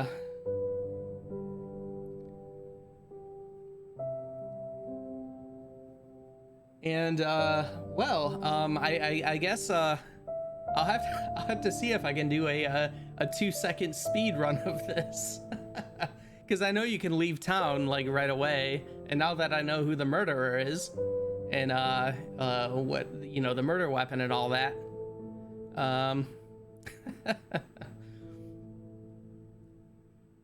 I really don't want to ruin for people how this game ends. I had no idea anything like that was coming, and it was quite a surprise. Yeah. Wow, yeah. This game, people should play this, man. This is, I'm happy I played it, and this is like a perfect representation of why I kind of wanted to start streaming, you know, not just do like your Resident Evils, which, you know, I'll do anyways, because why not? But the whole like, hey, let's check out these games, these weird games that no one else seems to stream or play or talk about. And I think this is a good representation of that. This game is good, very good. And man, yeah, the less people who play it know about that ending, the better. I want to watch people stream this in excitement for them to get to that ending and also panic. I will say also, I liked that, janky or not, the ending chase stuff. We got it first try, unlike at Dead of Night, which has a very mean you can no longer save situation. I still really like that game, but I am still a little annoyed and saddened at the fact that I was not able to actually get to the end, and just kind of gave up because, you know, I just don't want to do it anymore. Just the fact that it sets you up like a super slow-paced walking simulator for like 98% of the running time, then goes crazy right at the end. It's pretty wild. Yeah. So yeah, that guy. I assume Matthew was the one who turned out the power on us. He's been that presence aside from Sophia. That I felt, you know, in the town, more and more as we got dug deeper and deeper. And very nice that Ghost Sophia didn't turn out to be like an evil presence, like, you know, I was assuming at the very beginning, the first time that we saw her. I think she just wanted to bring the actual murderer to life finally. And considering that she kind of set up Matthew's death there, boy, seems like yeah, kind of not very happy with him and how he chose to do what he did. Well, that's the Painscreek killings. I thought the actual mystery was really good too. I got really invested in trying to follow the clues and stay one step ahead of the reveals. It's really not a game that holds your hand like at all. Yes, and I appreciate your detective assistance as well. Definitely needed those reminders, lest there be like an extra hour or so of stream footage of me rifling through paperwork and stuff. But yeah, I think this is a good representation of one of those games that is an investigation and doesn't hold your hand, but isn't ridiculously obtuse or impossible. Like towards the beginning, it feels like, oh my god, like there's gonna be so much, I'm gonna have to take notes. But like it I don't know, like you get a lot of like clue, while it doesn't hold your hand, like it's not like impossible or anything. It's like, oh, okay, I found a key to this house, I should do that next, or you know. But yeah, unlike something like The Vanishing of Ethan Carter, where it's just like, oh, you just happen to need to go to the forest and go to this weird section for no reason and find this thing for no reason. Yeah, they did a really good job with this one.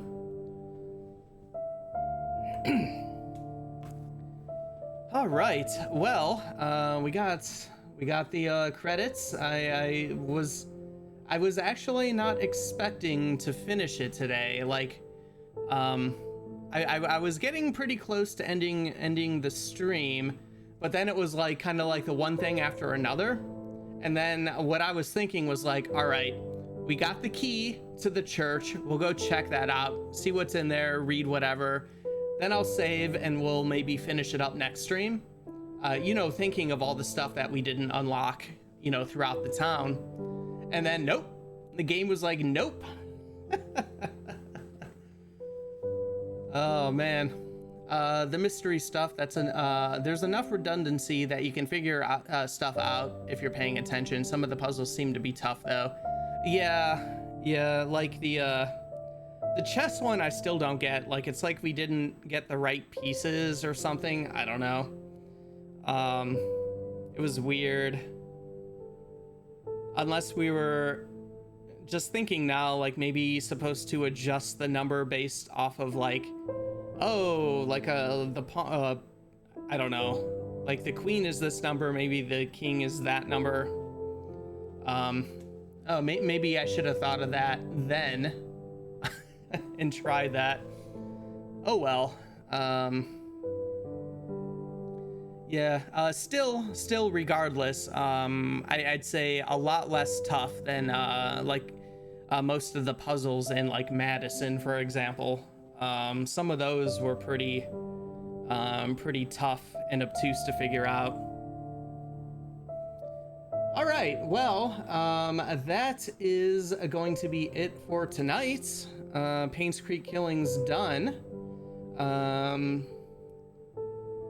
That was a lot of fun. See you next time. Oh, for sure. Tomorrow and Saturday, we'll be back with more Martha is Dead. And then Sunday, now that we've wrapped this up, we will start the punishment game from the wheel that we spun. So we'll start The Legend of Zelda, The Wand of Gamelon, which is going to be rough. But it at least has hilarious, awful cutscenes. I think that's the only saving grace to that one. We'll see how I do with that one, man. Oh boy. All right. That is it. Thanks everyone for hanging out, and we'll see you next time. I'll just set up one of these dumb raid things because that's what I should do. And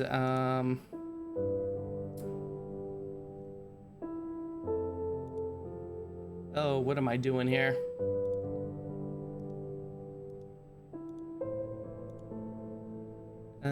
There we are. Oh, there's not even many people's on. Alrighty. Yep. All right. Thanks everybody for hanging out. We'll see you all next time. Everybody have a good night or day, whatever it is for you. And we'll see you later. So long.